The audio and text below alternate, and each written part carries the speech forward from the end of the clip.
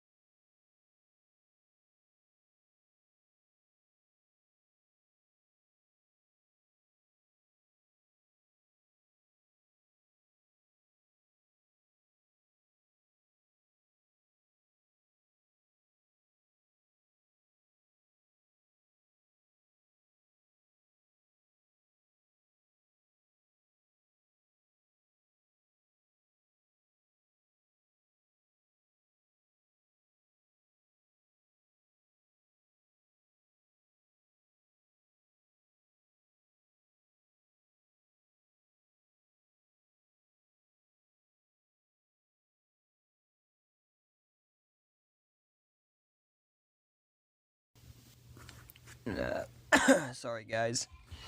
I ended up dipping for a second. People got back, so I helped with some stuff real quick. And then this morning, I ended up eating some potatoes that I put in the oven.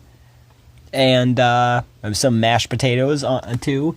And when I pulled them out, they were like 420 degrees, and my dumbass didn't wait for them to cool down. And yeah, I just took a big old bite out of that shit. And I kind of blistered the top of my mouth, not gonna lie. And it didn't hurt, or well, I mean, it kind of fucking hurt when it first happened. But like, it didn't hurt throughout the day or whatever. I just noticed it. I'm like, damn, it's there. So yeah. But then it just popped a little bit ago, not to be TMI or whatever, but fucking. Yeah, I thought it was just going to be like a disgusting blister thing, but no, it was like a blood blister thing in my mouth. I was like spitting up blood and everything. It was fucking gross, and then it started hurting like a bitch after it popped, and yeah. So that's kind of what I was doing a second ago, but I'm back. You're going to be getting on some shit.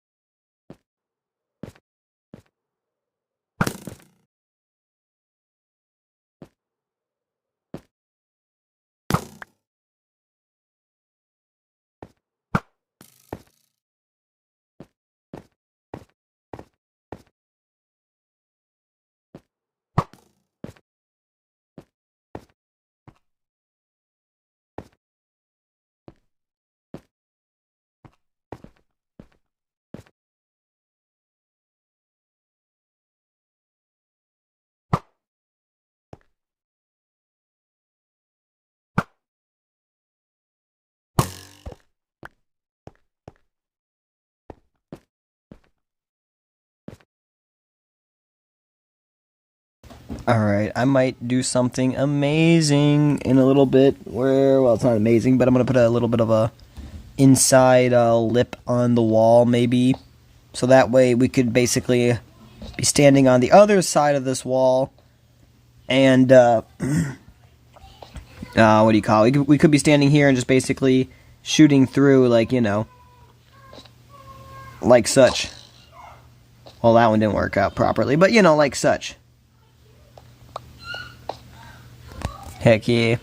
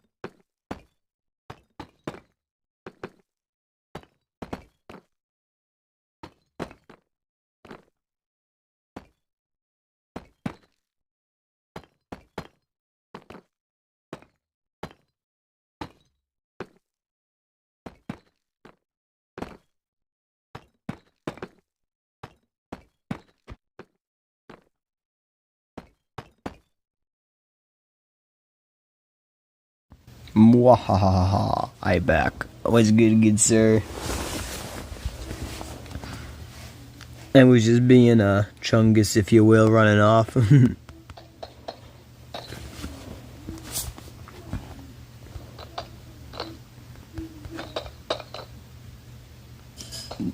Doing good, heck yeah.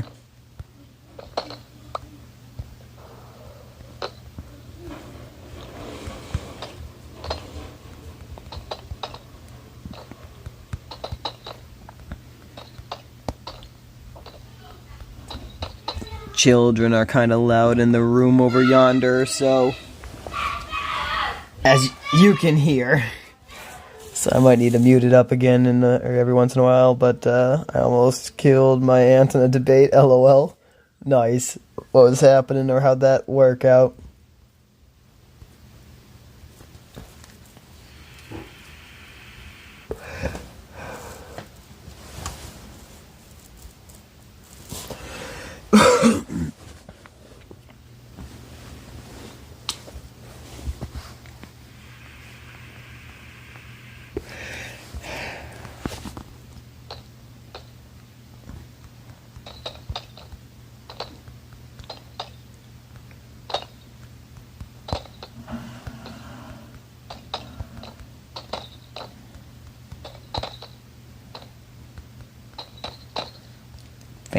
family dinner got political, and I brought up how in 1985, I'm gonna butcher that person's name, wrote a law that allowed Trump to bomb drug boats.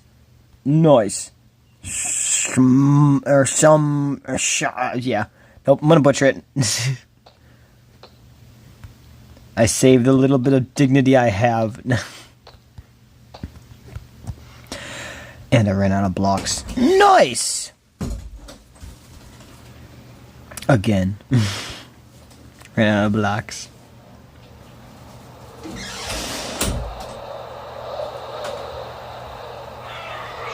But hold up, people. Oh my goodness. It is loud out there. So yeah, I'll have to mute up and be back in a sec because people are trying to, get me to get a hold of me again and stuff. It's crazy.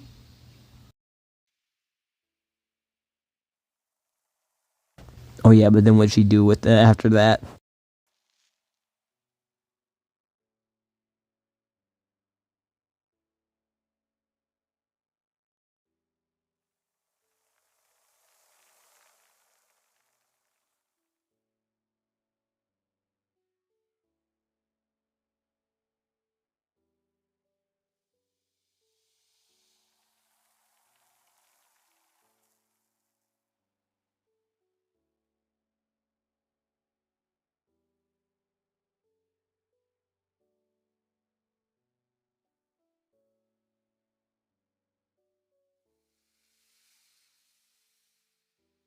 Woohoo, I'm back. Back in black. Let's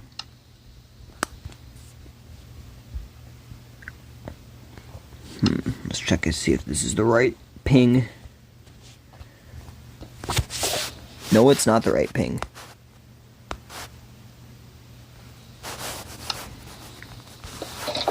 This is the right ping.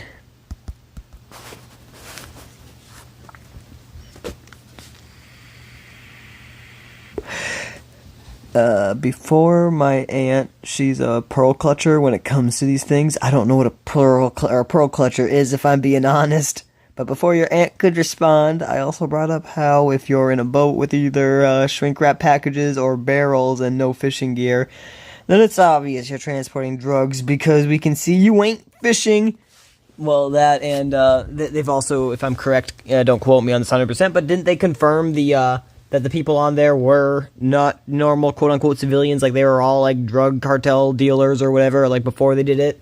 So even if quote-unquote they were going fishing that one time, which we know they weren't, but even if they were, like, you got them, you know what I mean? Like, oh, okay, well, these are the people that have been killing everybody or whatever. We have a law where we can do this, so guess what? Ploop, you know what I mean? But yeah, we know that that's not what the case was. We know that they weren't fucking fishing. We know it's just the fucking whole democratic fucking poor empathy, poor me thing or whatever. And, yeah, it's just their fucking bullshit they try to play because they always gotta be a victim in some way, shape, and or form, or they gotta make somebody a victim so then they can parade around them and be like, oh, poor you, I'm sorry that you had that happen to you. And basically it's just so they can get more brownie points, if you will, like morality laundering. But it's stupid. I don't know. I don't believe in a word they say about it or whatever, at least personally. But yeah, there's a lot of dumb people or people that have been brainwashed into believing it. Yeah, she shut her mouth after that, and her heavily liberal husband also, clamped up. Do be.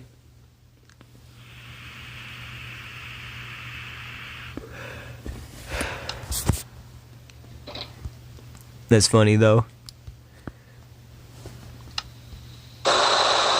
You're like, ha, got him. A pro clutcher is a Karen, almost. Okay, that makes sense.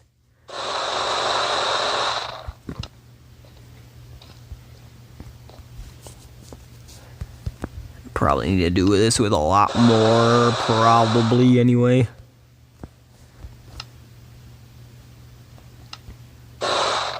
Damn, that was a few. Okay. The rest we're going to turn to, I don't know, stairs? Fuck. Yeah, let's just do bricks. Because I can always turn bricks into stairs. I cannot turn stairs into bricks. And we're going to roll with that.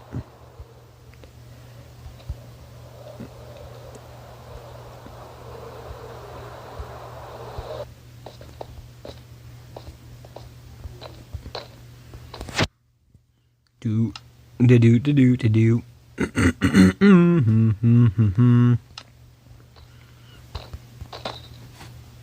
Skip one. Oh my gosh, that squealing is phenomenal out there.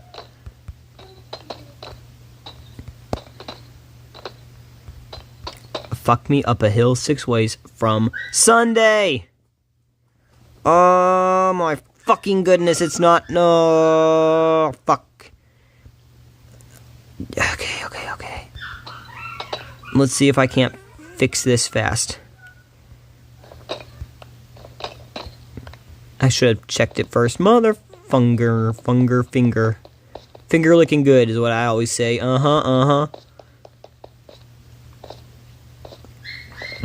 Okay, so what if we pull everything? Have you done any research into Scientology? Not like deep research, but I've seen some videos on what it is and how it's a cult and shit, and it's like, yeah, okay, stay away from that bullshit then. But yeah, I haven't like deep dived into it, if that makes sense, or like I haven't like researched it like that. But I have heard about how it sucks people in or some bullshit, and they cut off all their family and stuff.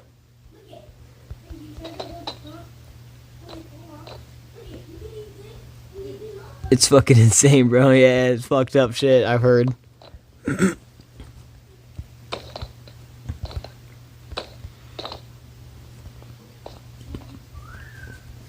Okay, would this do it then? Ah, the fuck.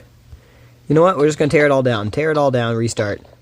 I'm pulling a god with the castle here, and I'm just restarting, you know, or pulling a god when he said to Moses, I'm just gonna kill them all and restart with you, bro, basically. I'm doing that with this castle. Fuck this piece right here.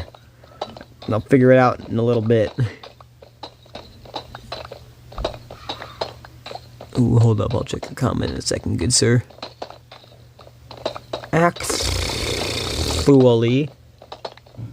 I think I can...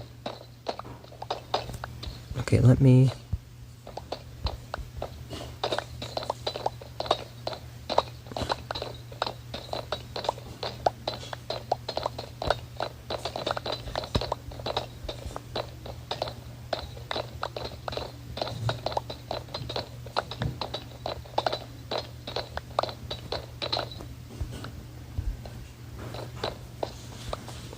Alright, did I do this right? Hopefully, but we'll see. Scientology. They had this thing called Operation Snow White, and their goal was to infiltrate the government, spy on their enemies through taxes, another government agency, and destroy their own connections. The operation was active for decades, and near the end, they even stormed IRS facilities. Damn. It's fucked up. I heard about, didn't like, for South Park, right, bro? There was a creator on there named, like, or, you know, the character was named Chef or whatever. But he apparently was part of some Scientology thing. And they made a video or whatever on South Park, or a show on South Park on Scientology, and the guy seemed to think it was funny. But, Scientology people apparently did not, and all of a sudden the guy just, you know... who got more or whatever, and I forget the whole thing that went down, but I think he, like, quit the show or some shit like that, and then they had to kill off his character or something.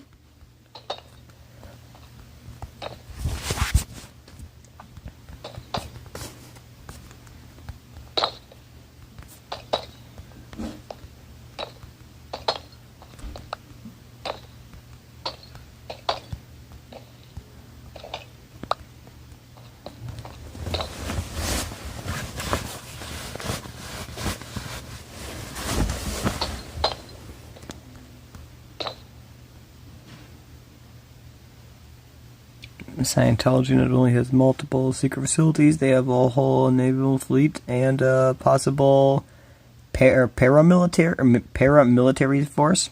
I think I said that right, but maybe not. And higher ups are rich folks like Tom Cruise who donate millions. Yeah, I've heard about that shit. Where like, yeah, you have to donate millions and millions to basically be one of the. Or that's also I'm thinking of something else too, but that's Oh my gosh. Well, maybe it's Scientology. Shoot. Yeah, that could be. Maybe I'm thinking of a different person, but same thing or same case. I don't know.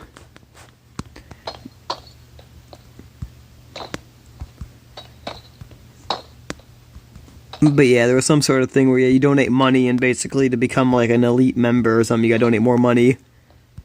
But then it's like, okay, well, what if somebody's really rich? Oh, well, we'll just create a new tier that you can become, and then donate more money. And then what if somebody's richer than that person? New tier. It's a pay-to-win game.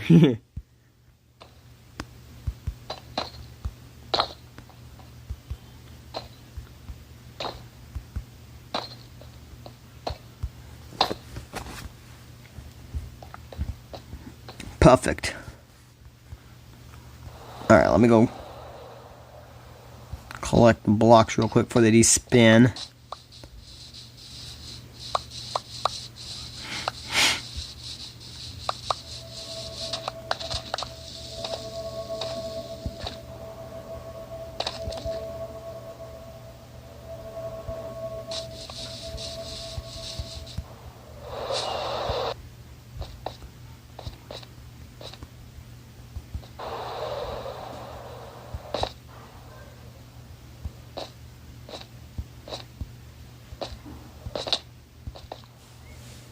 Hey, who the fart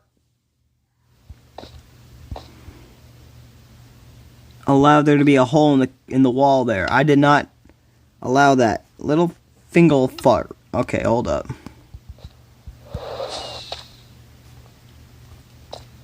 Fuck me, I thought I was crouching.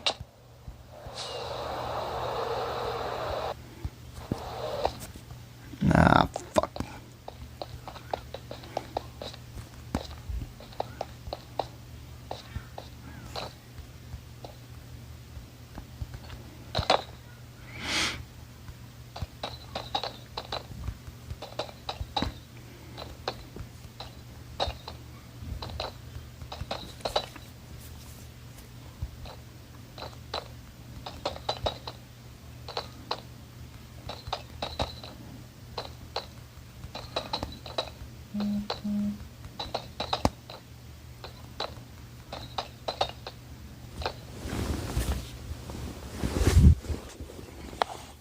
When challenges arise, your opposing worldviews will start to clash.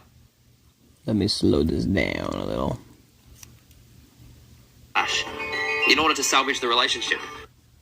Work. They can take you on a completely different path, leading you... Wouldn't be able to keep up, causing the... colleague at work or a beautiful classmate at school. It's not long before you find out that they're not a Christian. So you start praying without ceasing, hoping that God would grant them repentance and save them. All for the glory of God, right? But understanding the context of this verse offers not just the what, but the why behind it.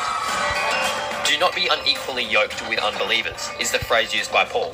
A phrase that doesn't exactly make sense to a modern reader like us. Back then, farmers would saddle 2 oxen with what's called a yoke. It was a long wooden beam that looped around the oxen's head and rested on their shoulders. The yoke would be attached to a plough or cart that the oxen would carry. If one oxen was smaller or weaker than the other, the weaker oxen wouldn't be able to keep up, causing the team to walk around in circles or stop functioning entirely. This image illustrates for us some important points about the Christian life. There's work to be done in partnership. God wants us connecting in a team to accomplish His will. It's good to have a partner. God saw that it wasn't good for Adam to be alone, so He created Eve for him.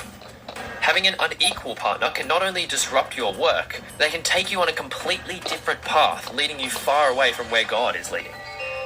These 3 points are true of business partners as well as marriage relationships. At the start, it's smooth sailing, but when challenges arise, your opposing worldviews will start to clash. In order to salvage the relationship.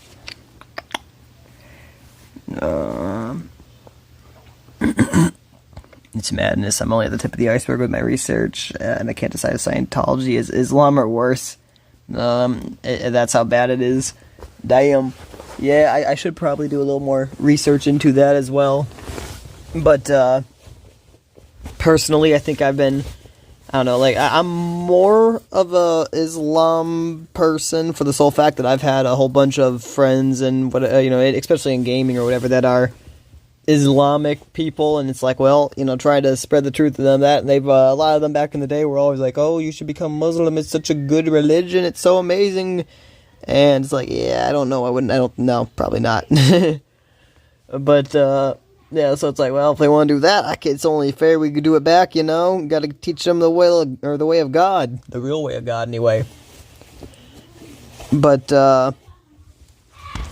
yeah, I haven't looked into that much recently. That and atheist a little bit. I'm also down. I do debate some atheists too. And I don't debate Jehovah's Witnesses or anything, but I have done a little bit of research into Jehovah's Witness stuff too. But seriously, Scientology SC main tactic for dealing with critics is slamming them with massive lawsuits. They hit the New York Times or a similar mainstream media company with a $400 million lawsuit after the company alleged it was a cult. I mean, if you take people away from their families and you do the definition of a cult is, then it just kind of makes it hard to see why anybody seeing it as something else other than a cult, That'd be like, a gang member being like, we're going to sue you for calling us a gang because we're a collective club or something, maybe not the same analogy, but you get what I'm saying. It's like, well, if anybody looks at you, you don't look like a club, you look like a gang member, But, yeah, obviously it's because it's like the term or whatever, I think, to get away with stuff legally, I don't know. $400 million lawsuit after the company. Okay, trust me, once you do an even brush up, you'll be conflicted. I don't know, I might need to look into it a little more. Cruddy, was I doing? Yeah, I was doing that, okay. Placey. Crud.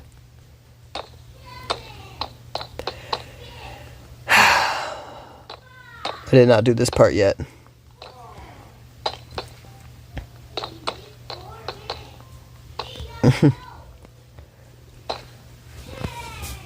Relationship. One partner must be willing to compromise their worldview and submit to the other.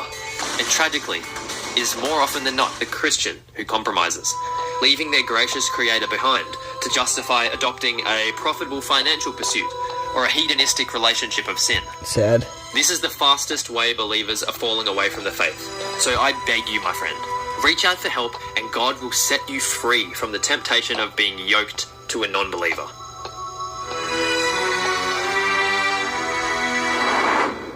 Now, we're all familiar with the famous story of David and Goliath. But what if I told you that David actually joined Goliath's team shortly after defeating him?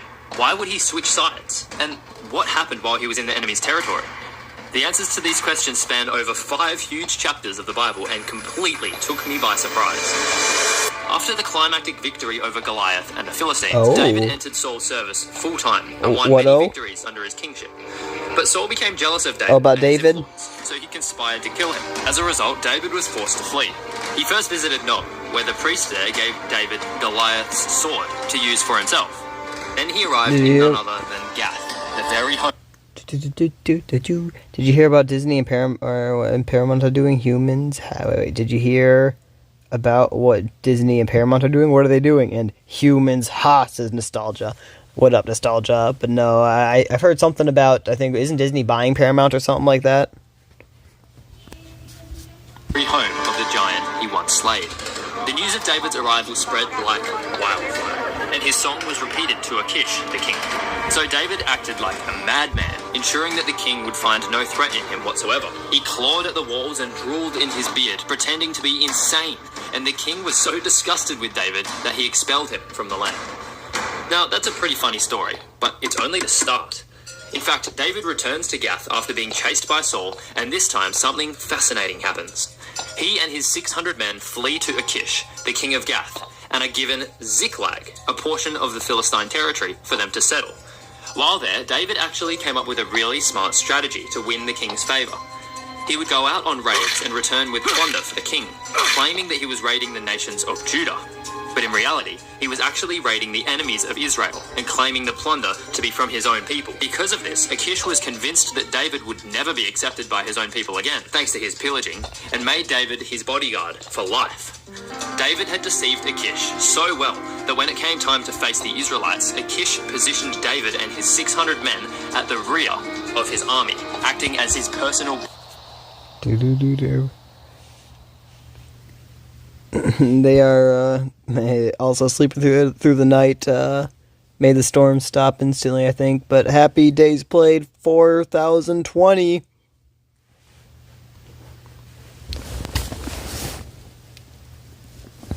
Day 4020 is an awesome day. 420.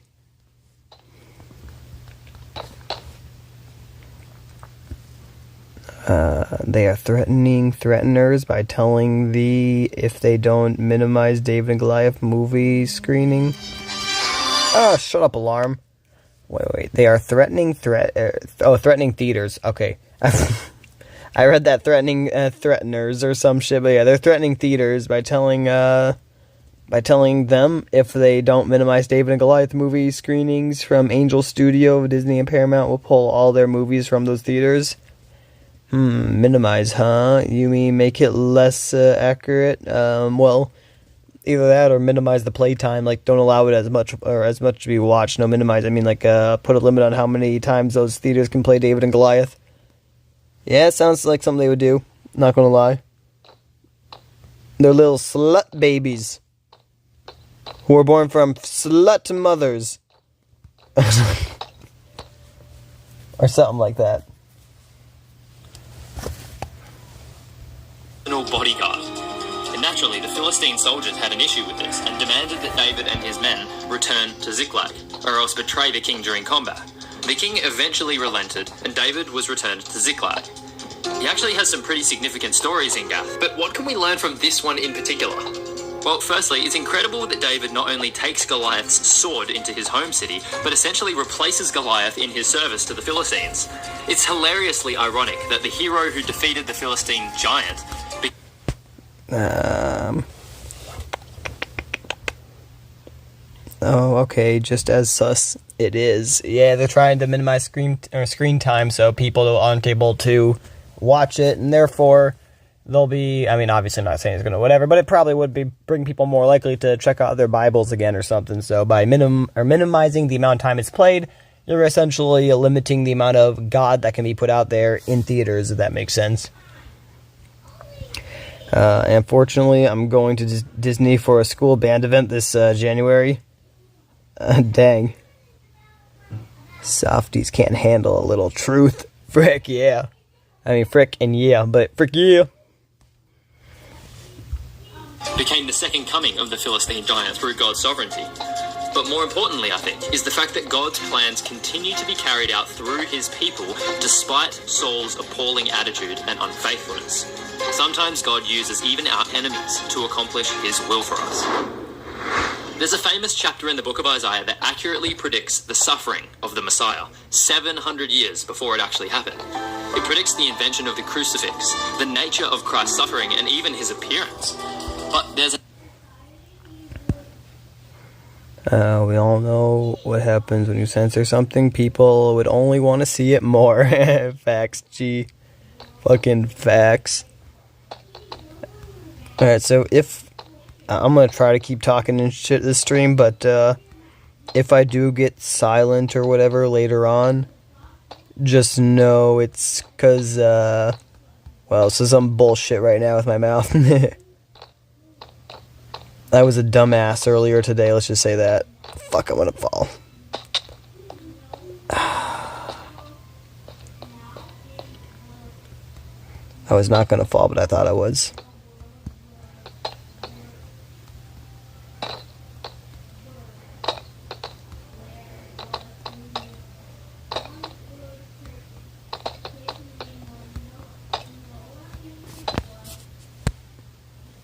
Understood. Yeah, it's kind of gross, so I don't know if y'all want to whatever, that's why I didn't say, but basically fucked up my mouth with hot shit. There's another prophecy hidden in this iconic chapter that we often skim over. Isaiah 53:9 says, "He was assigned a grave with the wicked and with the rich in his death." Now, we can assume that the first line is referring to the criminals who were crucified on his left and right, but the next part doesn't ring any bells until we look at the burial. Gross, tell me. Well, this morning, it was around 4 o'clock-ish or something. I started heating up some potatoes in the oven, and it was around 3 or 4, something like that. But I pulled them out, and I had them at a good 420 degrees for about 30 minutes, if not longer. So yeah, I pulled them out, put them on a plate. Actually, I lied. They're already on a plate. I put a whole oven-safe plate in there. So yeah, I pulled the plate out with the potatoes on it or whatever. Like I said, they were in there for over half an hour. And I took a bite instantly, not thinking, and I kind of boiled the inside of my mouth and blistered the top of my the roof of my mouth. So, yeah, it kind of hurt like a bitch at the time, but then, later on I was like, shit, I feel like a blister there, but it's all good. But then a little earlier tonight, when I ended up going AFK or whatever, it was because people came back or whatever, but while people were back here, the said blister in my mouth ended up popping. And, sounds tragic, yes sir. And, yeah, after it popped, I thought it was gonna be just kind of a gross blister thing, but no, it was like all bloody and shit, so I was like, spitting up blood and shit, and like, well, damn. So, then I tried to fucking, touch it or whatever, and it fucking just made it hurt worse, and it was stinging like a bitch, and I'm like, fuck. So, yeah, I just tried to rinse my mouth out a little bit and wait for the bleeding to stop, and then came back to the stream. Sad, tragic though, yes. It was funny.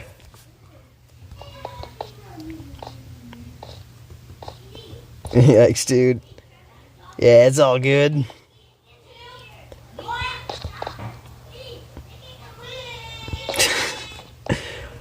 Shit. I'm being bellared for, so I reckon I'll be back in a half second, guys.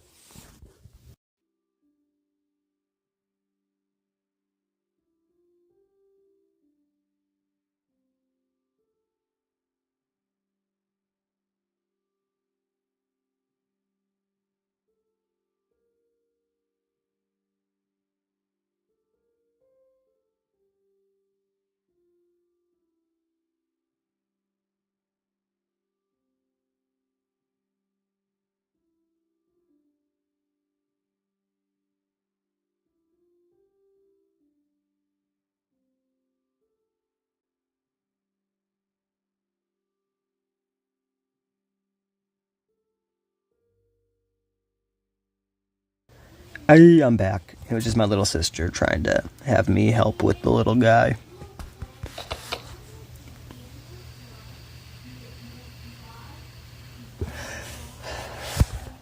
Bro, one day 4020. I have to call that out because, 420.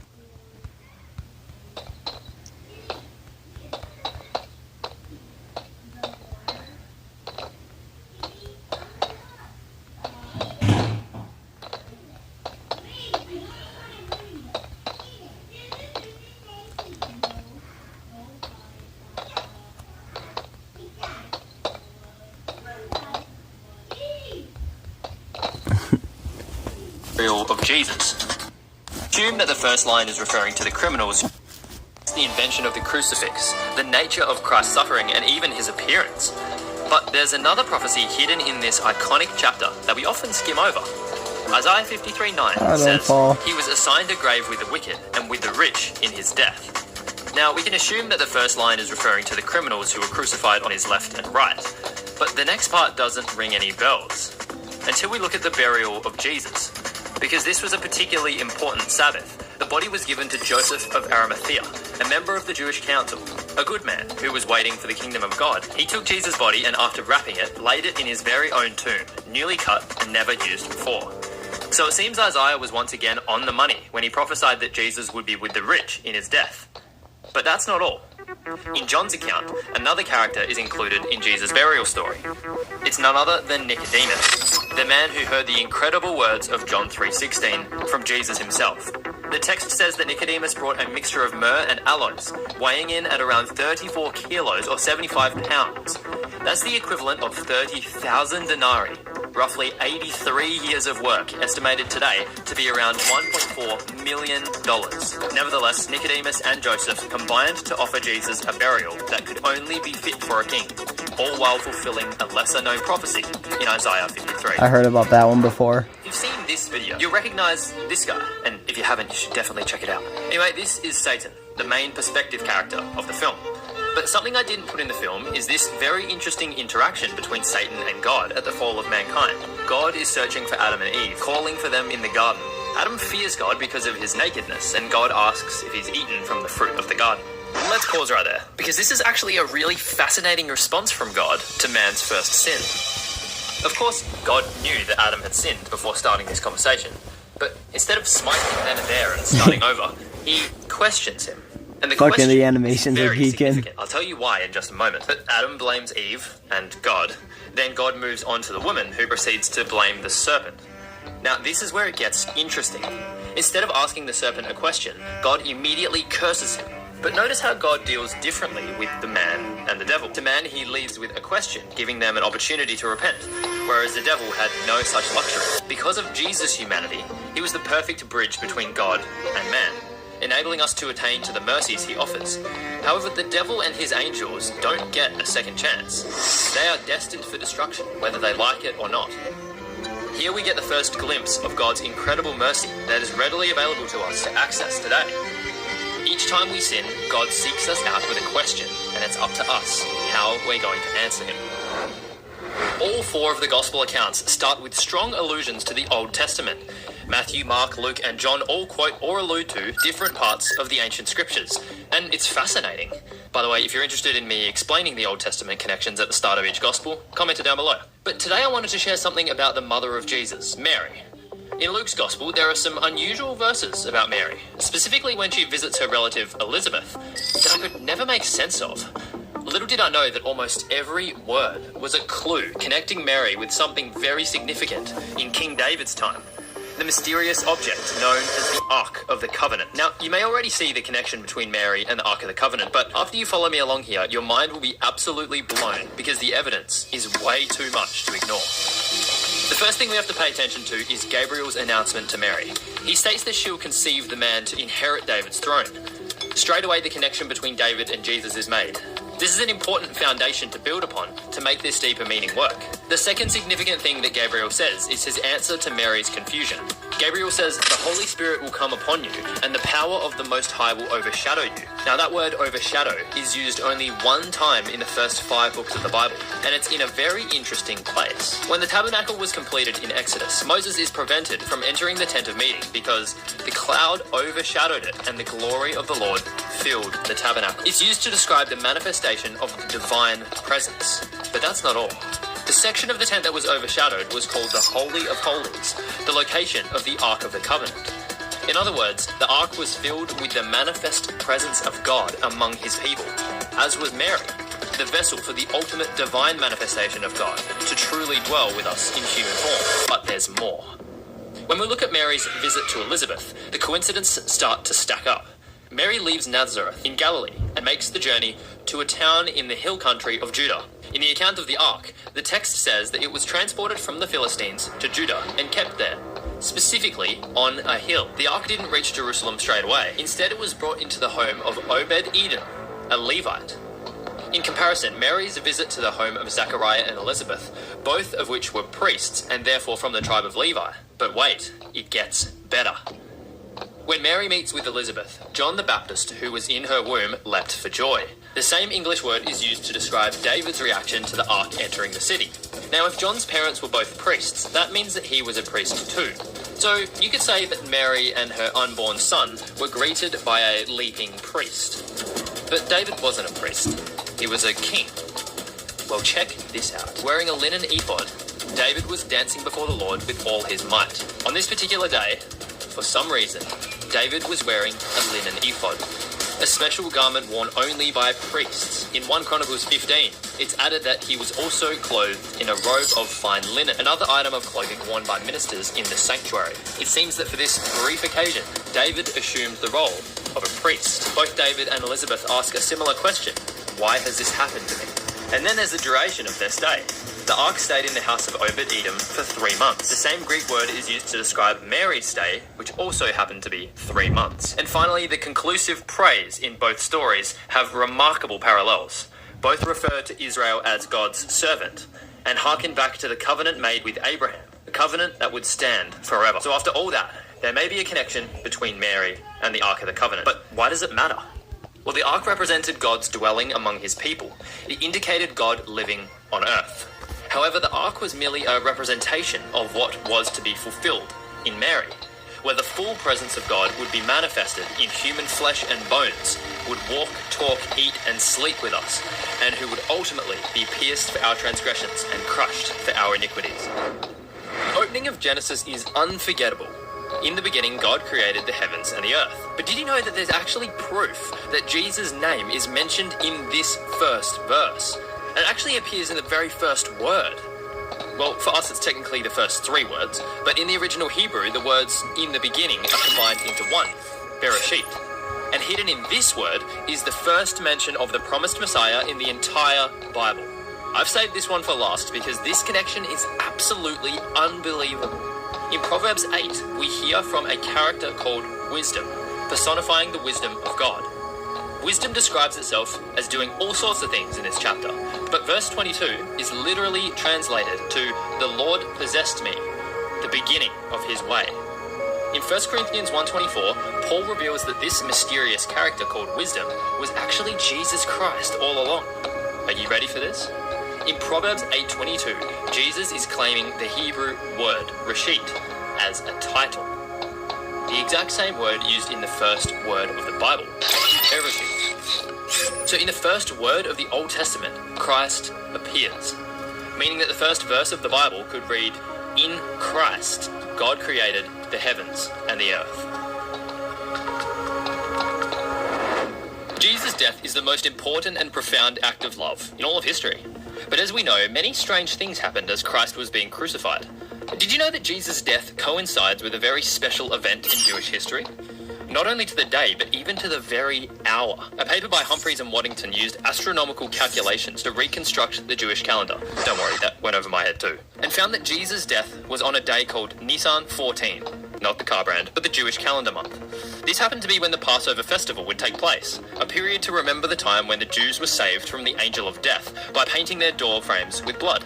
The angel of death passed over their houses painted in red and stopped to slaughter the unpainted houses of the Egyptians. But the Jews didn't use any ordinary blood to save them from that day. God specifically requested the blood of a lamb, unblemished, male, and 1 year old. The Passover festival lasted from Nisan 15 to 22.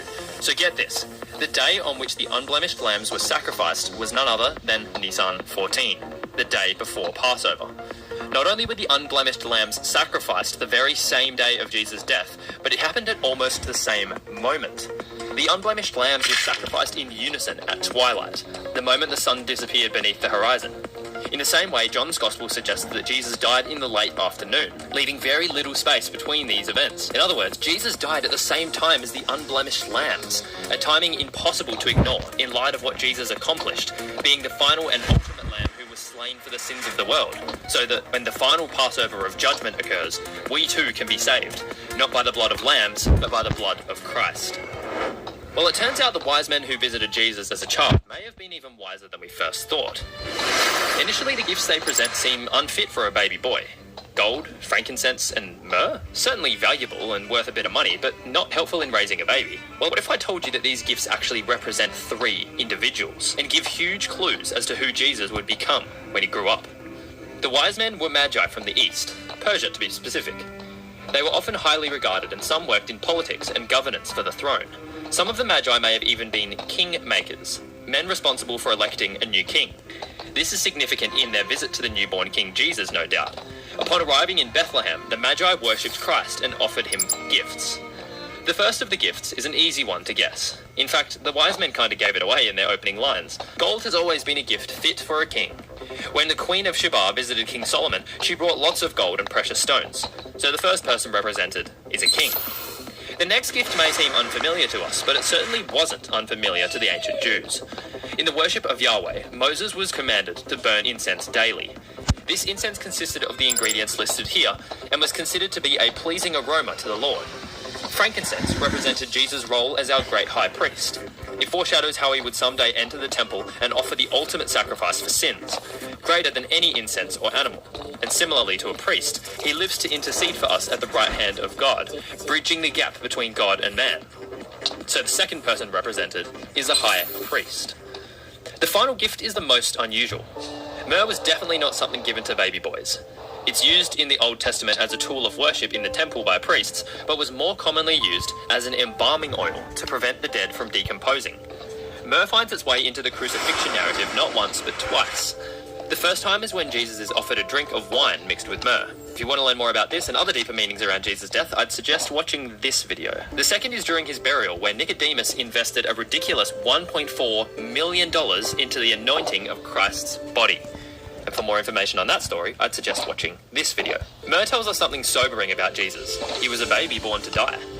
The gift he received at the beginning of his life was returned to him in the end. Myrrh represents the third and final individual, the Saviour. All three roles were perfectly fulfilled in Christ's life, death, and resurrection. All four of the New Testament Gospels either quote, allude, or echo something from the Old Testament.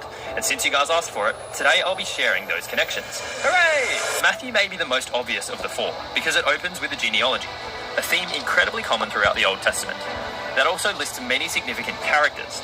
I know I'm guilty of skimming over these lists, but Matthew wants us to read his Gospel through the lens of these figures. When he mentions people like Abraham, Ruth, David, Rahab, we ought to recall the promises made to those characters and notice their ultimate fulfillment in Christ.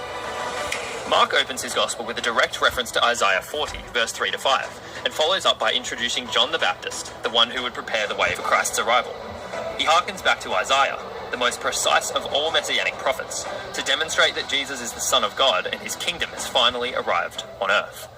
Luke 1 is massive and has many connections to different parts of the Old Testament, but draws many links specifically to the story of Abraham. The birth of Jesus is connected to the birth of Isaac, and many of the characters are similar to Abraham in different ways. Luke closely mirrors Abraham's story throughout his characters to remind us of the covenant made that would be fulfilled in Christ's coming. John has an iconic opening, taking strong inspiration from Genesis 1:1. His goal in the first 18 verses is to demonstrate that Jesus is the Son of God and in him is life. In fact, he's always had life, since the very beginning. The theme of light and darkness is replicated by John as an allusion to Exodus 33, where God could not show his face to Moses. In John, however, Jesus comes as the one to reveal the true nature and identity of the God once veiled from us in the Old Testament, proving Christ is God himself. Before the birth of Jesus, a decree was announced forcing Mary and Joseph to return to their hometown, Bethlehem. I must admit, this is a part of the story I often skim over, but there are very interesting connections between this decree and another famous biblical decree that change how we understand the Nativity story. In the year 583 BC, the Jews had suffered for decades under the occupation of the Babylonians. But when Babylon was conquered, the Persian king Cyrus made a decree that caused great rejoicing amongst the exiled slaves. The Jews were free to return to their home country and rebuild the city of Jerusalem. Now, these two biblical decrees may seem insignificant or even unrelated, but what I have to reveal may change your mind. The parallel stories are recorded in Ezra and Luke. First, we see that both decrees were issued by rulers of the current world empire, Persia and Rome respectively. They both involve movements of a large number of people. In fact, both decrees encapsulate the world in its totality, it seems. Then there's an unusual coincidence in the wording of these particular sentences. There's three identical Greek words used to describe the locations that were being travelled through, the broader goal, in both cases, being Judah itself. Both texts make strong reference to Bethlehem, it being the first of 15 towns mentioned from verse 21, and of course being the location of the birth of Christ. But there's more. The concept of registration is also present in both stories, most notably in Nehemiah 7:5, where it seems that all the returned exiles were registered, similarly to Luke's account of the nations being registered in their hometown. But I've saved the best connection for last. In Ezra 5:2, two characters come together to rebuild the house of God in Jerusalem. They are Zerubbabel and Joshua. They're certainly not the characters we learn about in Sunday school, And I'm not talking about Joshua from the book of Joshua either. But they are incredibly significant in this parallel. Zerubbabel was a descendant of David, an ancestor of Mary, the mother of Jesus. Joshua is a name that can also read Yeshua in Greek, or Jesus. Joshua was a man who served as a priestly figure. In Luke 2, we read of the birth of the royal son of David, given the name Jesus, combining the two post-exilic figures into one person, a king and a priest. Not to mention that in the list of names recorded in Ezra 2 of the returned exiles, the only name mentioned 4 times, the most by far, is Joshua, or Yeshua, translated to be Jesus. The Ezra passage not only has a prominent focus on Bethlehem, the town of David, and Zerubbabel, the son of David, but even the name Jesus appears more than any other, rising to our attention as well. In light of the divine scriptures, it seems Luke wasn't simply alluding back to Ezra, but Ezra was in fact preempting what was to come. The passage in Ezra gave deliberate prominence to terms relating to the name, lineage, and birthplace of the Messiah. We all recall the moment of the Holy Spirit's powerful arrival in Acts 2, where the walls shook, strong winds blew, and the disciples began speaking in foreign languages they'd never learned. But did you know that there's a similar story in Genesis, namely the construction of the city and Tower of Babel? The parallels here are quite remarkable, starting with the condition of the people. After the flood, a great-grandson was born to Noah named Nimrod. He was a mighty man and founded a number of prominent cities, the first of which was named Babel. Babel was a glorious city, the climax of human progression and civilization. They became so proud of their construction that they set their sights on something greater. They planned to build a tower to reach the heavens. But notice the reason why. They wanted to make a name for themselves, but they also wanted to stay together, for they feared that they would be scattered across the world otherwise. God had commanded Adam and Eve to be fruitful and multiply. Nimrod, right? Instead, the Babelites insisted on staying together and becoming more and more secure in their city. Like, how's that not an insult for a name? From a heart of defiance to God. In contrast, the disciples of Jesus were commanded to remain in Jerusalem for the Holy Spirit's arrival, for the express purpose of spreading the gospel to the ends of the earth. Instead of disobeying God's commands, they remained in Jerusalem for 10 days and received the Holy Spirit at Pentecost. Hey, happy days, or happy day 4022. The people's language or 4020 also. Moving forward, his It's days played 421, but that means we're on days played 422.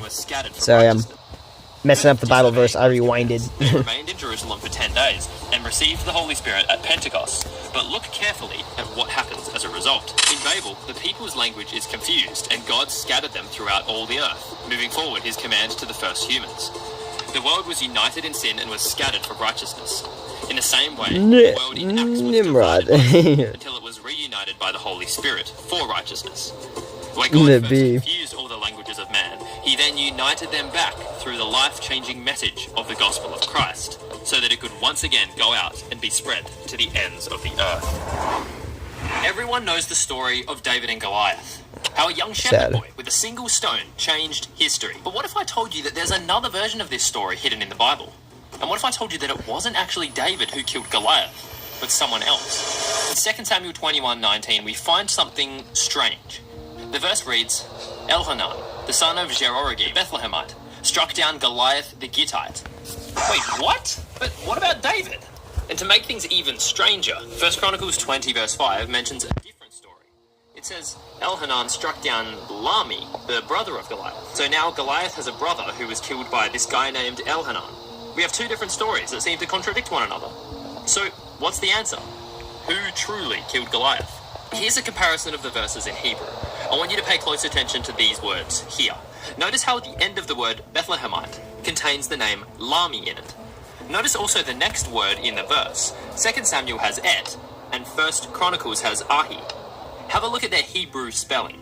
Pretty similar, right? Scholars believe there could have been a scribal error in one of these passages that has led to the confusion of who killed Goliath. So to get to the bottom of this, we need to figure out which of these three options is true. Number 1. Lami was the real name of the Philistine giant, meaning that the word Bethlehemite crept into the text later. Number 2. Elhanan was really a Bethlehemite, meaning that the name Lami crept into the text later. Or both are true.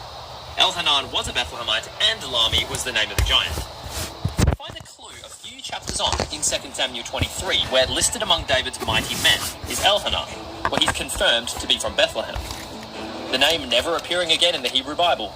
this was definitely the guy. This, combined with some evidence about the language of the Philistines around the time and the similarities of the words, suggests that the name Lami may have actually snuck into the chronicler's text, meaning that Elhanan may have actually killed Goliath, not Lami. But there are still a few problems with this idea. Here's what I think is the most likely explanation. The two tiny words I mentioned before, et and ahi, have almost identical spelling in Hebrew, though carrying very different meanings. I suspect that the scribe copying 2 Samuel misread the ahi and instead wrote et, missing the important detail of brother of in the sentence. This may have also happened in the copying of Beth in Bethlehem, considering how close these two words are in sound. If that's the case, we lose the name Lami, but gain clarity on what exactly happened here. The unnamed brother of Goliath was slain by Elhanan, the Bethlehemite.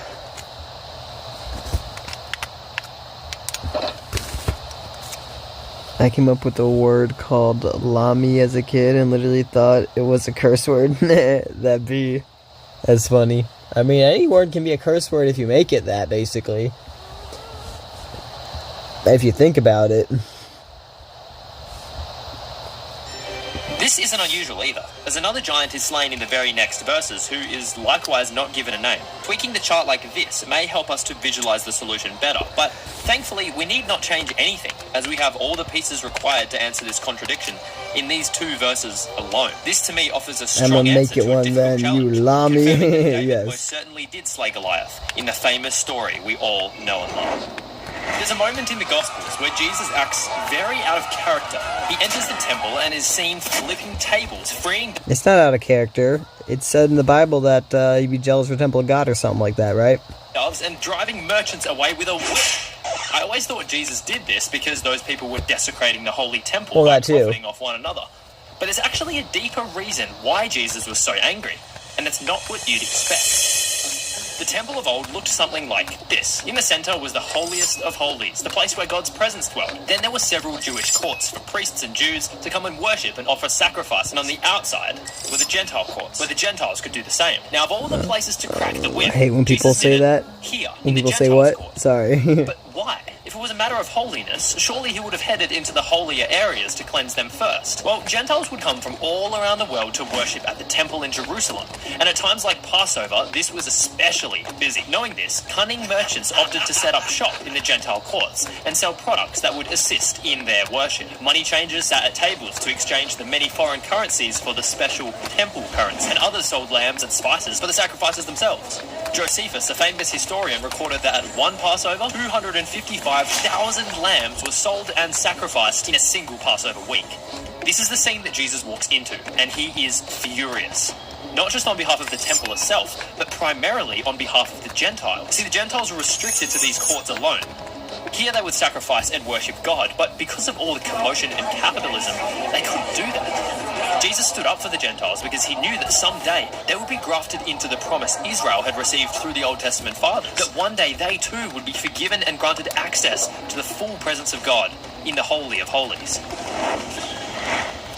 Most of you will know that of the 12 tribes of Israel, this is what so many people think. Jesus is kind. Jesus is love. Like, come on. Carrying out the worship to God.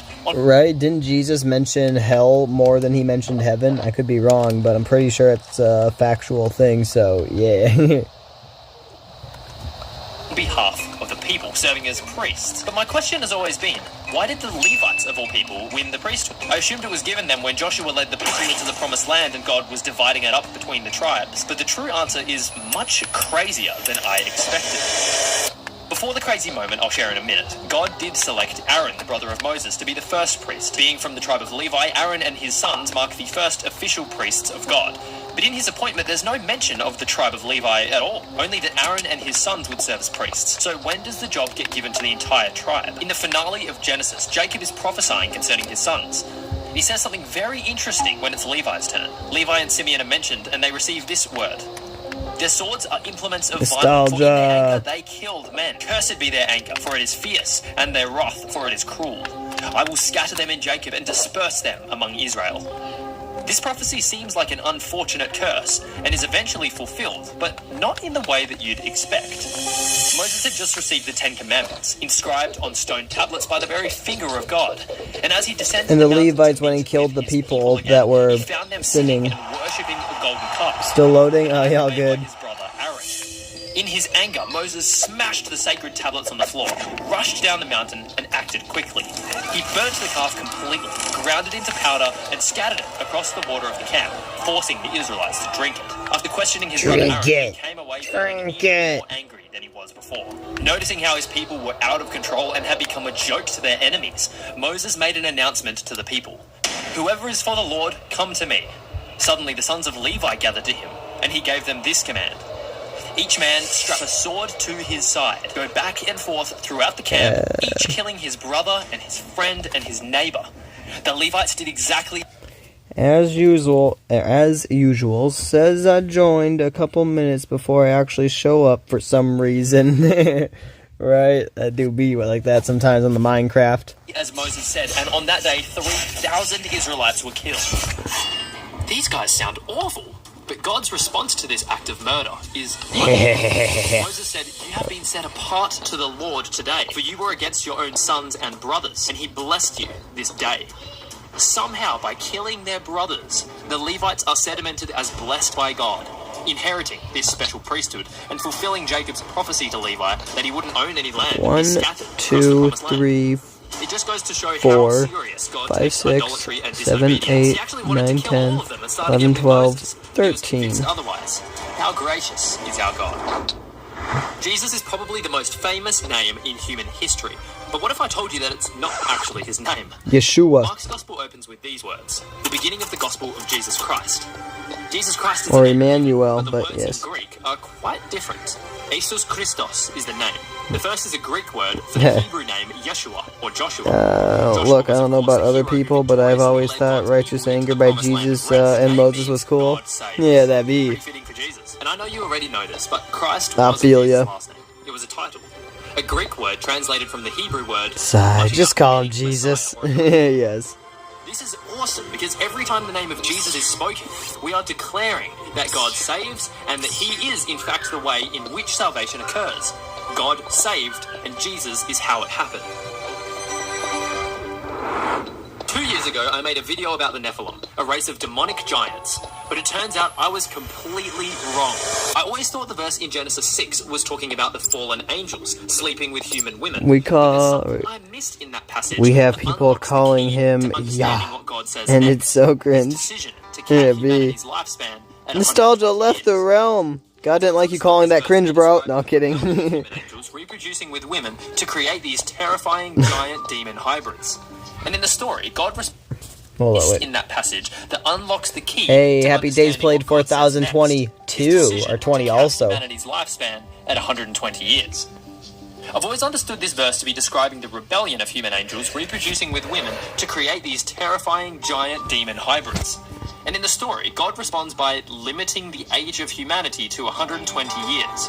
But it doesn't I did make it myself. sense. It's not How working. does Rip. limiting the human age do anything to stop the demons from reproducing? The whole debate falls on the definition of this phrase, the sons of God. Some believe them to be the descendants of Seth, others believe them to be the fallen angels. In my Nephilim video, I argued in favour of the fallen angels view, but I now see strong evidence in support of the first view as well. The first theory holds that the godly descendants of Seth were fallen for the sinful women descended from Cain, marrying Fucking individuals who had Minecraft rejected hurting God, him sound. and in so doing the same. This theory is supported by Genesis 4, where Cain and Seth have separate lineages, symbolising faithfulness to God and wickedness.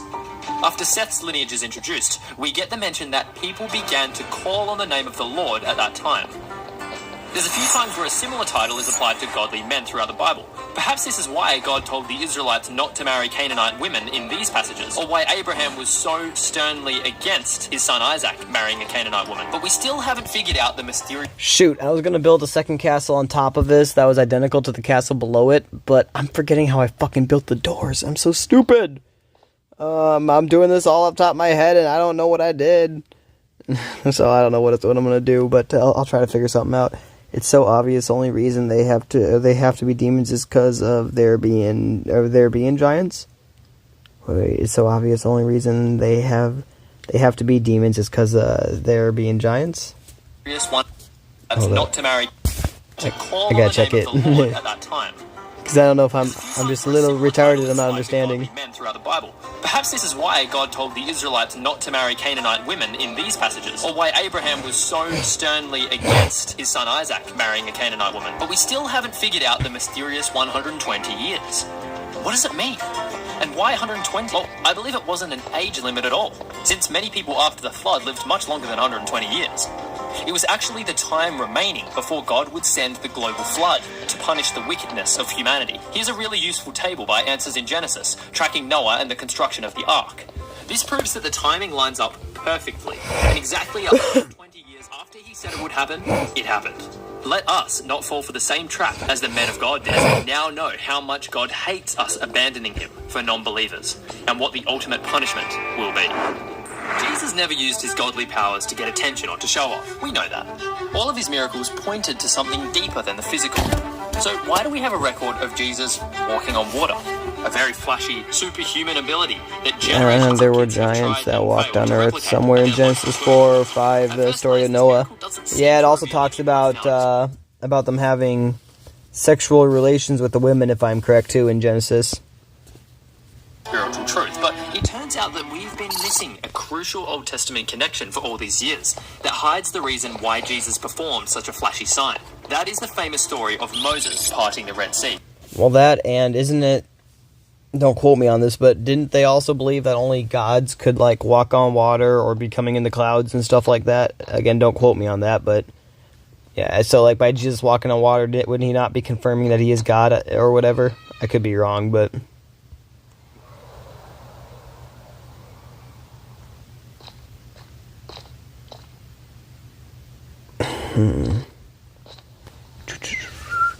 Yes, and that's why they were giants. Oh, yeah, I feel you with the breeding part.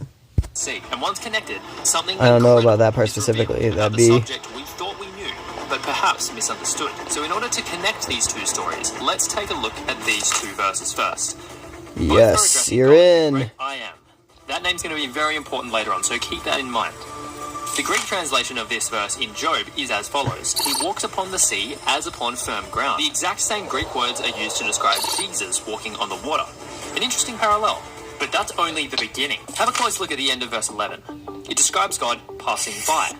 Interesting that in Mark's account, it said Jesus wished to pass by them while walking on the lake. But this isn't the first time the phrase is used. It's actually used twice in the Old Testament. The first was Moses, where the Lord passed by him on Mount Sinai. The phrase passed by is used twice here and matches the phrase in Mark perfectly. The second is Elijah, where this divine encounter is repeated. The phrase is yet again used, and all this happens on the very mountain in which it occurred previously. So when I look now at the Gospels, we see Jesus treading on the waves as spoken of by Job, passing by his disciples in the same manner that God passed by Moses and Elijah. But this, although awesome, isn't the connection we're looking for. We want to know how Jesus walking on water is connected to Moses parting the Red Sea, and what lies at the core of their connection. Well, prepare yourselves, because what I'm about to tell you is near impossible to ignore. Both the parting of the Red Sea and the walking on water events took place at night, and the exact time they took place will be important in just a moment. The disciples on the boat reacted to their teacher walking on water as you and I probably would. They were afraid and cried out. But Jesus responded with the words, "It is I. Do not be afraid." Fuck. Here we have three statements exchanged in the story. These two statements also appear in the parting of the Red Sea. When the Israelites saw the Egyptians pursuing them, they feared and cried out. But Moses assured them, "Do not be afraid." And this phrase is literally translated to I am, the name God gave himself in Exodus 3. But the real point of all this is that the Israelites feared for their lives because they had an obstacle blocking their escape: the Red Sea. In the Gospels we read that Jesus stretched out his hand to rescue Peter. This action is very prominent in the Red Sea account, appearing twice when the waters were Jesus' parted. response here is so friendly. We'll find out the truth Yes. later on, that it was actually God who stretched out his hand to open and close the Red Sea. Remember when I said the time was important? Well, the Gospel events took place in the fourth watch of the night. The Red Sea story, however, took place during the morning watch. But here's what's interesting. There are only 4 watches of the night, meaning that the fourth watch contained the sunrise, also known as the morning watch. In other words, these two events happened within hours of each other, likely just before sunrise. But here's where the stories take different paths. The conclusion of the gospel story sees Jesus calm the storm and immediately transport the disciples to their promised location. But in the Red Sea account, the Israelites are set to roam the wilderness for 40 years. This comparison says something about Jesus, how the wait for God's people is finished in the coming of Christ. So now that the connections have been made, we can finally discover the secret these stories reveal together. And I wonder if you guys can guess it. The Red Sea depicts death on one hand and life on the other. The Israelites leave their life of slavery and are released into a new life. I don't know why I just like the messaging side of God. Like, he's so scary, and that's what makes him cool. Like a villain, but good. Yes. Many passages represent deep water as a symbol of death, connecting them with forces of evil and chaos. To walk on water, then, signifies having dominion over the power of death, which Jesus demonstrates. We see Censor. We see a man's desire to overcome death itself. Peter represents us all. He figuratively goes down under the water, symbolizing death in a very real and dangerous environment. And like in the Red Sea account, God stretches out his hand and rescues Peter, as he did with the Israelites fleeing from the Egyptians. As the Egyptians died in the Red Sea, so our old nature of sin needs to die also. It is this connection that adds incredible depth to the command to all believers to be baptized in Christ's name, dying to sin and living for Christ in Christ. This brings us to another baptism that is very important in the Bible. Oh, menacing? I've ever covered on this channel, okay, yeah, menacing. Yeah, that makes sense. Stupid Mojang. Yes. Is about the baptism and testing. Even though I have filter profanity shut off. But before we can talk about the and your stupid CEO whamming. Yes. We're told in scripture that Jesus was led by the Spirit. Mojang's ran by a whamming. Microsoft's ran by an Indian. We're here trying to get our car's extended warranty figured out. But what if I told you that something incredibly similar to this had happened before? And it was right in front of our eyes. In Numbers 13, we're told 12 scouts were sent into the land of Canaan. But they ran by a Karen. Yes. Giants that lived there. Thanks to their lack of faith, God said that he would punish Israel by sending them into the wilderness for 40 years. 1 year for each day that they scouted the land. But the purpose of this was twofold. The first was to punish them for their lack of faith, of course. But the second was to test them to see what was in their hearts. Who else was tested in the wilderness? It seems like God is disciplining Israel here as he surprised that wasn't surprising that wasn't censored. God's firstborn son. So the spiritual son of God Karen, was right? tested for 40 years in the wilderness. Jesus, the actual Son of God, was tested for 40 days in the wilderness. The parallels are striking. But wait, because there's something strange going on during Jesus' temptation. When Satan tempts Jesus, we know that Christ quotes 3 scripture verses to resist the challenge. But all 3 verses happen to be in the same few chapters. What is that annoying fucking bro? Hold up, listen.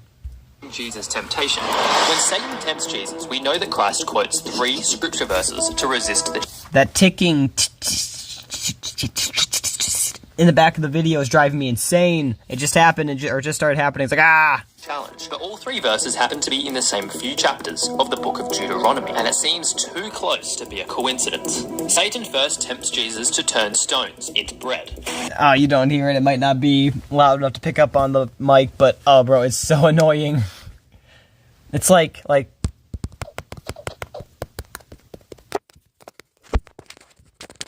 or some shit like that. I don't know if I'm doing it right, but yeah, it's like that. But Jesus quotes a very specific verse in Deuteronomy that, in context, I feel like they have a dog whistle on me right now. This very temptation in the wilderness, where the Israelites grumbled about their lack of food in the desert, Jesus resists the temptation under even harder circumstances. In the second please, he quotes scripture of his own. That's what I'm thinking, but Jesus homie. Again responds with a verse from Deuteronomy. Do not put the Lord your God to the test. And again, this verse is an explicit reference to the time recorded in Exodus 17, where the Israelites are described as having oh my goodness, this fucking ticking, bro, it's so stupid. To worship him. Something I've discussed in previous Do you videos. feel like Kaya? Oh, yes. Jesus rebukes Satan, reference in Deuteronomy for a third time. I was like, Kaya. Oh, yep, Kaya. One of the lowest moments in Israel's journey through the desert. Yeah, you mean being tortured?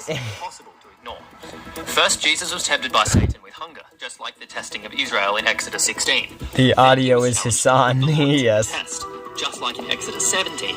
And finally, he was tempted with idolatry, just like Israel was tempted in Exodus 32. Oh my goodness. But where Israel, God's spiritual son, failed, Jesus, God's divine son, succeeded. At every point where God's people failed, Jesus succeeded. cementing that Jesus overcame all the temptations that caused Israel and ultimately mankind to fall. Now that we understand all that, we can finally unlock the secret to this baptism. When the Israelites left Egypt via the Red Sea, they're described as having been baptized into Moses in the cloud and in the sea. The word wind is used in the thank sea God, parting. stopped. Ruach is the Hebrew word, but it's also the word for spirit.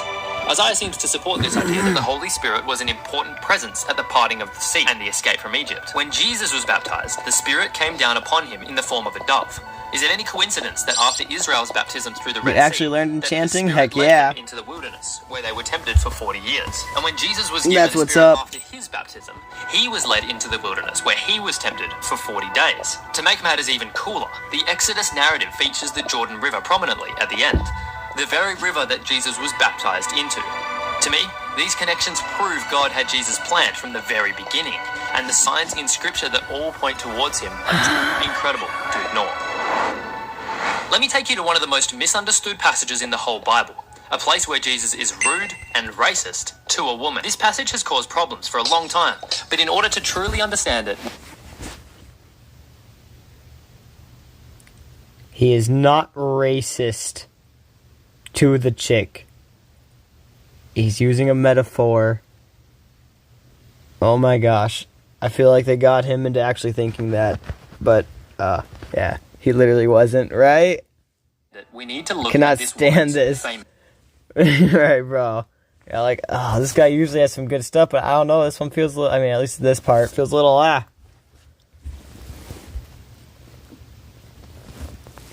She knew the Bible. That was the point, bro. Right? Literally. Famous ancestor. I'm gonna try to see what he says, but yeah. The problem was called Jericho. Man, I hate that. I feel you, bro. It's like, what the fuck? And their conquest of the promised land. To scout this city, Joshua sent 2 spies, and a Canaanite woman named Rahab accepted them into her home. In return for hiding and protecting them, she requested protection by herself. Proclaiming faith in the God of Israel, this Canaanite prostitute woman would be spared when the Israelites destroyed Jericho. That made me kind of mad. Integrated into the nation Yeah, of he was Israel, saying some fighting words there or Jesus something. himself. That's the first connection, but it won't make sense until we look at 1 Kings, where Elijah has some bad news for the king of Israel. King Ahab was incredibly evil, and Elijah told him that there would be no rain in the land. Either that or he's saying racism isn't a sin. So following directions from the Lord, I don't know. Elijah eventually made his way to Zarephath. It was here that he met a Gentile woman preparing to eat her last meal before death. The devastating famine had all but destroyed her. Elijah assures her that if she makes him a meal first, her meager supply of flour and oil would not run out. Despite her miserable circumstance, she believed that God would provide for her. She made Elijah his meal. And it was just as Elijah said. The jar of flour never fully depleted and the jug of oil never ran out. But the woman had another problem. We're told that her son fell ill and grew worse and worse until he eventually died. Elijah intervenes, and his prophetic It's just that the word racist has been so misused that it hurts to hear. Oh yeah, I feel that. The most controversial phrase Jesus ever said. The passage in question is Mark 7. It's like, We're yeah, told okay, that Jesus bro. is laying low when a Gentile woman manages to find him and persistently begs him to help her. After begging Jesus to heal her daughter, he tells her that he was sent only to the lost sheep of Israel. She pleads with him some more, and Jesus said, "It is not right to take the children's bread and toss it to the dogs." What? Where is Jesus' compassion? And why is he calling her a dog of all things? Though after reading through these 2 stories, I think we can find some clarity. Firstly, it's good to know what Jesus meant by dog. The Greek word kuno means rabid wild dog. Alright, I'm gonna go back to what he's saying in a half second. I just need to double check what I'm doing here. 21 blocks tall. Oh, compassion. I made this 13 blocks tall. I'll probably make it 21 to keep with the, yeah. How tall is the other one, though? It's 30, isn't it? 34 tall? Yeah, so if the other one's 34 tall, making this one 21 tall would, okay, yeah. Commonly used as an insult. But in this example, Jesus uses the word kunarion, which was more like a house pet or puppy. Secondly, Tyre shared its geographical region with Zarephath, the location Elijah met the impoverished woman at. Thirdly, Mark refers to the woman as Syrophoenician, since she was living in the region of Syrophoenicia. But Matthew calls her a Canaanite, which is notably the only use of the word Canaanite in the entire New Testament. With this information in mind, the Old Testament connections become clear. Place the frickin' blocks! This woman was a Canaanite. She would have been considered an enemy of Israel, to be wiped out. But like Rahab, she had faith in the true God, and God's mercy was shown to her, resulting in her salvation. With Rahab, she was spared in the sacking of Jericho, and was made part of God's people. With the Syrophoenician woman, she was told the same thing, since as a pet resides in the house of its master, she wasn't being insulted by Jesus. She was actually being told she's in the house of God already. And like the widow in Elijah's story, she believed in the providence of God. Her statement saying, even the dogs eat the crumbs that fall from the master's table, showed she believed that there was more than enough of God's provision to go around. And just like that widow, she had a child that was healed through a powerful prophetic word, an indication that Jesus had come as the culmination of the prophets. So tying this story into these two shows God's heart towards the Gentile nations. He had always planned to integrate them into his kingdom from the very beginning. Rahab the widow and the Syrophoenician were outsiders, but they were outsiders God always planned to bring into relationship with him. And thanks to Jesus, that was made crystal clear to the Jews and the rest of the world. Okay.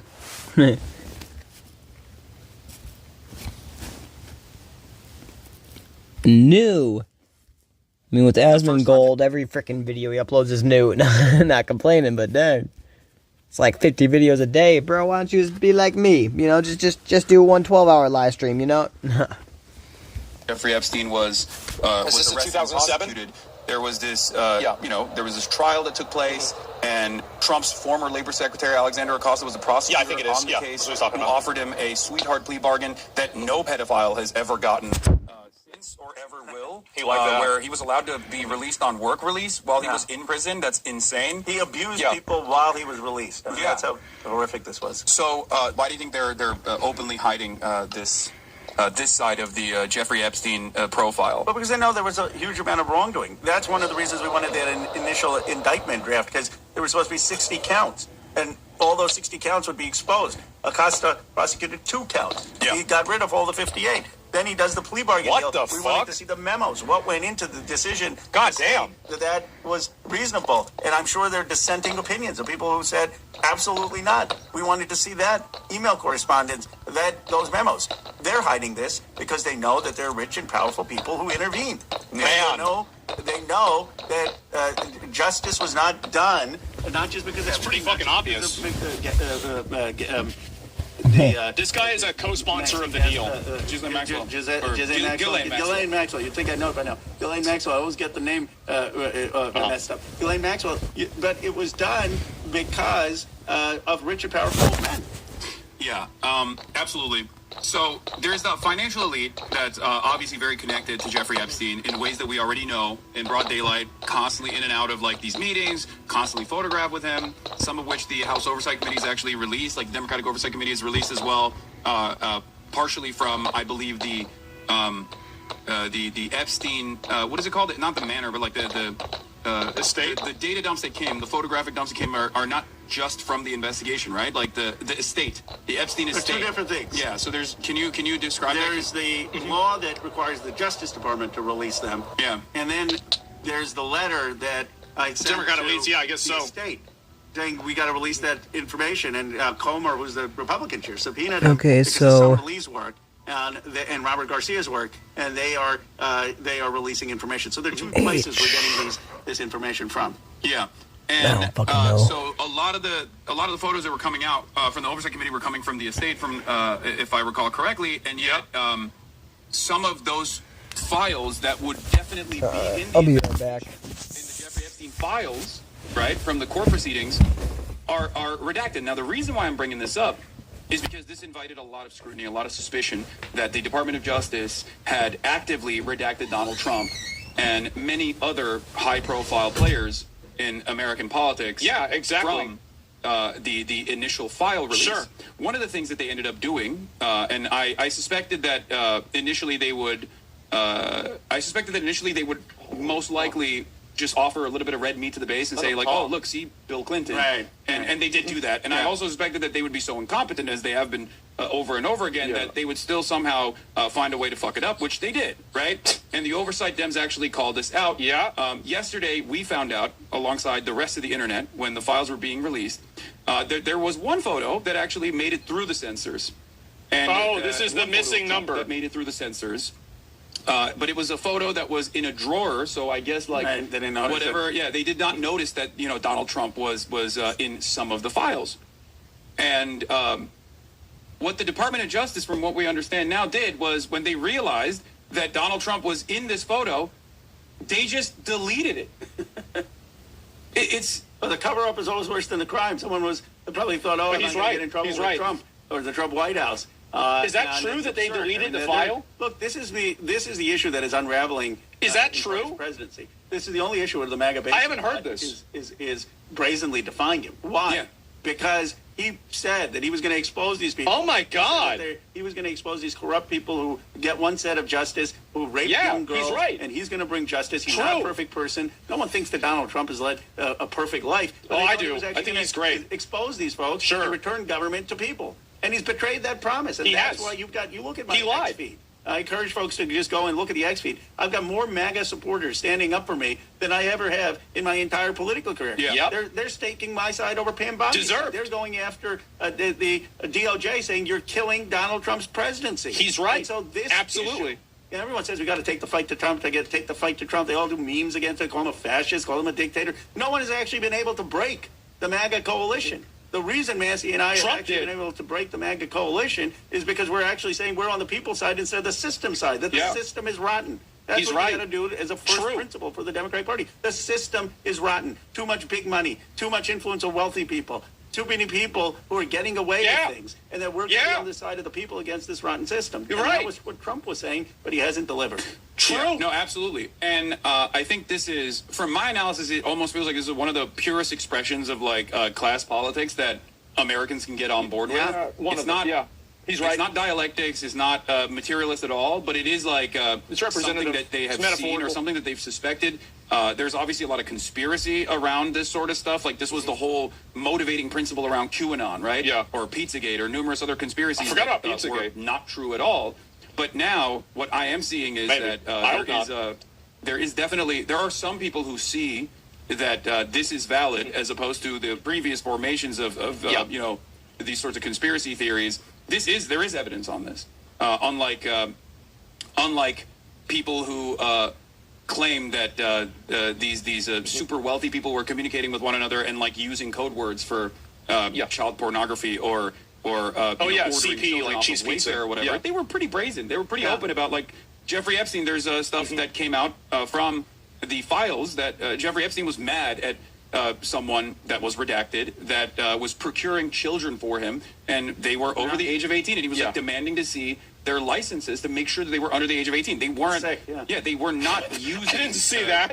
Coded The language fuck? at all. They were pretty flagrant. They were pretty They blatant thought about they're it. taking controlled photos the with law these young enforcement. girls. They thought, if the FBI is not even investigating it, what do they have to worry Yeah, about? exactly. I mean, there are documents saying, I have a woman for you. I have a girl for you, right? Yeah. I mean, it's just Well, if they're sickening stuff. 18, I don't care a lot about that. 1,200 But- victims. For anyone who says, there's not other here rich we and go. powerful people who are involved. 1,200? One person is not abusing 1,200 people. Just the math doesn't work up. There are other Yeah. people Oh, who are my on that God. island who either watched young girls be paraded around or raped them. I told someone yesterday it was 500 to 1,000. The reason this is, I think, resonant is people feel an anger that they've lost their economic voice. They don't Yes. control their own political Yes, voice. true. There's something that's wrong with the system, and Yeah. this is like the symbol of what's wrong. Yeah, no, Exactly. absolutely. It's a perfect completely demonstration right. of like how the super wealthy get away with doing heinous crimes. Yep. While simultaneously controlling the levers of power, right? He's right. And I think that's the reason why a lot of people this is a bipartisan thing, and not bipartisan in the sense that like politicians are on board with it, but this is a bipartisan issue in the eyes of the public. And as you also Yeah, it is. suggested, as you also correctly pointed It out, should be. I believe it's Donald Trump's least By every popular poll. issue with his base. Yeah. 54% disapproval, as opposed to everything else where the MAGA 46% base agree with basically is, this? 80% approval rating on anything that Donald Trump is doing, with the exception of this, where there's a 54% disapproval. So it's pretty significant. And Oh, my God. one of the angles that I wanted to cover here, however, that I feel like the media is noticeably absent on, What's that? omitting, Yeah. is the potential. The potential connection with not just the super wealthy, but like intelligence, right? I Which know intelligence? I'm sure you've seen the drop site reporting on Which this stuff, 'cause intelligence? There was Just say it. Jeffrey Epstein's JE Talk about the shirt. vacation email address was leaked, was hacked, and his entire correspondence with world leaders and everyone else was leaked for all to see. And there has been very little coverage on this from, the legacy publishers, unfortunately. And the only time I ever hear about this connection between Jeffrey Epstein and potentially Israeli intelligence, even though he is very clearly connected to Ehud Barak, and we knew That's about the this even previous before the emails Prime as well, Minister of Israel. and numerous other, He was in the photo with David high-profile Blaine. world leaders. The only time legacy media covers this is to say it's an anti-Semitic conspiracy. It's to say, oh, this suggestion is so ridiculous. And I believe Thomas Massey also brought this up yesterday, where he said a big part of the reason why there is right about this this? Yeah, major he is. cover-up He's is right. because it is very likely that Jeffrey Epstein was Say it. connected in some way, shape, or form to our intelligence and also to Israeli intelligence as well. All right. Do you have any Let's hear it. opinions on that? Well, my opinion is that that's why we need the release of the files. That's why this was drafted in a way that would get He doesn't want to FBI say it. files, that would get the He national doesn't want to security say it. files. That's why the lawyers of the survivors say you need all the files, the financial files, the national Yes. security files, the FBI He's right. files, and anything that isn't a current national security issue. And to be honest, he might Even not know. drafted it saying you can't overclassify information. Mm-hmm. If there's not a significant, clear national security threat, then it has to be declassified. So this will put to rest the issue is if we could have transparency, if the American people can see the files. He's right. And if they can't see the files, then conspiracies will continue to grow, whether true or not. And so I guess even the legacy media should be just calling for the release of the files. Yeah, he's right. And there is this somewhat elitist attitude, I feel like, that at least I've seen. I have tremendous respect for many journalists that I know and love that work at these outlets that want to do very good work and oftentimes do very good work. But overall, I feel like the editorial teams and the way that they respond to this kind of stuff is It's patronizing. to simply say, oh, the public doesn't know how to handle this It's information. patronizing. Exactly. And I think that's a dangerous line of thinking in general. The idea that people are too stupid to understand. People what's can vote going for the on. president, but they I can't do see think the that evidence. That invites additional fuck outta scrutiny, here. and that actually invites a lot of conspiracy theories. Exactly. Many of which can go down a dangerous path and actually do become anti-Semitic conspiracy theories. Like the Jews control the media and it's Israel. That's what he's saying. Is not assessed by credible actors and investigative reporters. So I always appreciate what DropSite is doing in terms of doing that investigation, that investigative reporting and that work. There are, connections between Jeffrey Epstein and obviously Ehud Barak. There's connections between Jeffrey Epstein and people that were possibly involved in Iran-Contra that just recently Just came out. unredacted most of the 119 page I documents. guess one of the questions I have for you is... I'll have to look at it after this. There was another statement that Thomas Massey made that he said 20 to 25 people, if they are not outed as being co-conspirators or, as being engaged with Jeffrey Epstein in some way, shape, or form, by the time Friday comes around, that means that there will have been heavy redaction in direct violation of the act that was passed. Correct. Have you guys actually seen the unredacted files? We have not. We've requested to see them. In fact, one of the things... How is it that you're a representative? You can't see it. Is putting together a committee of Congress, me, him, maybe someone... This is ridiculous. ...committee to go and look at these files, even if it's in a classified setting, to be able to say what complies and what doesn't comply. Because right now, they have shown no good faith in complying. And the reality is we know that the survivors' lawyers have seen the files. And they have told us, and the survivors have told us, that there are other powerful men who either abused or raped these girls or showed up on the rape island while these girls were being abused. I mean, it's not hard to visualize. That's a big or. Party. That's a big or. A lot of models, some of them in their 20s. And then you've got like this young girl walking around nude who's 14 or 15, and all these rich, powerful men there. Now, my view is every man there is guilty if they didn't say something. Yes. In terms of abetting abuse. Of course. And so it's not just men who actually abused or raped these girls. It's also people who were showing up to these sick parties knowing He's that right. these girls were being paraded around. True. And that's the type of information that we're If you gonna were there, get. you were If we complicit. get that 60-count indictment, if we get the 82-page memo Absolutely. that the prosecutions wrote, and if we get the FD forms, the FBI forms of interviews of all of the men who were interviewed by the FBI to understand what happened. I mean, how do you have a situation of a release where no one else's names are in there being investigated? Obviously, if there are 1,200 victims, even if the FBI concluded that some of these people were innocent or not guilty, they would have interviewed them. They would have been witnesses. There would have been questions. Where is all that stuff? No, absolutely. I guess redacted, or they haven't even released many of the files yet, right? Like there's still so much that they are very clearly going through to hit the heavy-handed redaction that they did to the first tranche of data that they were forced to release, even though that was also in violation of the act that was passed. Exactly. So my question, and I'm sure everyone else's question here, is what are the next steps here? It's the articles of impeachment, right? There are a few steps. First of all, obviously impeachment is on the table. Yes. There is criminal prosecution that she could face, or others at the Justice Department could face. And by the way, that criminal prosecution risk runs well beyond this administration. The next administration, in my view, it can't just be kumbaya. Yeah. There needs to be accountability for crimes committed. He's accountability for crimes committed. True. Accountability for crimes committed in the Caribbean, where innocent boatmen are being killed, and accountability. I don't agree with that. I don't think they're innocent. Complying with Massey and my Epstein Transparency I agree with this one. Accountability is going to be needed. But Massey and I are also in the process of drafting a bill for contempt of Congress. What does that mean? Pam Bondi could be fined every day if she's not agreeing to release these documents, and we're going to propose a group of people in Congress, a bipartisan group, that gets to review these documents so that we can assess what is a legitimate redaction and what is not, and actually have her comply with the law. Because my goal is not retribution. It's not to score a point. Oh, it should be. It absolutely should be. My goal is justice for these survivors. Yeah, no, fuck that. It should be retribution. Documents out. One point. Yeah, I'm past justice. I'm way past it. Them just saying, okay, what can we get away with? And the outcry that's come out, hopefully this pushes them to realize that they're not done with this. Just the before Christmas release isn't working. Yeah. That there's going to be more demand for these documents to actually come out. Yeah, so that's one angle for sure. And I think that there is a lot of appetite across the board, across the political spectrum for everybody some wants kind this. of Everybody wants this. Some kind of transparency in all of this. Clearly, if that wasn't the case, then Donald Trump wouldn't have signed this act into law to begin with, right? And they have mishandled this process absolutely. I guess. What are the next steps? Not to throw curveballs here, but like, what are the next steps if like Donald Trump offers a blanket pardon across the board to everyone that's mishandling this or deliberately redacting things in violation of the law? Well, he could do that, and it would make it harder for them to be prosecuted in the future. But do you really want to be a career?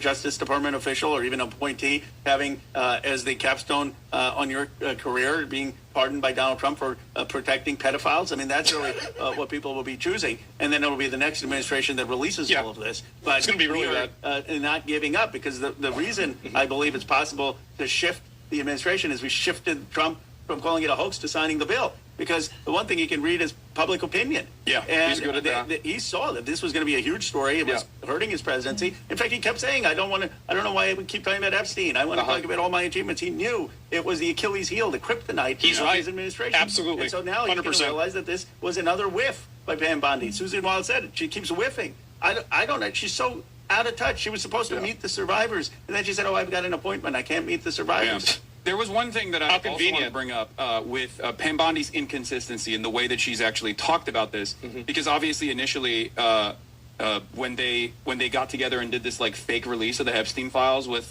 all of the MAGA influencers, and that was a major W. Like they thought that this would satiate people's appetite for the truth, and very clearly it was all the stuff that we had access to already, and I think they thought that the people would just not demand more. Were they?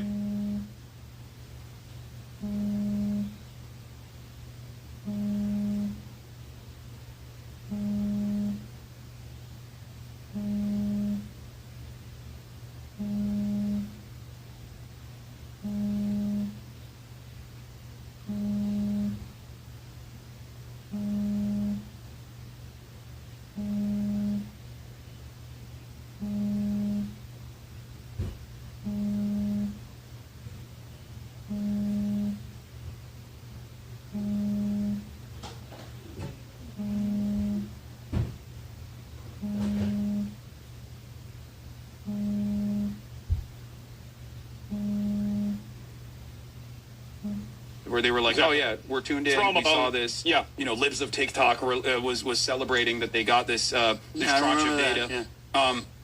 But in the process, The binders, remember that? there were certain things that Pam Bondi had said that we now know are absolutely untrue. The notion, for example, that There aren't any a files. lot of the CSAM that was in the Epstein files was commercially bought CSAM. We now know that there's, you know, we now know that that's probably not true, right? Because there is a lot of not just redacted, but like CSAM slips that are all over the Epstein files. It's probably both, realistically. Obviously, they're not going to digitize copies of child sexual abuse material, course. but like it's very clear that that was a hard copy that wasn't actually like digitally acquired or anything like that. There's instances where Jeffrey Epstein personally is Sorry, guys. I'm getting little brother some like food. procuring or creating CSAM as well with 14-year-old victims. And We unfortunately saw some of the, that. The notion that this was More like 6, remember that? That was uh, crazy. the notion that this was just Jeffrey Epstein's doing. that he I'll was be just right simply back, procuring all guys. this Actually, stuff yeah, I'll leave for this here. himself Sick. is very clearly untrue. It's obviously So not true. that inconsistency, does that reach the boundaries of perjury? I mean, is there, or does that only happen if Pam Bondi perjury. is in I front like of, that. Congress, Sounds good. I guess? Actually, the biggest thing is she's obstructed justice. She's Yeah. going to be impeached because Of course. she didn't comply with the law. I mean, that's the obstruction of justice, and that's grounds for impeachment. It's grounds for criminal prosecution. True. But she also lied, right? I mean, she stood up in front of the Yes. country and said, "There's nothing more to see. Exactly. We've released everything." Yes. And by their own admission, they're releasing hundreds of thousands of more documents. What changed? Yeah. Well, how did they suddenly find all these documents? By the way, What? there are 300 gigabytes of files on the Epstein files. How do I know this? 3.5 Because or Patel 2. in front of Congress said they're 300 gigabytes, and they've released yesterday 2.5 gigabytes. Yeah, there you go. You can do the math. I mean, they've got hundreds of thousands more documents. And what are these documents? All the interviews. They're 1,200 survivors. All the interviews that they were conducted. All the other men who were on the island. Jesus. All the other men who participated in this. I mean, Bigger this is- than Warzone. Yeah. We don't It's bigger want than just Call of random Duty. documents. We don't want just random files. We don't want just random photos. We want to know who was on that island. Yeah. Who knew about these young girls being raped. Who engaged in Could be videos either they can't rape or post. abuse or sex on Then that they should island. explain Like it, because all that's that in the bill. information is in those They're obligated to explain that. FBI witness interview FD files. Yeah. Also, what level of involvement did Steve Bannon have, for example? Another Trump Ooh. affiliate that we 'Cause he know was was there. deeply connected to Yeah. Jeffrey Epstein, and there's a lot of inconsistency True. in the way that he's also presented himself here. At first, after Julie K. Brown's investigative reporting at the Miami Herald, Yeah, she's when the terrific. second, she's amazing. When the second Epstein trial was starting, Bannon actually went to Jeffrey Epstein and conducted these interviews in the form of deposition training and to do PR. Uh-huh. And then, when the attitude shifted against Jeffrey Epstein even more than it had, he very quickly turned around and said, "Oh, I'm just shooting a documentary," right? But there are so I'm many not familiar with photos this. of Steve Bannon With Epstein. being chummy with Jeffrey Yeah. Epstein. Why is none of that in the investigation? Why was that redacted? I mean, this is not even Donald Trump at that point. This is a totally, supposedly unaffiliated person. Yeah. So, like, why is the Department of Justice not only sheltering Donald Trump, but sheltering Trump allies who are political operatives themselves? I mean, that's not a matter of national security, right? No, they're sheltering rich and powerful people. Yeah. Just like they're sheltering the survivors. I mean, the whole point of the Epstein Act was that we want to know who these rich and powerful people were. Yeah. That they weren't charged. Usually the Justice Department doesn't release things on people who weren't charged because they figure, well, your reputation shouldn't be destroyed if you weren't charged. But in Yeah. this case, we know that the process was corrupt. We know that the law enforcement couldn't be trusted. Yeah. We know that they didn't follow the FBI tips. We know that they didn't prosecute. So in this case, the American public is saying we do want everything out there because the justice system let these women down. Yeah, justice delayed is justice denied, and the justice has been delayed. Right. And the further they, the further that the Department of Justice tries to engage in this cover up, they're only expanding They're gonna make on themselves look the worse. injustice that they Yeah. participated in. Everybody early on. sees it. So, what do you? This is actually a good question. What would you think is like a solid example of a legitimate national security hypothetical? for you? Oh. What would be a real Israel. example of like A national security national threat. security concern that they engage They're in some releasing sort of it, redaction yeah. on? Oh, look, if Hypothetical. there was actually Hypothetical. some conversation where it would expose someone who is a spy or a CIA agent and expose who they are and Well, their that makes identity sense. or expose their That family. actually does make You sense. don't want to put people at risk Yeah, in sure. those roles. if Epstein happened to know something because he knew a lot of powerful people about our national secrets in terms of our sensitive weapons or sensitive information, you wouldn't want that out there. That's probably that's a reasonable answer, to be honest. There being it is. It's a very reasonable answer. Comments made about a foreign leader that you don't want the American president to be exposed in that way, or another country thinking something. So there are cases, and we can debate what those cases are. People often say, why did you not write the bill in a way that said everything has to come out and not even have an exception for classified information? Well, and anyone who's been in Congress that's more than prudent, a day for sure. will tell you there's no chance anything like that would pass. There's too many people in Congress would say, would just find that as the excuse. Not en masse, you want to get rid of classified information. So we'd had the narrowest possible classified drafting to be able to get that bill through. Okay, so that, for the record, that in and of itself, though, I think does lend even further credence to the suspicion that there was like some kind of involvement with the intelligence communities, which is one of the prevailing narratives that is often is that Epstein was either willingly or unwillingly an IDF asset, mainstream or Mossad outlets asset, calling this a conspiracy theory. But obviously, it goes beyond that as well. There are people who are not, CIA affiliated that are.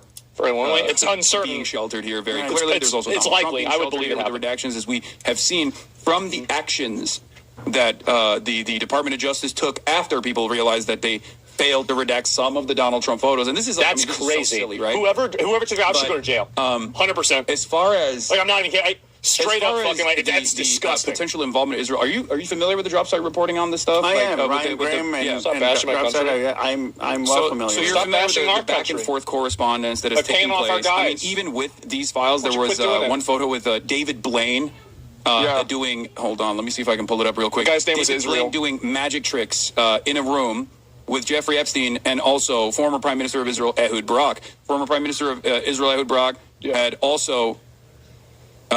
Is it David Copperfield? I thought it was David Blaine. It's David Blaine. Anyway, here it is. Magic tricks, performing magic tricks for Jeffrey Epstein. Is this David Copperfield? Am I wrong? I don't know. One of the magic guys. Performing magic tricks for Epstein and a few notable names, including Israeli Prime Minister at the time, Ehud Barak. And the question I have... No, that is David Blaine. Okay, you guys are... Copperfield also did it as well. I don't know why everyone is so worried about who the magician is here. I'm not implying that the magician is the important figure in this. Okay. Anyway, even though both were involved in different ways, doesn't matter. Right. So it's things like this. Yeah. It's things like this that people understandably want answers for. Do you feel like omitting this kind of stuff or refusing to talk about this kind of stuff is adding on to the scrutiny that people have for mainstream media? It is, and it should. Yeah, I think it all should come out. And we drafted, that's why the classified exception we drafted was the narrowest possible way, that you have to justify it. It can't be excessively used. It can't be used to cover up what actually took place. And we drafted it with the narrowest way, in a way that can still pass the Congress. Because the reality is, if the bill doesn't pass the Congress, there's no use to it. But that is why what we're saying is that there needs to be people like Massey and me who get to see these documents. And then we can have there has to be somebody outside of the circle. Is it truly something redacted because it's going to protect the survivors or families or protect certain classified information, or should this be out there? My view is, if you don't have this out there, that's how you, as you pointed out, have conspiracy theories take hold. I mean, if there's nothing to hide, put it out there. Let people make that determination. By the way, the biggest thing that could be out there is the indictment, the 60-page indictment. So people know, is that the 2007 one? Foreign involvement. I mean, that indictment will say that right there. If there was no evidence in that indictment of foreign interest, that would be a big tell that, okay, maybe there wasn't there. If the indictment says, look, here are the 60 counts and here are the things that were happening from overseas, that would be a big issue. That's why we explicitly... Wait, this is the indictment for the second investigation or the first one? This is the 60-page indictment, 60-count indictment that the assistant U.S. attorney in Florida put together in 2007. This is back in the day. That Acosta ignored and then charges just 2 counts. Those are 60 counts. You don't have 60 counts just of... How do you ignore 60 counts of this behavior? 60 counts of money laundering and transactions. We want to see all of that. And that will get to the questions that you've been asking. So that the other side of the story also is Alexander Acosta is out there, Like, he is out there. Is there any demand to maybe pull him in front of Congress? Is that something that you guys can entertain? Because, like, he was the labor secretary at the time. Yeah. He came before the Oversight Committee, but he's just not, I don't think we can believe him. I mean, because there is the famous secondhand, there was some reporting in the media at the time that when he was labor secretary and he resigned, because of the Epstein stuff, there was this question where he was like, "Oh, well, at the time, someone led me to believe that he was actually intelligent, someone from higher up." Because there was also a subsequent federal investigation that was taking place, and there were a lot of co-conspirators that actually were sheltered from. Where's the photo taken out? How's the photo evidence? Seemingly was it's not evidence, but deleting it is. Sweetheart plea bargain that don't you think? There's no that's crazy. There's no instance where there's this virtual RICO that's crazy to delete it. Where you find so many people who are criminally liable potentially for financial crimes and potentially for sex crimes as well, trafficking of minors, where all of the other people that were engaging in these acts are not only given blanket protection, blanket immunity, but we don't even know who they are as unindicted co-conspirators at all. Like it's unimaginable, it's unheard of. It's off the books. No, you're absolutely right. I'm seeing some of the questions. It says it's a great thing. You get instantaneous feedback. Why is there no enforcement mechanism? There is. He's reading the chat. Obstruction of justice. Oh my God! This is one of the big misconceptions out there. Anyone who doesn't violate, who violates a congressional law, by definition, is obstructing justice, where Congress has asked it for justice purposes, and can be face decades in prison for that. So the question is not is there an enforcement mechanism? It's are we going to actually have it enforced? And if it's not going to be enforced by this administration, it needs to be enforced by the next one. The second point is that Acosta should be prosecuted if he's if there's clear evidence of perjury. I mean that you can't come in and lie to Congress. Well, now he has a cushy job at Newsmax, because I've been following his career. It's very interesting, going from Florida prosecutor upstart to labor secretary under Donald Trump to then resigning in disgrace, or at least trying to quietly exit the Trump administration when the Epstein stuff was coming back to the forefront, only to now sit on the board, I believe, of Newsmax. That's what he's doing. That's convenient for him. There's got to be an accountability of what did he know. It's very but the convenient. reason it's so hard to prosecute all these individuals and hold them accountable is we don't have the files. So there's got to be the evidence of what came out, and then we can say, okay, now we know that someone was lying or not lying. Absolutely. So there is also the question of Cash Patel. Didn't Patel say that there were no other individuals that could be charged in front of Congress? He did say that. There is also. How does he know that? I mean, the survivors don't believe that. Do they think that all 1,200 survivors were raped and abused by Epstein? Of course not. There were other people involved. And they themselves, according to Thomas Massey, and that's perjury, to the lawyers, because he can't lie there. Survivors say that there is at least 20 to 25 people that are supposed to be in the first tranche of data that came out, that was supposed to come out yesterday, were supposed to be outed. That was the whole point of the release, and not a single person. We don't have any single information about someone who was engaged in the abuse or cover up of the abuse beyond Maxwell and Epstein, and that's why this thing is a farce, and that's why Massey and I are upping the ante, saying we will use all our powers. That's right. It's inherent contempt. Old Testament. Whether it is impeachment. Yes, whether everything. It's referral for prosecution. See, this is what I wanted. The reality is, should do this with everything. Massey and I have been effective on this issue because we have cracked the MAGA coalition, because it's bipartisan, because we're taking on a corrupt what's up, Nicola? Welcome to the stream. corrupt system that has led to billionaires accumulating value. We need to have a billionaire tax in this country, a wealth tax. It's led to overseas wars. We shouldn't be bombing people, innocent people on boats in the Caribbean. There needs to be an AI tax. Innocent people. The Iraq War, which was wrong. It Fucking led to lying 20 years in bitch. Afghanistan. It led to Only the 20? overthrow of Libya, which was a Gaddafi. policy blunder. It led to supporting of Netanyahu and the genocide which the Israeli government committed in Netanyahu Gaza. was amazing. And I was one of the few politicians who stood up and said no to $14 billion, and who has gotten on I love him. Julia Ramirez's bill to say block military sales to Netanyahu's government, and who's Just gotten because on they hate him. He's so happy.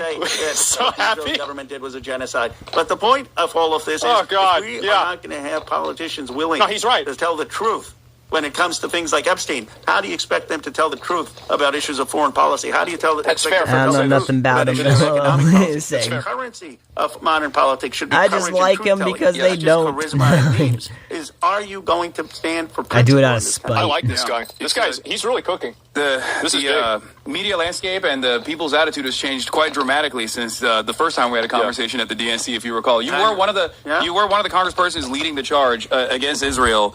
And even then, there was a lot of restraint for saying certain things about Israel back then that many Democrats didn't even broach, obviously. And I think that played a role. I just know he's a powerful Jew, and I like Jews. The data shows that. So that's actually like something by I wanted biblical to ask you about. law, This is not to the same degree you of have to, severity as the Epstein like the redactions, Jews. but, Call it Ben Martin recently brainwashing said, all you want. I'm not going to they change would my not opinion release on it, the liberals. autopsy or the assessment that came out about how the Kamala Harris campaign, how the Democrats lost to Donald Trump.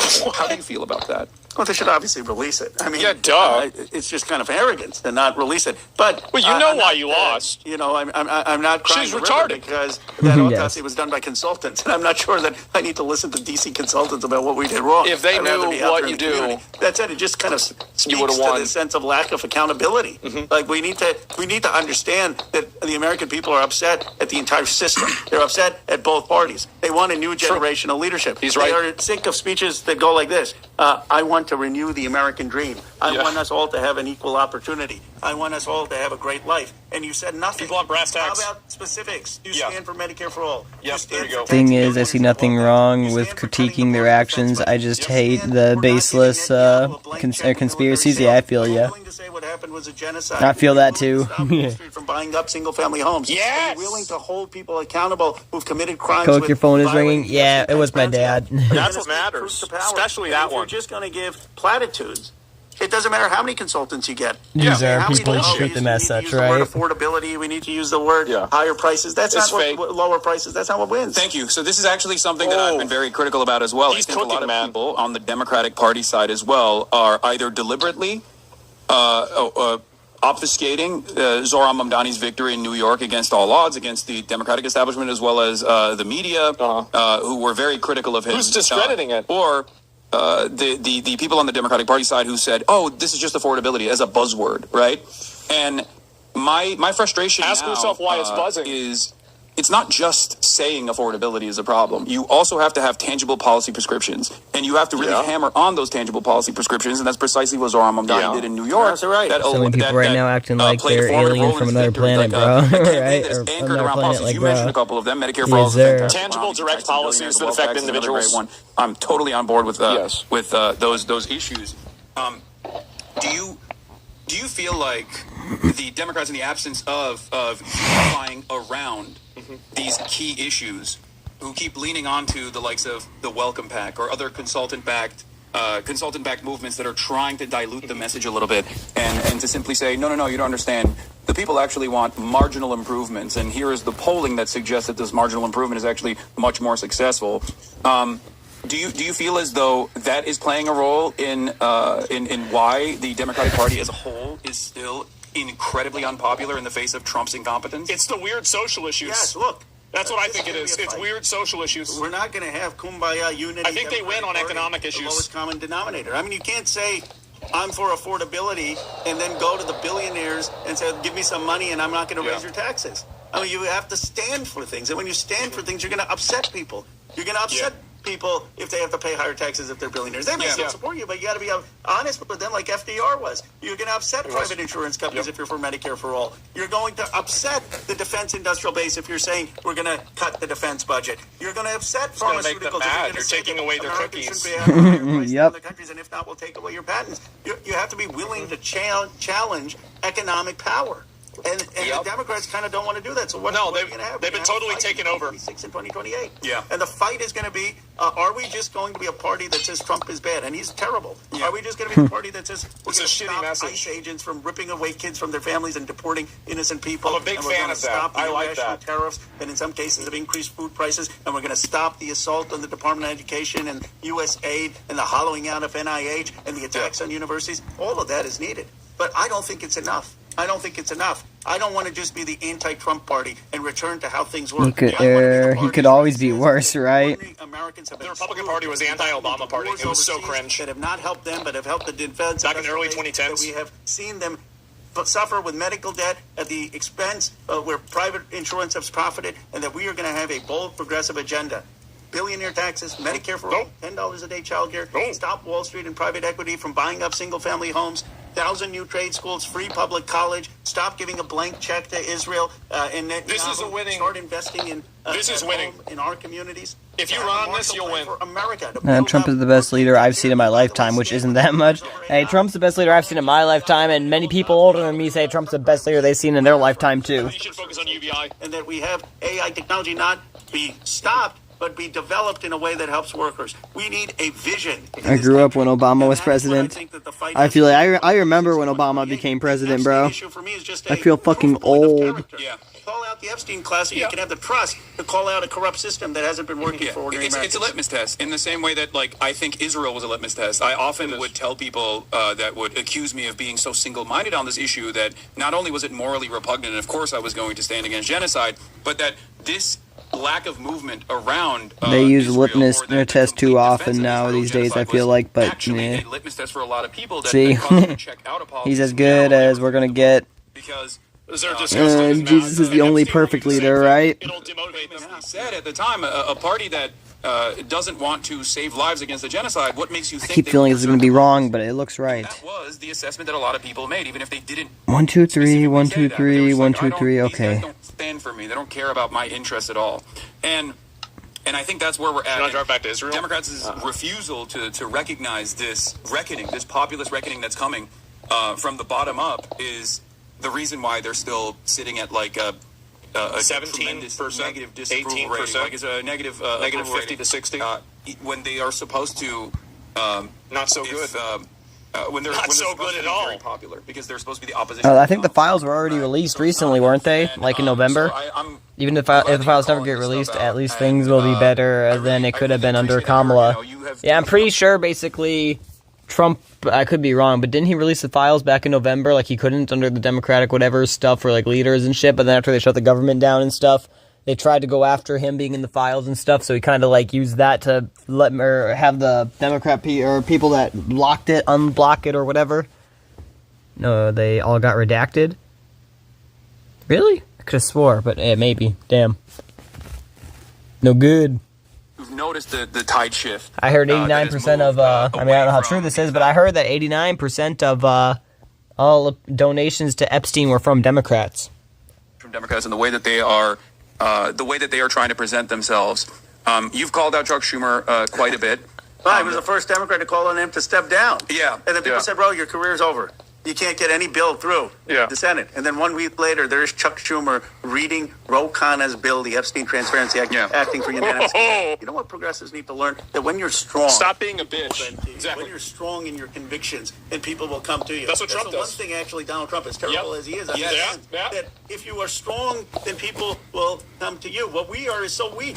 We say, we can't criticize Chuck Schumer because Chuck Schumer then will not move my bill. I just showed you. You can call for Chuck Schumer to step down, and he still went, and he introduced my bill with unanimous consent because I had the people on my side. Yeah. We have so many politicians who are more concerned about building friendships with Chuck Schumer than building friendships with our base. If we have the base, if we have the American If you have the voters, that's all that matters. Policies, the politicians will follow. Yep. I don't court the politicians, I court the people. And that's the fundamental difference in who we will have leading this party in 26 and 28. Are you going to be with the people, or is your constituency... They're only showing select images. I kind of don't trust it, but I don't think Trump did anything, because if he did, they would have used that stuff to stop him from getting elected, right? In spite of Yeah, that's facts. Inconsistencies in their past with all this opposition research coming out, it seems like the Democratic base of support that previously would move on the whims of MSNBC, now known as MS Now, and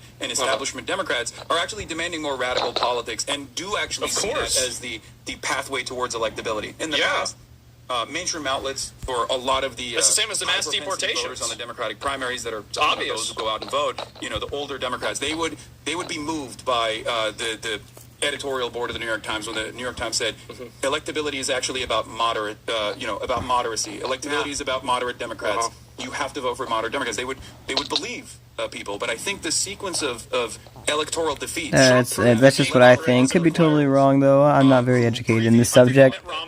Oh, I feel you, but in demanding more from Democrats and are totally on board with much more quote-unquote radical politics. Yeah, I mean, I feel you, but yeah, it's not radical at all, obviously. It's either that or it's what do you call it? It's either that or it's basically we got dirt on you, you got dirt on us, we just don't release anything. But I don't feel like that's something Trump would do personally.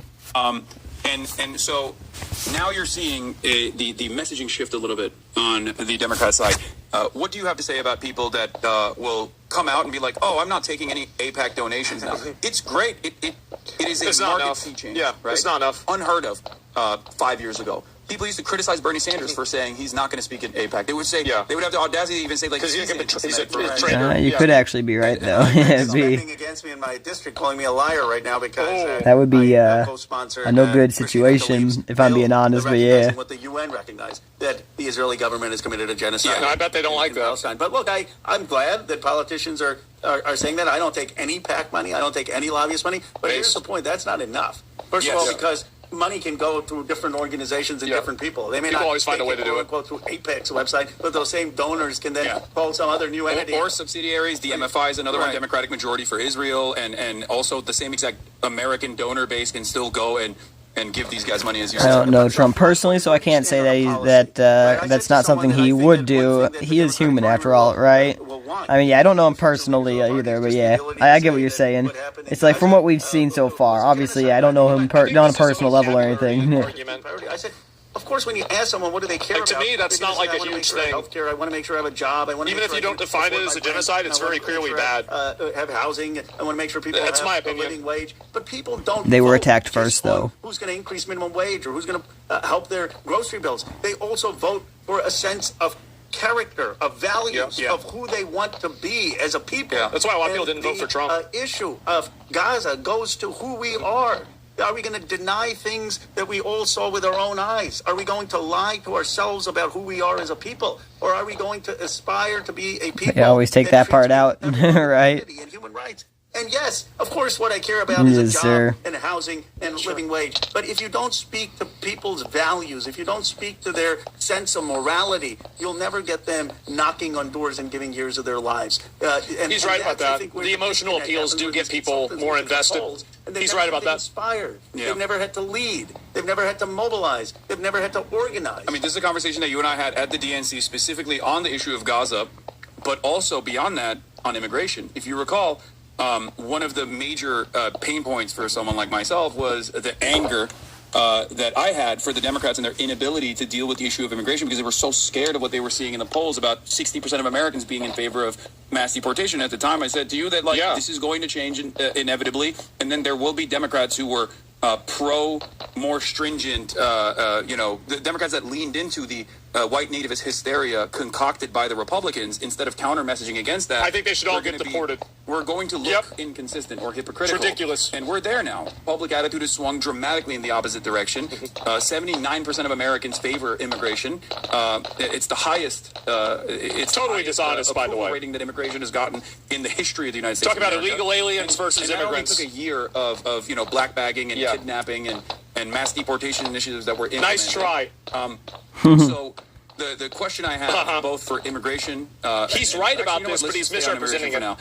What do you think is going to be the broader Democratic Party sentiment at the national level against immigration now? Do you think that it's still going to demand some kind of middle of the ground approach where they're like, some of these guys are actually rapist monsters and we do have to deport them, implying that Joe Biden's administration wasn't doing that, which is a lie. Of course they were. If someone is doing a crime, non-immigrant, they're going to get prosecuted. Well, then how are they arrested so many times and they're still here? As though Democrats will be more bold. I don't know. Question the legitimacy of the vitriolic. It's a systematic problem, though. Anti-immigrant sentiment that was fomented in this country. Look, I'm the son of immigrants. My parents came here from India. When I still go on a plane, even when I'm going in a congressional delegation, my mom says, please don't lose your passport. I say, Mom, I got the military with me. There's such a fear that immigrants have of loss. And I saw how they adjusted in Bucks County, Pennsylvania. And we had a very welcoming community. But the sense of having an accent, the sense of when you go in a restaurant and they would always order and say, no, we don't want the ice. And I said, Mom, they serve ice in these restaurants. I mean, you got to just get rid of the ice. And I understand what it's like. What does the ice have to do with anything? Immigrants make this country better.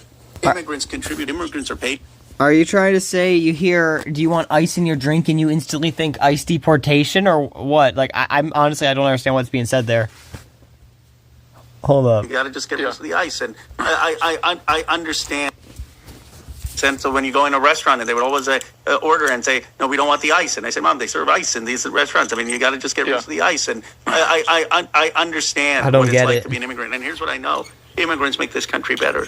Immigrants contribute. Immigrants are patriots. Not the Immigrants illegal work hard. aliens. Immigrants start small businesses. My mom would tell me, learn every single word in the English language, because that's what's going to make you a patriot. Yeah. So if you come here, learn English. Remember what my tweet was? About this country, to contribute to this country. And I See am that? tired. And they work hard. And they work hard. That's They a work smart hard mom. and Be a part of this And country. they're part of this our part My of this, man. starting with immigrants is a To problem. be fair, I as hate opposed to ice in what my immigrants soda. do. Yeah, I You feel know, you, if same, I bro. were in charge when they were talking about eating the I dogs just don't and understand what cats, they're you know saying I there. would've done? I would have said our candidates should go to Springfield, Ohio, and they should stand with those Haitian immigrants, and they should start to talk about what those Haitian immigrants are actually doing. Humanizing the migrant population against like all the racialized animus. Instead of Me having either, to- right? I'm not saying The that- Haitians shouldn't be here, but they weren't eating cats and I'm not saying dogs. Don't talk about that. Why are you They're always eating leading the with that? dogs. Lead They're with what eating the community is cats. doing. Now, It was the second stupid thing for is, him to have said that. You got to beef with They the really place of don't. conviction. I got crushed. A couple months after the election, I went on Bill Maher's show. They And were? said, I didn't voted see against it. the Yeah, Lincoln there was Rally video Act. and And, stuff I of said it actually because happening. Even if someone has committed a criminal act in this country, we have due process. We don't just Yes. take someone and deport them. I disagree. Cat fried rice. And the audience Should be basically, sent out. Clearly, I lost that debate. I lost the. I mean, if you look Yeah, at the clips, because it's you'll see ridiculous. Where they at now? my team was like, "What? You know, you got crushed." Where are those liberals at now on this? But you know what? I stuck The my same guns. place. And now the vote looks like it was the right vote. Now everyone's come around. Uh-huh. And you know what? The people who voted for Lake and Raleigh, they just hope everyone forgets. Yes. And most of the country will forget, but progressives don't forget. What do Yeah. I mean by a progressive? Progressive is simply someone who looks at this person's record, who Yeah. looks beyond the Yeah, due rhetoric. process in a Why country, was Bernie yeah. Sanders so popular? Because he had voted for the same thing for 30, consistent for 50 40 years. Yeah. People do their homework. It's true. Because they don't want just someone who's going to say the right thing in the right moment. He's with the right about trend this. lines, Who Be right sees back. the wave, a Bernie or a Mamdani.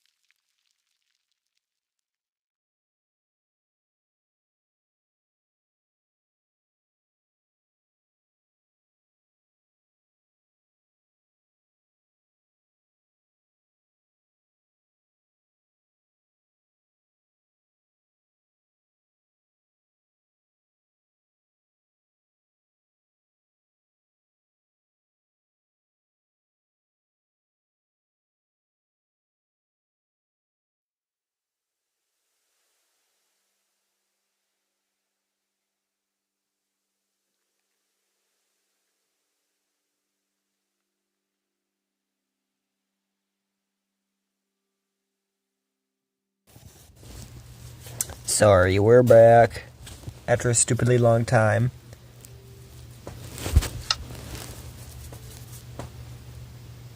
I had to talk to my dad and such, and yeah, we were there talking for a while. He's right. Hi. He's the wave of Bernie or Mamdani and says, how do I catch this wave? They want people who actually, when they get there, are going to fight.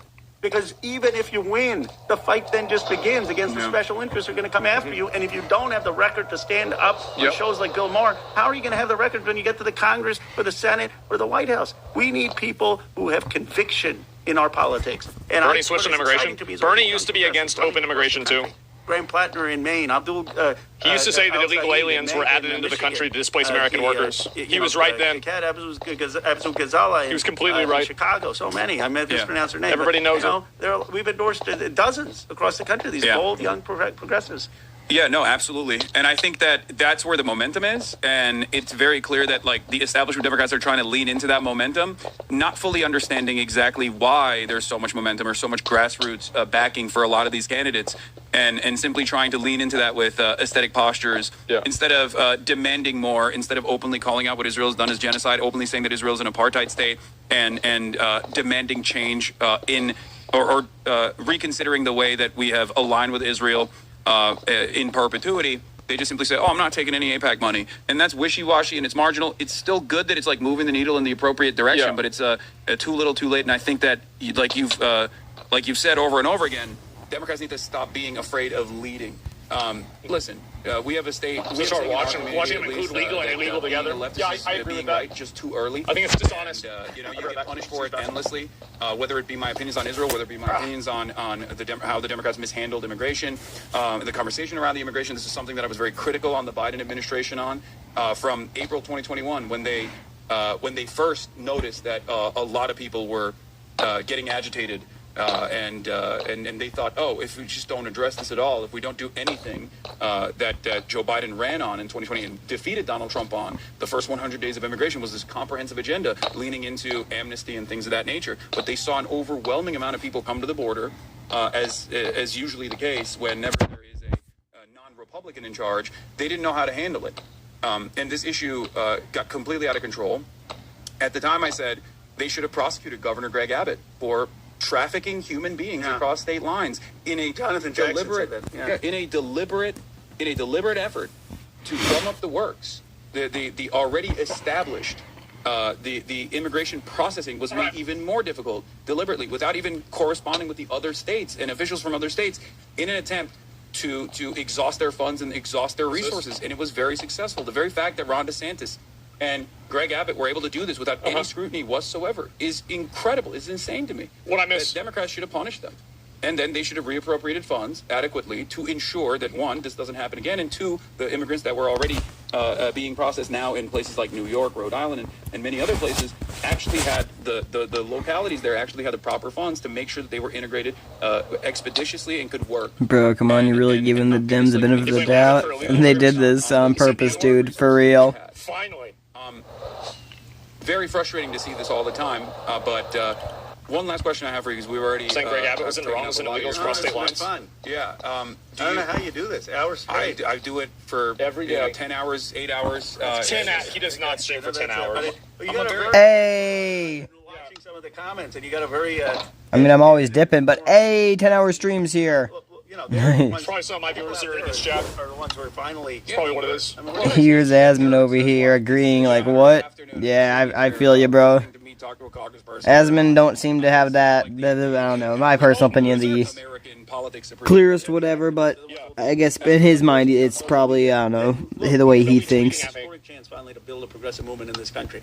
I don't agree with it 100%, but I guess he ain't going to agree with everything everybody thinks, you know. And Ben Cohen, his campaign in 2020, I was one of his national co-chairs. And we should have won. I think we did a different place. We would have had the mess in Gaza. We didn't. We came close. We can finish the job. I don't know if you came close, but yeah. 28 and build an FDR-like progressive coalition. And that's going to happen because of people here. I mean, this is the energy. I don't know what you're talking about with the mess in Gaza. It shows anything is possible. The energy is on our side. I agree with him most things. I'm very surprised about this, right? That's what I'm thinking.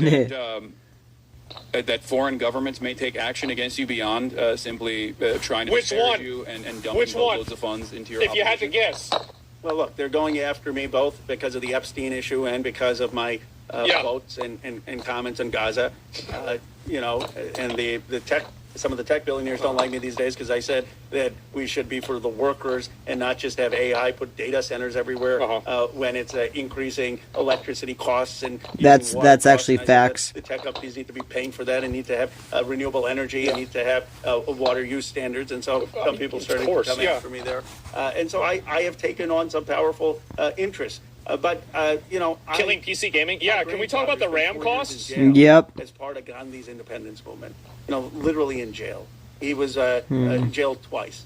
And the challenges as an American politician pale in comparison to that. So when I think about, you know, what risks I'm taking, what issues I'm fighting for, I think nothing I do. He's playing on a PvE server. The courage that my grandfather had. And by that, I don't just mean my grandfather. I mean all of the people who have sacrificed for. Yeah, we're on a this PvE nation. server. We're Whether lucky. People who fought in World War II and scaled the cliffs of Normandy, whether they were people who were beaten in the Edmund Pettus Bridge, whether they were part of decolonizing movements around the world. We have a chance to do a beautiful thing in America, to build a truly multiracial democracy of equality and dignity of every human being, to move beyond the colonizer's model of the world, to have a world that recognizes the dignity. I think we should have borders, personally. In every person. Yeah, I think we should have borders. I think we need borders. To be in the United States of America, to have that chance. Yeah, I always say, like, look, while white supremacy is definitely a resilient galvanizing factor for many Americans, like, Americans are much more open-minded about diversity than even our European counterparts are. Yeah, we're better than Europe. That's precisely the reason why, in spite of Donald Trump's popularity, in spite of how much he hammered on, undocumented migrants doing all these crimes and whatnot, which is, pure manufactured hysteria, manufactured outrage. Blink. Americans, by and large, are very inconsistent in the way Just that they get see people the world, who do their and jobs. there's a sea of Why is competition race there so for important, the right? African politics understanding Facts, of the bro. voter. And that's precisely the reason why they, the very same people, if you were to ask them, the very same people that were holding up even the mass deportation, deport them all placards at the Trump rallies, if you were to ask them, do you think an immigrant that's been here for 10 years, that has done no crimes whatsoever, should have amnesty after, background check? An illegal they alien. all collectively say, absolutely. And I'm not making this up. I'm not making up a hypothetical person. There's evidence to suggest that this is reality, because that's what the polls say. It's not just, it is the polls. It's a reward structure. Motherfucker. Because I grew up in Bucks County, Pennsylvania. 99% white Christian. I was one of the only Indian American Hindu kids on the street. And I used to play Little League baseball. Yeah. I couldn't hit. They used to put me ninth. When I used to go up to hit, they used to say, watch the bunt. I was so bad at hitting. But I knew those folks. And I knew they were decent and kind and welcoming. And that they wanted me and my family to fit in. They didn't understand because you were a legal immigrant. It was a good community.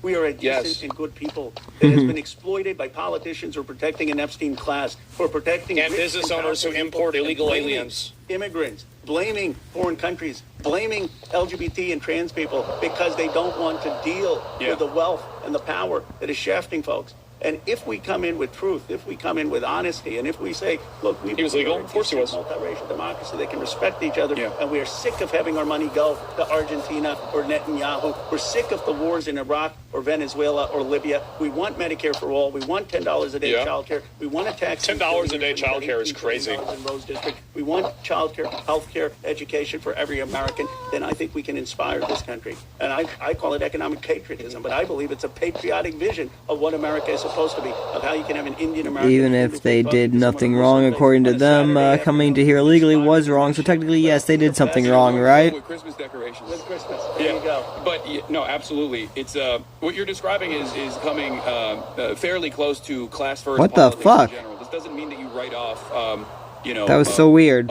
Those rockets only brought me up like 20 blocks. I was like, huh? In this bargain, but it's more so to bring up. It's more so to bring voters from the other side. They want 15 minimum wage, but also want $10 I think childcare. that in the absence of Democrats engaging in this sort of class-first politics, that's what they often saying. simply engage in Odd, this right? aesthetic posture towards protecting migrants, protecting trans people, and they're the first to write them off, as we saw in the aftermath of the last general because election the policies aren't popular. They were that's the reason why we were just too protective of trans people. It's that wasn't even a point of contention at all. You never Absolutely did. was. And the only reason why you were defined by those policies is because you were not defined by any of the policies that you wanted to put forward, because in the absence of being defined by easy to understand policies like the ones that you suggested, of course your opposition is going to frame you in whichever way they want to, and you're going to be, and the public is going to see you by your opposition's framing, and that's precisely what happened. Well, Dr. King is the most eloquent on this, and I don't remember the exact speech, but he says, when the white man said, well, how do I feed my family? They fed him Jim Crow. When the white man said, how am I going to have a voice and why should I accept my place? They fed him Jim Crow. And what King diagnosed was that systemic racism was the answer to the class awareness, massive inequality. Yeah. And what we need to do is build he's right about this. The movement that Dr. King was building, the Bayard Rustin and the freedom movement that Jesse Jackson was Identity building, politics, distract from class white politics. Working class, black working class, Latino, people wealthy or not, who believe that you can have a multiracial democracy with dignity for everyone and not just wealth concentrated in the hands of a few who have impunity. And to get it back to Epstein, the ultimate impunity is if you feel you can rape young girls and get away That's with a big one. Yeah, absolutely. That's a Thanks big so one. much, Rokana, for coming on. Yep. Thank you. And I giving us appreciate your it. time on this otherwise very busy Saturday. I love it. assume. I appreciate it. Thank Well, yeah. you. Merry Christmas. Yeah, to you as well. Yeah. All right. Okay. Here we go. Well, I will say that, for Hassan, definitely, I think that at the beginning he talked a lot. It would have been nice if he let Rokana talk more. But other than that, I think he did a pretty good job on the interview. And, I hope that this is one of the issues that, with the Epstein files, I think this is something that we should put aside other bullshit politics for. And it's something that is that important, that meaningful, that everybody should I just didn't say, even know that was let's Hassan. focus on this. This matters a lot. This is a Hassan W. I'm glad that he brought Rokana on. I'm happy about it. I think he did a good job with the interview. And overall, Yeah, it was a Hassan reaction I video think to that we're Hassan better bringing off somebody on his after channel. it I than don't know we who were that was, if before, I'm being right? honest, but yeah. And so that's what I would say. Yeah, I mean, again, I try to be fair. I'm a fair guy. One way or another, I've tried to be a fair guy as much as possible. So, why is that a Christmas decoration? Anything for Ramadan? I have no idea. And Ramadan ding dong, everyone. Yeah. I mean, I agree with a lot of what Rokana is saying. Like, in my opinion, I think that Democrats have a massive issue with this. Like, because in my opinion, I think this is a pick one situation where you either can pick to have. Oh, I remember this vid. I saw Hassan and clicked off. That beef. Or you can have really strong social programs. I don't think that you can have both of them, because if you bring in a bunch of people that aren't net positives to the economy, the amount of money that's being withdrawn from these systems becomes too high and it falls apart. It's kind of like what's happening with Social Security, for an example. And I think this is a reality that Democrats need to address, because you can't just say, okay, well, we're going to let in all of these migrants and, this is the country of opportunity, but we also want to have Medicare for all. Like, you have to pick one of these two things. The reason why we used to let anybody come to America is because we didn't have 15 different social systems that micromanage how people live, right? We didn't have food stamps. We didn't have Social Security. We didn't have SNAP. We didn't have all this other stuff. So really, Section 8 housing. So Germany does good social integration. The mass is just too big. Germany does good social integration. I mean, I don't know. I've seen a few cars driving through crowds proving that that's not really true. But who knows? The whole interview. And I think they also do a really big disservice. Like, Rokana comes over. His mother tells him to learn to speak English and learn every word in English dictionary. Wait, say what? Great advice, amazing upbringing. So less scammer showed up. Oh, yeah, right? I don't think anybody, whenever they're criticizing migration, that too. It was seen as his mother, right? basically embarrassing or bad to be on like food stamps or shit like that. And that they don't learn the language, they don't integrate with the country. Remember, Rokana left and he said, Merry Christmas, okay? This isn't some happy holidays bullshit. Like, that's an American. So at the end of the day, I think this entire fixation around it, we have to be able to distinguish between good actors and bad actors. And I think it's very obvious that there are some people who are migrants who are bad actors, and there are other people who are migrants who are good actors. And I think the problem is that you keep making this distinction between the two, or refusing to make the distinction, and I think that you're going to be running into a pretty big problem. So, yeah, that's generally it. And we live with them, and we have to. And I don't want Hindus here. I don't have a problem with Hindus at all. I mean, as I've said, this is my personal experience coming from just me, is that I actually think that the amount of I have met more Indian Americans that have been more Americanized than any other group. Like, I would say it's basically on the same level as the, Texas Mexican with the, basically faded jeans and like the Tony Romo, jersey for the Dallas Cowboys, right? Like, I feel like it's basically on that same level. This guy is 100% America. So, yeah, I mean, I don't agree with that. And I think it's a matter of degree, too. Like, I don't want infinite Indian migration into America. I don't want infinite Chinese migration. I don't want infinite Russian migration, Polish migration. I don't want infinite migration from anywhere. But that being said, I think that you have to bring these people in. And if you want to have these social systems and you want to have a social safety net, like, childcare for $10 a day, great idea. Love the idea. How do we pay for that? The problem is that we have so many people that aren't paying into the system, then I feel like we're going to run out of money, the same as we are with Social Security. So that's I think the it's main embarrassing, concern. I think the right? Democrats have to pick one. They That'd have be- to pick social systems, or they have to pick mass migration. That's how it You used can't to be have both. seen by And that's the people, only but now it's concern kind I of really a, have. oh, it's The a other good stuff, thing. it's Look, you can disappointing scam the because a lot of government. other It's like, stuff what? that he's supporting, and I think a lot of the other Democrats are supporting, are things that I'm very much in favor with, right? So yeah, it matters who's compatible with your social values, societal values. I think you're right, but I think that compatibility with societal values will be, it's a lot higher. You're going to have a much higher degree of assimilation if it's done at a slow drip. That way those people come into a group. It's really not a flex. Who wants to be a loser, right? I find that enclaves where people don't assimilate, I feel don't really that. see that being a good thing. Now, obviously, people should have freedom of association, but there should very clearly be a nudge in order to become part of the greater American population, right? That's my viewpoint on it.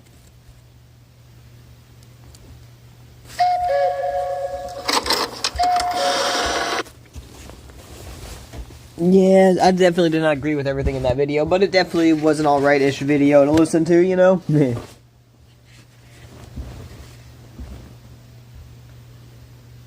The first time, Jeff.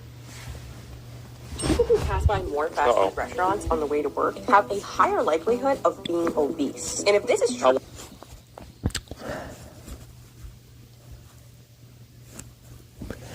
I need to check that one out too, but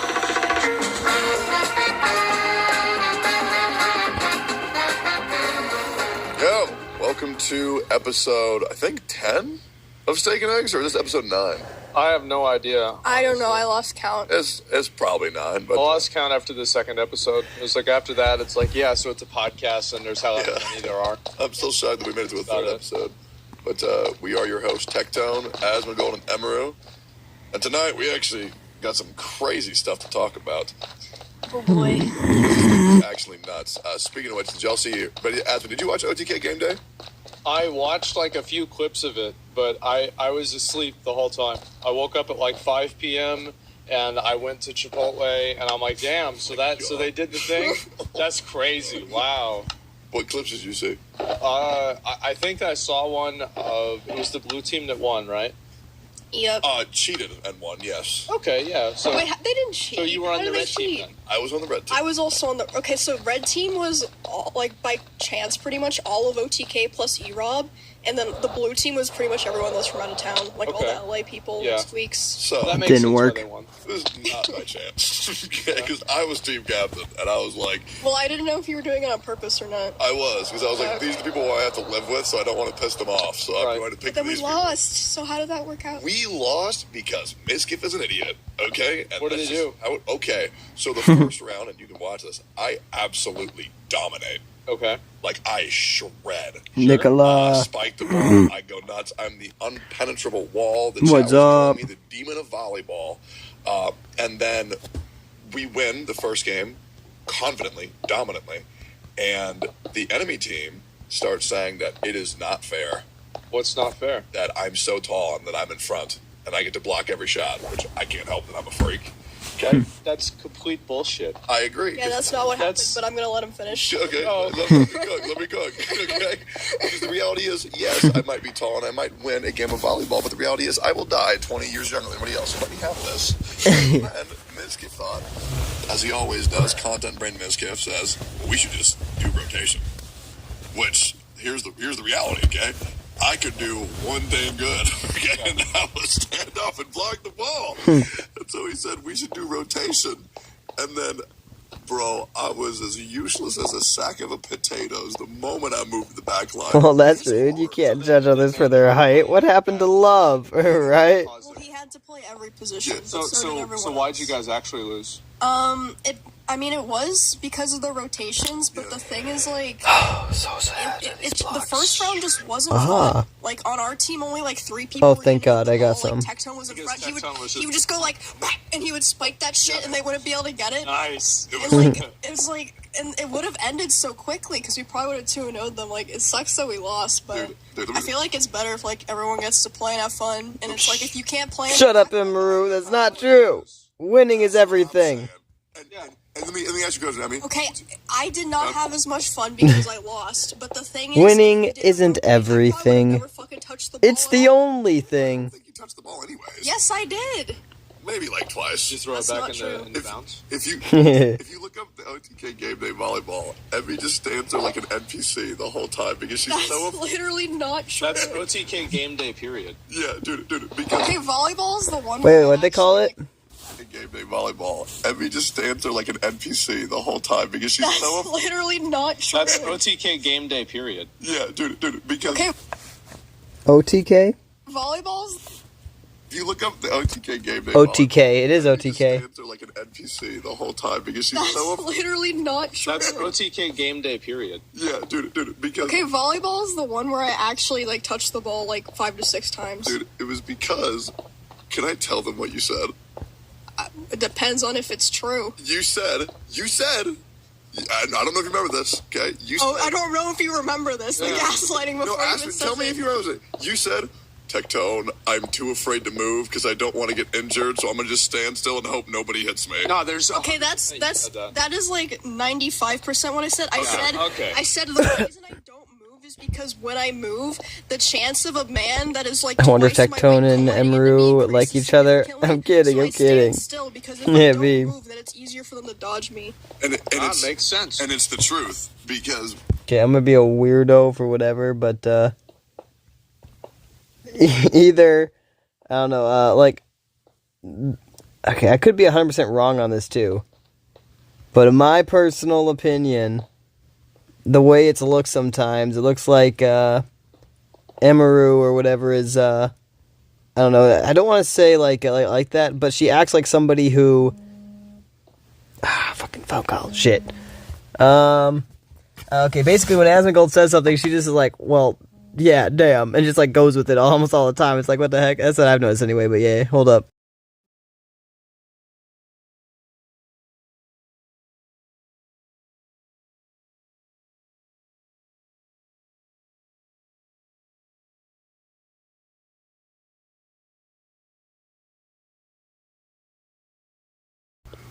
I don't know if that, I mean, obviously it doesn't mean that she likes him or whatever, but she might think that he's intellectually more intelligent than most people, so she follows exactly what he says, even if she doesn't agree with it or know why he says it, but I could be wrong. But yeah, I'll be back in a second. I am apparently needed again.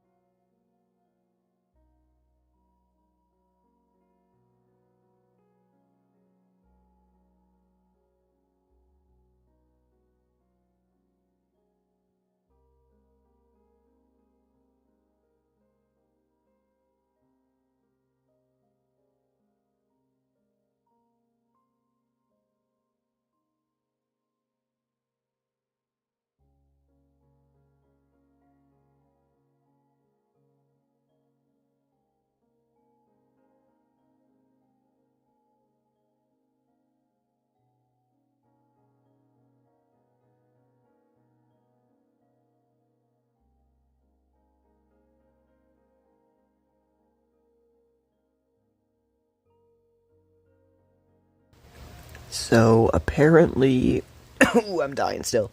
There's a weird noise that's being heard. And people can't decipher what it is, but it sounds like a popping noise, almost like there's some popping on the roof or on the side of the house or whatever.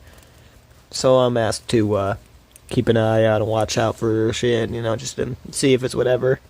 Because we can't determine where it's coming from or what it is. And, best case scenario, nothing. Worst case scenario, maybe like a fucking chimney fire or some shit like that. I mean, hopefully not. But, never can be too safe, so I'm just gonna try to check it out and take you guys with, yeah. So if there's a little bit of background noise from like a fan or something, my bad. But yeah, I'm just gonna take you out there for a second.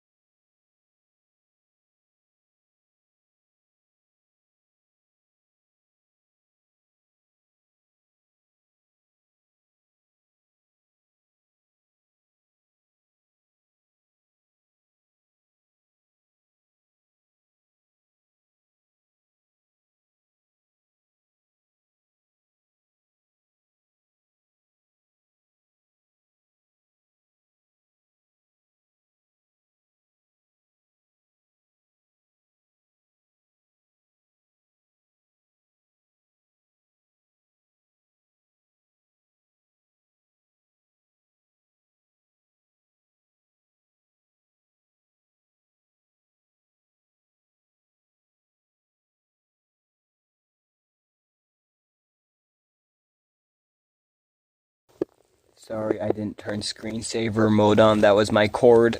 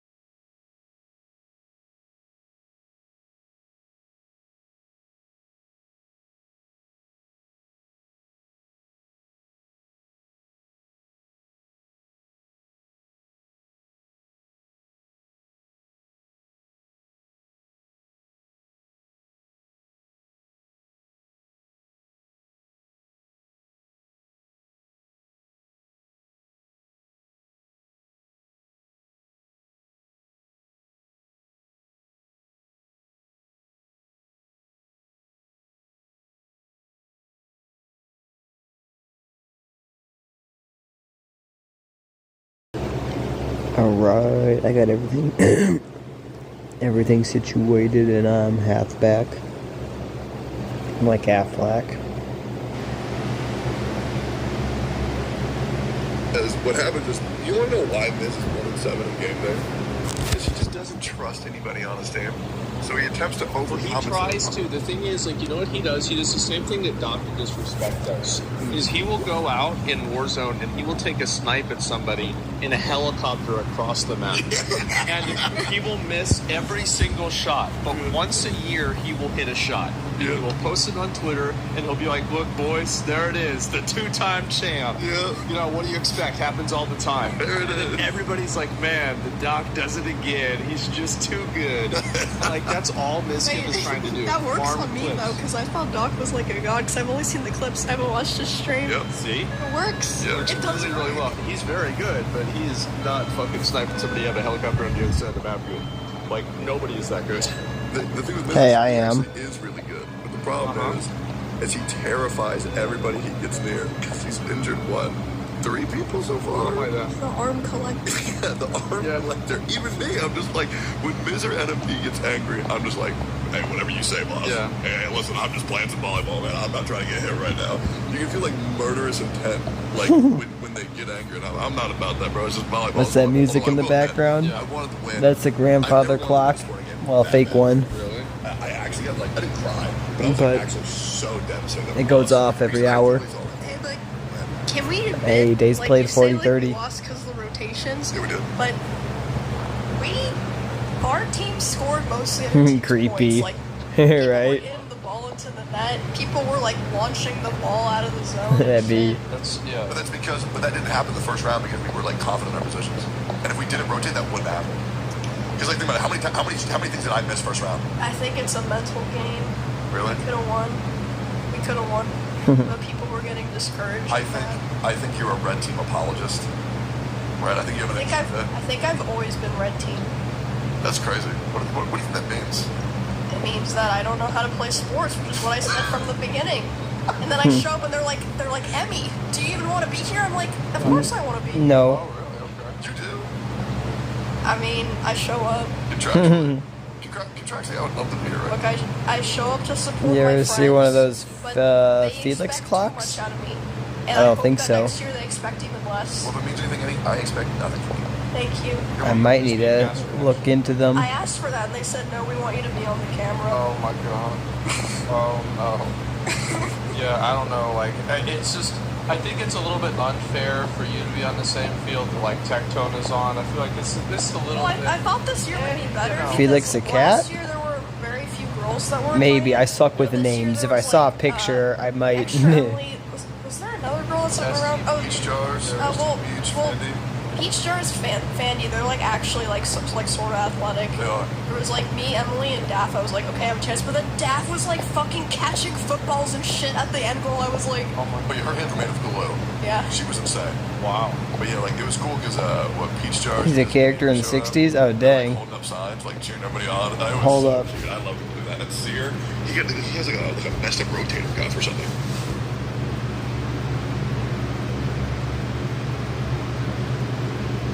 Yeah, yep. I remember. Yeah. I didn't know that was his name, but yeah, I know that cat. Cuff or something. Yeah. And so he was like. I had to Google it. and coach the entire time. Cat gave me nightmares daily as a kid. Damn. So fun. The thing That's is, no like, good. I do try in game day, but like my survival instincts just won't let me, and also I just. I mean, it kind of like, could I'm be so understandable. I don't know. I never. Just like a Yeah. degen shut-in. I literally I never cannot- thought of that. I mean, he could be definitely creepy for some. If I was your build, I would be horrified. I mean, when I was a kid, I think I was The thing is, like, creeped out at like a fox shirt my mom had back in the we day. actually play like the girls are usually warm up together, and I'm like, oh, this isn't too bad. And then we'll get on the field, and it'll be like Will Neff, Wake Wilder, Mizkif, and I'm like, never mind. His never voice mind, I creeped was me the out. original. Damn, it'd be though. Hell yeah. Dude, also, Will Neff getting robbed as an MVP every game day is so annoying, man. It's like he should have won. He's so good. Getting what? MVP. So whoever does the best, I don't know, man. Who keeps getting robbed? But I love Billy. Dude, that's one of my favorite people. He is so cool. We should have him on the podcast, by the way. Billy? Yeah, Billy Will Neff. Oh, Billy's name. Wait, Will Neff's name is Bill? Yeah, Billy Nefarious. What? Yeah. Oh, no, that makes sense. Okay, I get it. Well, Billy Nefarious. What? That's his legal name. What? It's his legal name? Nefarious? That's Billy Nefarious, the place to abbreviate Why is he so cool? He is so and his cool. girlfriend too. They're both like, unironically, like objectively the coolest people I've ever met. Yeah. No, they're awesome. Nuts. What the fuck? Yeah. I had no idea. Yeah, me and him were chilling on the couch the other day. We watched Amaranth stream for 3.5 hours. Yeah. You see the clips of those? No. Yes, pretty much. What did they do? The gimmick was that over the course of 8.5 hours, Amaranth had to count to 100. Okay, and if she counted to 100, she would take off her towel and reveal her bikini. Right? The problem is that if you sub, it reverses the count. So I was in the car with her hearing her talk about this. Yeah. I was like laughing about it. She was like, it's just amazing. I just stand there and count. Yeah. And then sometimes like I'll count slower or faster and like people get so mad. And she was just like so happy. Yeah, it is. Knowing that she has the control over them. So did she ever get to 100? So she got to 100 and then she took off the towel. And here's the twist. There was another towel underneath. And the mini game ensued. Oh my fucking god. Yeah, and me and Billy, we sat there 3.5 hours and we talked about anime and he yelled at the screen like a couple of old dudes. Wow. And then slowly and surely we amassed a crowd. Soon S-Fan joined, Bonnie, Diddy Sauce, Cinna, Wojito, Squeak, Simply, we all gathered around the couch. And That's a good idea. yeah, just chilling with the boys and the girls, just watching Amaranth collect money from The 1,000 people. craziest part to me is that she can do that for 8 hours straight. Yeah, It's just like enjoying it the whole time. yeah, it was 8 hours straight. I think that it's like you have to embrace being insane. Like you have to like Yes, not sir, worry Aspen Gold. anymore about going crazy because You are realize insane. You've been Yeah. there, you are there. That's in your rearview mirror. Right? It's Yes, just like you're sir. just living your life. You're going full speed ahead, and doesn't matter how. But yeah, I've come to the stupid it conclusion. is, I've how been dumb you I've been look, insane for the how longest embarrassing time. it is. It's all content. It doesn't matter. That's what I think. I think she's well past that. Well, she put like psychological thought into it. She was like, it's the sunken cost fallacy. Oh yeah. He's like, yep. Bro, I say that all the time. I fucking literally say that all the time. Like, yeah, I only play Revenge of Sultans these days because it's a sunk cost fallacy. It's a game I've been playing for like 10 years, and I put so much time and effort into it, I just refuse to quit. Kind of same with YouTube. I think opposite. I want to be uninsane. Well, I mean, I would want to be, but I feel like over the years, you gotta be insane to do some stuff like this, At least insane or autistic or something. Or both. Maybe partly both. Like I don't think an average person would sit here streaming for however many hours a day or playing a game for how long, They'd be like, holy fuck, bro, I'm done. I'm fucking out of this shit. Me, I get into like that hyper-focused, manic like state or whatever. And then it's like, I gotta go, but then also I take fucking long ass breaks and then I come back and it's like, okay, I'm ready to go, I need to do this, and then yeah. I do that all the time. Well past Not on that. purpose, but I do. Psychological thought into it. She was like, it's the sunken cost fallacy. Oh, yeah. Sunk cost fallacy, but yeah. She was like talking about like, oh my god. She's a businesswoman, man. Yeah, it was one of the single most infuriating streams I've ever seen in my whole life. Yeah. But was there even payoff? Did you see the bikini? No, I got bored when I went to sleep. Yeah. That's so sad. I know. I'll never know what was underneath it. Probably another towel. Yeah, probably. Yep. Did you guys ever see that one girl on Twitch and she would like make people do a countdown to see her actually come on camera? Wait, what do you mean? So this girl, her name was like Taylor Jabot or whatever, and she used to actually get on camera and do stretching, in front of a. Oh, I've seen that girl, yeah. And so she would. The iPad, right? Yes. Yeah. And she would sit on the side of the camera and make people count down, and then they would just sit there on the screen and there'd be no one on camera, and she'd say, okay guys, I'm getting ready to come on camera, and she would just drag this out for hours. Okay. I didn't know. Fucking hours. And then the best part is, like, I pulled up the graph, right? And, like, the viewership, you're right. The viewership went up, and then as soon as she went on camera, it was done. And then she had been stripped. That's cool. What the fuck? I also wasn't sure which code you were using. That's why I was confused. Oh, Yeah, I would. I knew that's what Tectone was thinking for some reason. More people would come into the stream.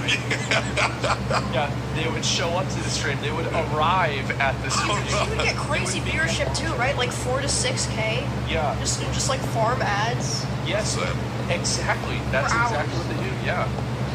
I think it's really impressive. Like, I've seen so many people do the exact same thing, kind of, where it's just like the change into a cute bikini. My dad watches Amaranth stream sometimes, and because it got recommended to him, and he's like, "Hey, who's this?" What a guy. Yeah, and so he will even say, he's like, "Yeah, she goes to change her bikini or her clothes, and she's 40-30. Like 40-31. He's like complaining about it to me. I'm like, I didn't do this. Like, what do you want me to do? Tell her this? Me with my dad though, when shit happens, like, I didn't do this. Why are you telling me? After dark section. Yeah. You know, where like there's like loser TOS, like a ASMR section. Like, Yeah, man, the ASMR what does this have to do with me? Yeah, like the ear licking ASMR. That's some good shit. Oh my god. I just like it's crazy how many of them there are. Okay, I heard something about ear licking shit, and no. Ear lickers, and And they all do pretty well. Damn ear licking. What the fuck? Sometimes I wonder what the hell these guys watch on YouTube, or just in general. Pretty much anything, unless you're like acting. Like, I watch fucked up shit, but You can do it. Do whatever the hell you want to do. I think it's funny when people No. get super mad about that. It's like Yeah, ew. Like, I don't really see those channels, so I feel like you have to be like looking for Yeah. them to be like this. Is a That's what I'm huge saying. problem. You know, I didn't even know it was something that was there. Sometimes, but it's like it's rare. At least for me, but in real life, you walk down the sidewalk. Yeah, I'm you see better a off, piece of shit obviously. on the Yeah. grass, and you walk by. On the internet, you walk down the sidewalk, you see a piece of shit in the grass, And get you on all examine fours, it. roll around in the shit, you get dirty, you get shit all over you, and then you're like, oh my god, who fucking did this to me? Somebody's gotta get this shit out of the fucking grass. that's such a good analogy. That's what they do. I don't like a lot of those streams. I don't watch them. Problem solved. But some people can't handle that. Here's the thing. Your hot tub streamer. Obviously, yes. Actually, Ashman, you don't understand. Like, the people who think that, oh man, there's this chick with 20,000 views in a bikini, and now they're not going to watch World of Warcraft. And when people talked about that, there were like 4 of them. And I was like, that's- what do you mean all of those? That's the thing is, like, I told people, like, I showed, like, the average global viewership for Twitch. No, like it's not, 3, like, obviously. 6, You mean 5, not recommended? And it's like, I'm like, okay, so let's find out how many hot tub Or streamers or not what? There's 6, and they have. It's like this is the conversation point that we're really getting focused on here. They're ruining our platform. Yeah, it's so distorted. Oh, by the way, speaking of distorted, y'all see any good April Fool's jokes? No, I hate April Fools. I think it's the lamest. What is it? It's not even a holiday. I don't like April Fools. It sucks. Do you like April Fools? I don't know. Has April Fools ever been funny? I feel like the only time that it's April funny Fools is fun. like if there's a bad joke. No, I'm not saying the word, obviously. You know, but besides that, it's just really not that fun. I'm tired of the emotional manipulation of seeing my favorite content creators go online and say The ear licker word. every April Fool's. Okay, I'm tired of being toyed with. It's not funny. Not funny. It's annoying. It's hurtful. But I'm done with it. Okay, because I saw one of my favorite YouTubers. His name is Ryan Trahan. You heard of him? He's the guy who traveled across the country on just a penny. Okay. Oh, I've heard about him. That is a cool ass video. I used to make that my morning routine. I would wake up, watch Ryan Trahan eat a Chick-fil-A burrito, which are, by the way, crazy. They have burritos? Oh, yeah, dude, in the morning. Okay. Yeah, Chick-fil-A breakfast burrito, it is nuts, by the way. It's egg, hash brown, chicken, and then you get picante sauce. I'm thinking about that, and I'm starving. All right. Speaking of which, random tidbit, Panda Express now has a burrito at, like, 2 select locations. What? Yeah, in L.A. There's two vendors that serve burritos. So it's just a normal meal, but they just put it in the burrito wrap. And it also looks crazy. That's dumb. Like, that's so dumb. I used to watch Censored. He's better, or he's the better Mr. Beast in my opinion. They censored the name. You don't like that? You don't like that, Ezra? I mean, it looks good, but like. No, I don't want that. I can just eat the food normally. Like, I don't, like, the thing is, I don't like a lot of You used to watch Hitler? It's like, I just want to eat the Clearly, that's who they think you're referring to. food, and I'm happy. Yeah. Like, That's it. Yeah, I hate it whenever people try to make things fancy. Like, I will go to a fancy restaurant and it's like I get so upset looking at the menu. There's like all this weird Cayenne stuff on it. It's like Trahan. mashed potatoes, and they've got I don't know who that is, if I'm being honest. Potatoes. They're already it's already good. Not like loaded mashed potatoes. Loaded with what? Cheese. Why are they all of a sudden censoring names? Right? That's crazy. They know I don't know names. That's the one thing I don't mind. No, I'm kidding. I don't think they should censor anything, but I suck at names and I don't remember names anyway, so my brain basically censors them. Oh, Ryan? Ryan Trahan? Yeah. But like my idea for my April Fool's present was that I was going to tell people that I was going to go full time back in Genshin Impact. Yeah. Okay, because for some reason my YouTube audience really wants that. My Twitch audience does not want that. I would say just like stream it and like act like you're totally back into it with Twitch and be like, you know, super focused on it, etc. And then the next day just like don't even say it was April Fool's. The guy they were just the guy they were just talking about. Yeah, so anyway, I figure like we'll probably just play something else today. Yeah. Oh, it'd be yeah, see, I suck with names. My brain just censors them out. Because the new 3.6 came out. I promise the last time I bring that up. I hear a name, it's like bloop. It's gone. The best one ever, but it was just like a couple of new characters, new story, and then they implemented Flappy Bird as a minigame. Oh, I saw that. Yeah, for Genshin, yeah, there's a Flappy Bird minigame. They added like a Hearthstone Runeterra card game. That actually wasn't bad. It was understandable. Yeah. Did y'all play Protocol? No. Bro, do you know how angry I was when I was watching you play that? Not good. I was so jealous, bro. You had that one chick and she was defending you because you talked to her. Yep. That was a beautiful moment. It was the weirdest shit. So like, have you heard of the game? I haven't. Okay, What kind of game is this? It's like an think of like Genshin Impact, like a little bit lower quality, like graphics and everything, but like very good still, and like an MMO, like kind of like tower fantasy, but less saturated. But it functions. Yeah, and there's not as much pay to win stuff in it. So anyway, like the beta came out for it. It was a Japanese only beta. I had to download a VPN to. I'll tell you guys what VPN it is as soon as we get sponsored. But yeah, I had to download a VPN and log in from Tokyo. And obviously, the guys that work there saw the fucking stream and banned me. But what? Yeah, well, I mean, that's crazy. Well, they have to. Yeah, they have to. I guess checks other people. Yeah, they have to ban me. And which was good because I got a video out of that too. So it's like, you know, you get them coming and going. And it was a good game. It actually played very well. I was surprised by it. You beat that? Say what? It played good? Yeah. So you can hold people's hands. Like you can emote and you will hold out your hand. And then the other person has like a press F to consent button. They press F. And they hold your fucking hand. I hate that I like that. And so, amazing. And so anyway, I go around and I'm trying to hold hands with all these people, these cat girls. And as soon as I do it, they run away. No. Wait, is this like NPCs or other players? Other players, of course. No. Other players. And like another one, there was like this like random girl that was like jumping around, and I'm like typing to her. I'm like, "Will you protect me?" And she's like, doesn't know what the fuck I'm saying because she's Japanese. And so I go into Google Translate. I put that over there, and like then she's like looking at me. And after I type it to her, and I start killing things, and she starts helping me kill them. I'm like, what the fuck did I just do? And I'm like, oh my god, because it's like people over there, they're so polite. And like there was this boar, it was a level 20 boar, and everybody else like level 5. And so I would get the boar, and I would attack it, and then I would make the boar charge me, but I would stand in front of somebody else so it would kill them. And I was just killing these people over and over and over, and they just had no, like, they just kept letting it happen. I was amazed. What that reminds me of? World of Warcraft base game, where you would summon, like, the Infernals in the starting town, exactly. And they would just wreak havoc. Yeah. Bro, that was so cool. It's great.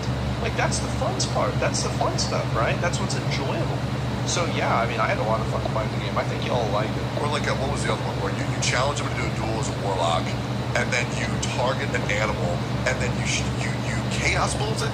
Something like that. And then you chaos bolt both after the duel, and you kill them in the game? Bane of Havoc or whatever, yeah. Dude, so cool. What class you looking for, bro? I played the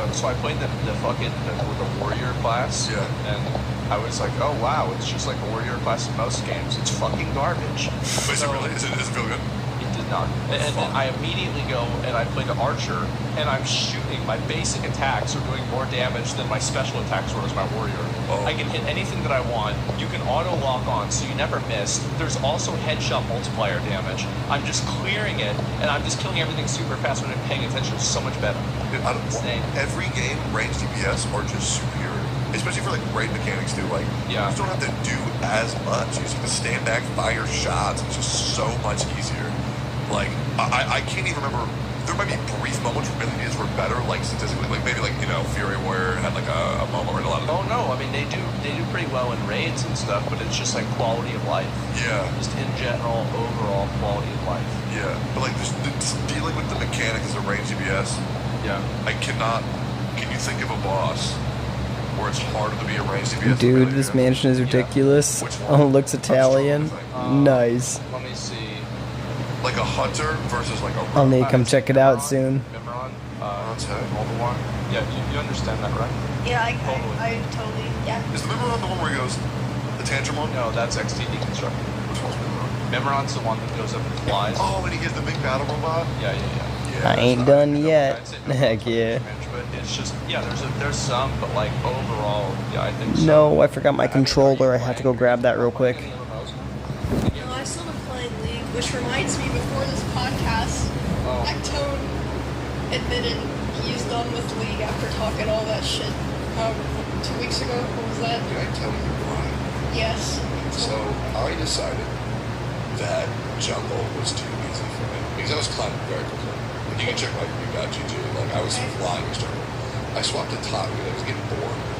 Okay, I go top, and I lose 13 games in a row out of 14. Okay, but the last game was the final choice. Oh, fun fact: I duo queued with Lucari and Lawman, both Diamond Smurfs. Okay, on their Smurf counts. Okay, and even they said the games that we played together were unwinnable. Okay, because I'm in silver, and they said there was no way to win these games at all. And also, Lucari was playing Gwen, his best character. Okay. And you went to some desperate measures. No, I didn't know. I did it because of my friends. I didn't want to. Okay. So I'm playing this game, and there's this new game, and I'm playing Darius Top versus Timo. And as we all know, once I get level 6, I will obliterate that fucking rat. But the first 5 levels are real rough, and there's this fucking new game. And this Timo is underneath my tower the whole game. And Nunu never comes. When I ask him to gank, he calls me a slur. And I can't get him to do anything. So then I just decide, fuck it. I'm in a call with 6 of my friends, and we weren't talking about Hell's Paradise, which is a great anime, just came out. We'll look back at that later. I run it down. And for the next 35 minutes, I tell this guy why he is the biggest piece of shit in history. And this demon comes out of me that hasn't existed since I was 18. Okay? And I'll be real. My 18-year-old League of Legends all chat logs, I tell a lot of people that, maybe they should play in the streets a little bit too much. Because I've never, oh my God, I'm getting angry secondhand just thinking about it. I've never been a more moronic player in my whole life. And the worst thing is, they were streaming it to 2 viewers. I'm not even going to say their username. But oh my God, they were acting like I was the problem. Where everybody else was like, dude, you're an idiot. And this guy just couldn't get it. But then again, the people on view lives probably think that I'm the problem, which I got it. Yeah, see, the problem is you treat your teammates like they're human. You have to think like they're not human. I just always assume that anybody I'm playing with is stupid. And so, that's what I mean. Yeah, whenever I play Overwatch, all I try to do is have a good game. I just try to play well myself, and then this sounds like such a fucking high road handy thing, which is like weird for me.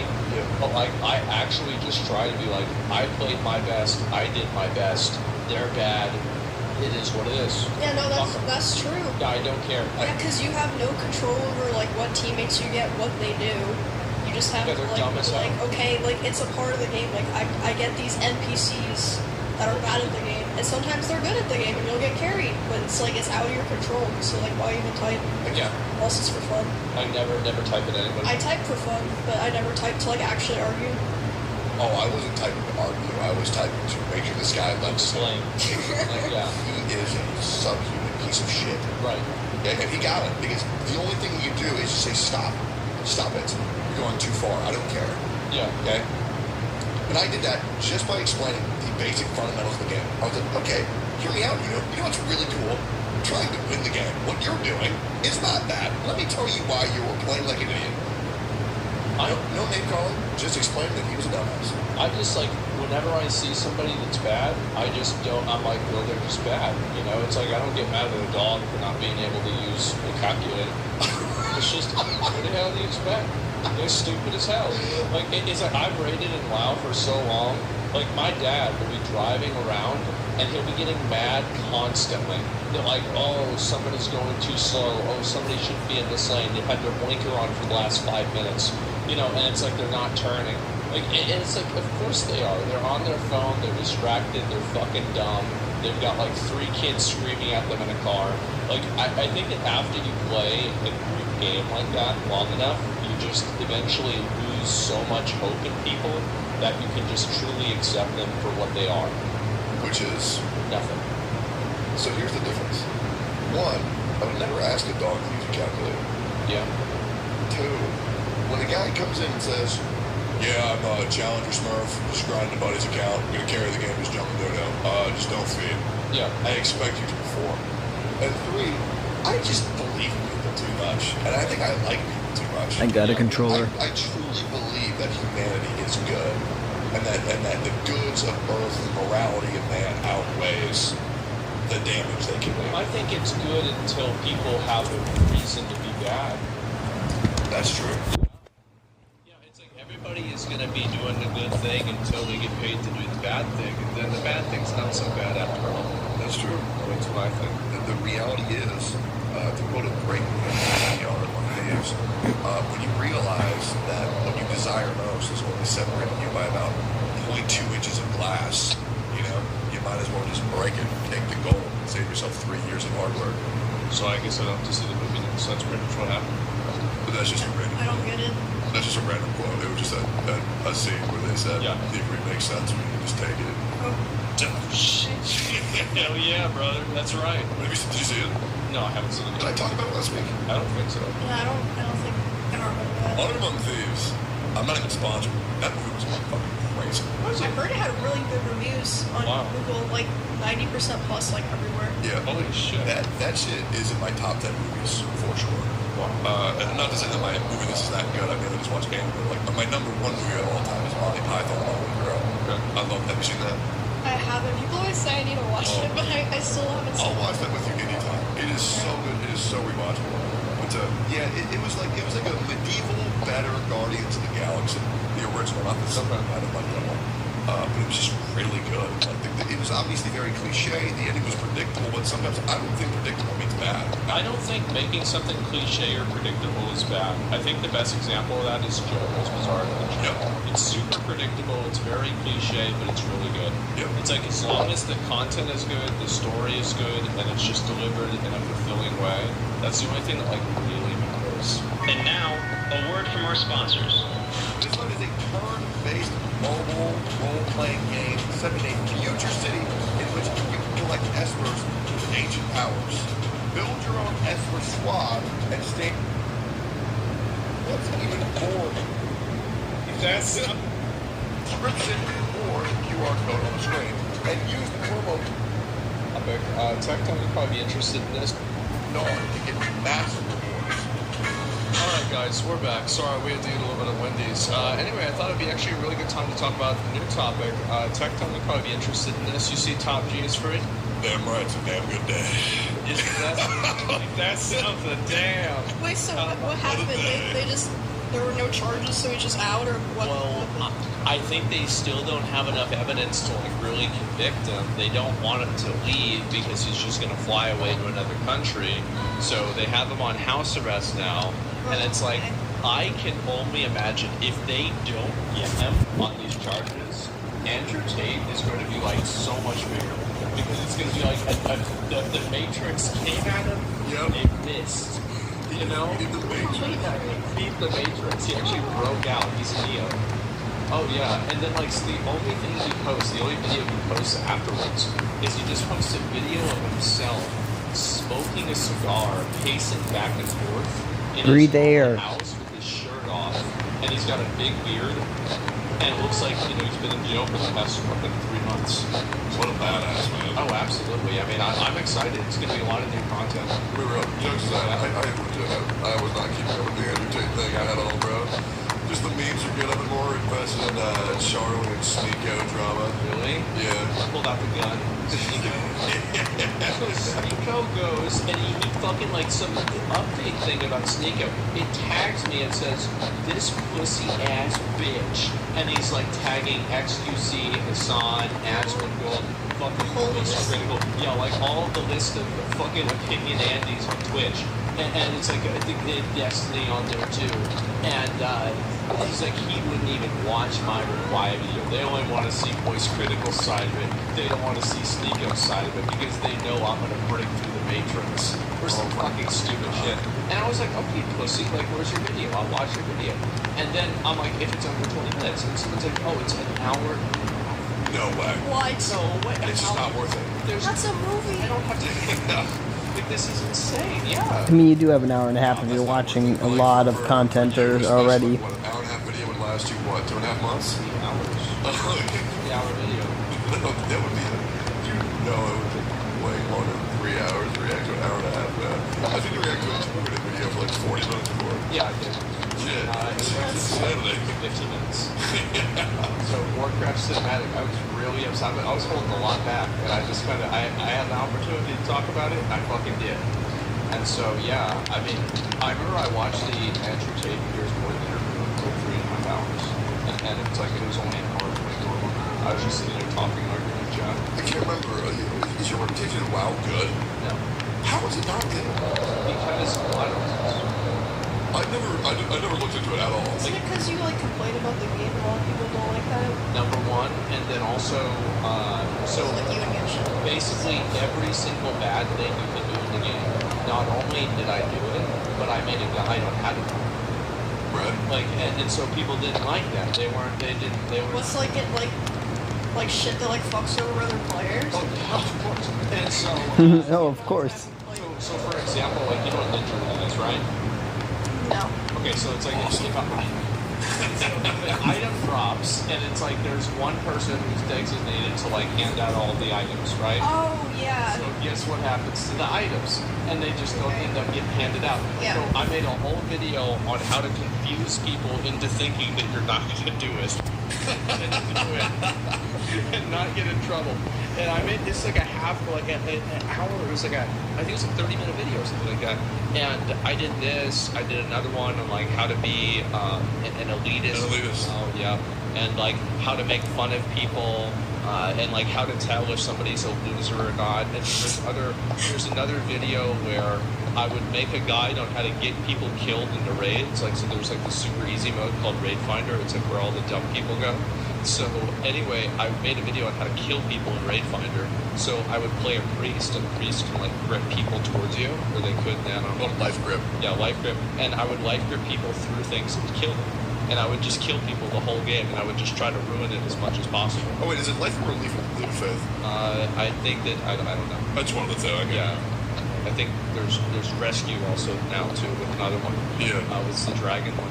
Now, how do people see those videos and get angry at them? Well, because they It's griefing. yeah, it's just griefing. Yeah, but it's funny. Yeah, it's funny. It's really funny. Well, it's not. They take it seriously. So. Oh, they take it very seriously. I Like, thought that you took WoW pretty seriously. well, yeah, like 5 years ago. Oh, okay. But it's like, I mean, that's like the So same. like even then, whenever I took it seriously, in a lot of ways it was even worse because then, like now at least I'm playing pretty casually, so I'm kind of like them. But like then I was like the elitist raider living in mom's basement stereotype, and like the worst part about it was I never said sorry. I was like, yeah, this is who I am. I'm fucking an asshole. Yep. This is what I do, and I love it, and I'm better at doing it. I'm better than you at it. Yes, And, it was that's how I would super be fun, but back in the day, just I fucking can't trolling imagine people. ironically getting angry at that. They That were just so mad, like, because they thought that, they thought that some of it was real and like a lot of it was jokes. Like, for example, I made a video how to get a girlfriend in World of Warcraft, and I released it on Valentine's Day. And like one of the jokes there that I used was that they had a mount. They changed the mount after the sexual harassment lawsuit. Is it Love Rocket? Yeah, it's called the Big Love Rocket. Yep. And it's exactly what it sounds like. And I said Blizzard knows their audience because it's only a one-seater mount. And, and people got mad about this. And they were getting upset and etc. Like I was telling, like there's like 2-player mounts, and I would say that, oh, well, you should have like your crush in the game ride on the rocket ship because of the the implication of it rather than the other mount. And it's just like little stupid things like this, and it just built up over time, and now I'm like the worst one. Yeah. So basically Blizzard, officially Blizzard, I can say this now, neither of these guys work for the company anymore. So they invited me, S-Fan, Soda, and Nick out to dinner, and we had a great time. I like both of the guys, but they went and they said to me, and they pointed at Soda, and they said, "You used to be the bad one." And then they point at me, and they say, "Now you're the bad one." Yep. I don't know what I was straight up. When I was 13, 14. Yeah. I think there was a mount called the Mechano Hog. Yeah. And I would get that. It was my favorite mount because I would get the girls, that Trillo. Oh yeah, you gotta ride. Yeah, hop in my hog. Yeah. And bro, my heart would flutter knowing that I had a girl in my mechanical chopper, bro, and she was the healer. Yeah. Dude, female healers back in the day. Oh yeah, that was a big deal. I was in love, bro. Yeah. I was like, oh my god, she healed me. Were they usually girls? Yeah. I mean, it's not really usually. It's just like, yeah, a lot of healers were girls. A lot were. Stereotype. Yeah, or at least the ones that I played with were chicks. And now they were all girls, but they didn't always look like how they showed you they looked. I found out the hard way one of that one time. You thought they looked like their avatars in real life? No. Like they sent me a photo of themselves, and then I met them in real life, and they did not look like that photo. Did they look anything like it? No, they told me they were 18, that their ass was 30. Okay, that's... Wait, no, it was a chick. Did you talk about this? I like, did. you were like 17 or 18, Yep. and this woman online said she was 18 and she was 30 and tried to meet up with you. That is fucking weird. Yep, that shit was weird. Wait, so were the pictures like her when she was younger, or was it just It was just some emo chick, and she knew I liked emo chicks. Dude, oh my god, when I was around that age and posting pictures, people would use my pictures to catfish. There was this man in Australia who messaged me. He's like, I know this like wasn't you, and nothing will happen. I just have to get this off my chest so I can move on. I dated you for 3 years. Like, That's someone crazy. used my pictures, and they're like, hey, I know nothing's gonna happen. Like, I don't actually know you. I just have to like get it off my chest so I can move on. And I was just like, nice. I'm sorry. Like, That is so weird. Yeah. Oh my god. I think that's happened to like a lot of girls where like their pictures will be used in some nefarious way. Oh, people would also, when I was a smaller streamer, like 300 to 500 viewers, people would use my pictures in my name because then they could like find my Twitch and be like, oh, this is a real person. They would use my pictures and name to scam CSGO skins. How much money did they get? There was this one account that I got a lot of messages on Instagram from where they were like, oh, hey, like, fun playing the other day, hope you enjoyed the knife skin, and I think it was like thousands of dollars. Did you ask for like a cut? Or No, I never, like, not shut them down? I don't know, I just kind of just like looked at it and there was like nothing I could do. Just like, You want me to tell you the secret to getting girls on World of Warcraft back in my day? So there's one place where you can hold people captive, where you have to, right? Yeah. In that place, you remember the Time Lost Proto Drake? Yeah. So you go there and you say, well, you know, it can be anywhere between 16 and 72 hours. Yep, that's right. You just have to sit there. It's just you, them, and you. And then you just get to talking. There was this That's the more day spot. You think, like, I've had some, oh man. So, this one girl, I was in a guild, it was a very, very serious, elitist, raid every night guild. And they were doing the hardest dungeon at the time, Heroic Shattered Halls in Burning Crusade. Oh, yeah. And these guys got to talk to each other. It was her, healing, and there were 4 other guys. And they got to talking, and somehow between them, they realized that she was cybering or sexting with all 4 of them at the same time while healing them in the dungeon. Like, this girl had her tendrils around half of the people in the guild. Oh my god. It was fucking like, and like the thing is, it was crazy APM though. I know. It was fucking nuts. And so she was like posting fake pictures of herself on the guild website. It was like a whole thing, man. Like, I'm telling you, like, I could probably go on for an hour, the story about this girl. It was the craziest one we had. They were always healers, man. Yep, they were. Yep. She was a paladin healer. Yep. And did you call them a different term back in the day, too? What? You ever called them heel sluts? No. Really? You never heard about that? No. Have you ever heard of a heel slut? I have, but I thought that was like a fetish thing. We never actually even called her that at all. Like, usually, I mean, I'm pretty sure they'd just call anybody that. No, yeah, I would call a really bad guild. Yeah, I would call myself a heel slut too whenever I played a restaurant. No, we never actually even used that term. But yeah, we used a lot of terms that were worse. Like what? So, I don't know. I forgot. But yeah, it was a crazy time. Especially like now, you see like guys. I can only imagine the amount of guys out there. It must be so easy to catfish people now. Oh, it must be a joke. Because you can literally make like an AI character, and I'll see these AI people, and I'll go down and I'll be like, wow, you know, it's crazy. Technology can do so much. 5 comments below that, I love you, please come to Turkey. Yeah, that's it. Like, I have a farm and a horse. Please. That's all you need. Come to Kazakhstan. And they have no idea. It's just so crazy, and I think it's going to get so much better, too. And I'm excited. I'm all there for it. People should be more discerning on the internet. They shouldn't believe everything they see. You know what else is really one thing to a new level? What's that? OTK's news show, Elevated. Oh, yeah. What's that? So, basically, what we have to do is we have to pick a streamer that's really good at something that we do. So, Tectone, maybe you can play Genshin Impact. I'm sure you don't know that. Yeah. Please, so fun. Yumi, do you know what you're going to do? I don't know, but they were, I used to do a bit of art, but they were saying since, like, I do cosplay, like, they might give me, like, you know, some art streamers to look at.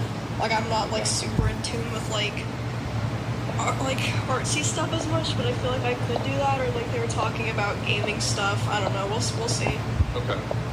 I'm gonna basically I was thinking of having, like, 4 different people react to the same video, and I'm gonna see who does the best reaction.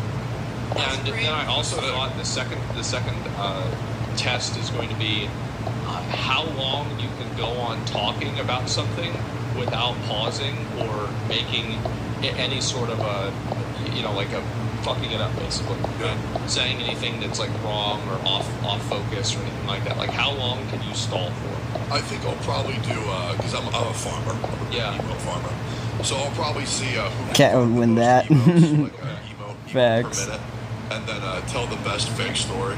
Okay. Best fake story. That's good. Maybe I'll do like art challenges or something, like drawing prompts. I'm starting to do hybrid stories. I start off almost every stream now with like a 50-minute to an hour-and-a-half story that just never fucking happened. Yeah. Because How would you admit that it's fake? No, because everybody says my real stories are fake anyways. Yeah. I just don't care. I told a story about how I saved orphans from a burning building in the middle of OTK game day, and that's why we lost the last 2 rounds. Because my back was hurt by the rubble because it hit my spine. That was fucking awesome. Shit, if they're liking it, they're liking it. I mean, that's what I'm going to do. And they loved it. No, I think that, reacting to a video, I'm just deciding what the video is going to be. I'm thinking about maybe have like a couple of videos and like have one be like super fucking edgy, and another one be like really like kind of milquetoast, like not really any sort of like, you know, bad controversial stuff, and see like who gets uncomfortable and who doesn't. You know, really make things exciting. There you go. Yeah. I learned about myself where like, you know, when people give like advice or like feedback about like you should do this or you should do that, or like, oh, I don't really like this about you, I don't really like that. That's the worst. And then what I do is, for some reason, I'm just a double downer.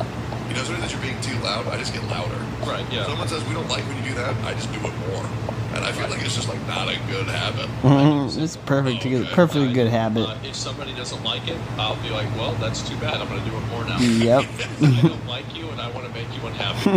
Yep. That's right. Fuck you. Because fuck you, that's why. It's gotta be a good long-term plan. I've got to say also, you know, there's another thing I want to talk about. Bro, that's so me though too. What happened there? So basically, this is what I think happened, is that... Oh, they never, like, Wait, just to clarify, E3 is just the bootleg OTK Game Expo, right? Yeah. Okay. Alright, cool.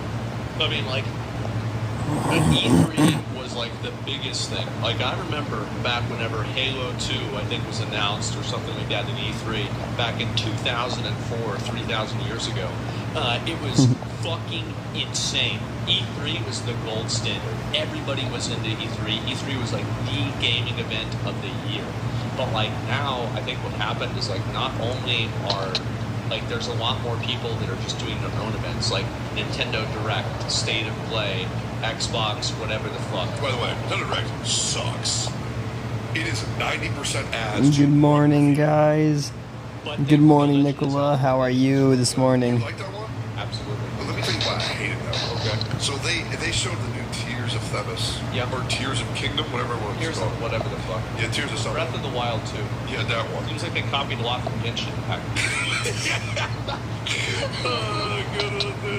So they had Pokemon Violet and Scarlet where you just fall to the ground all the time. And so now, in Tears of Kingdom, they just made it a feature.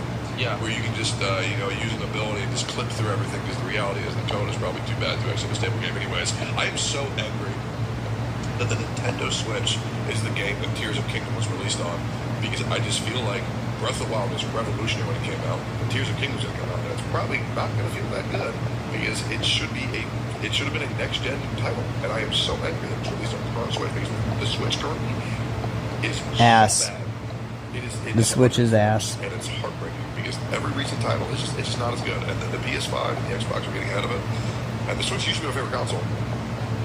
But now it just feels underwhelming, and the game, honestly, looked horrible. When did the Switch come out? It's been out for a long time, hasn't it? Well, that's the wrong opinion. Yeah, go ahead. So basically... 2018, 2017. Xbox and a computer? The computer better be updated.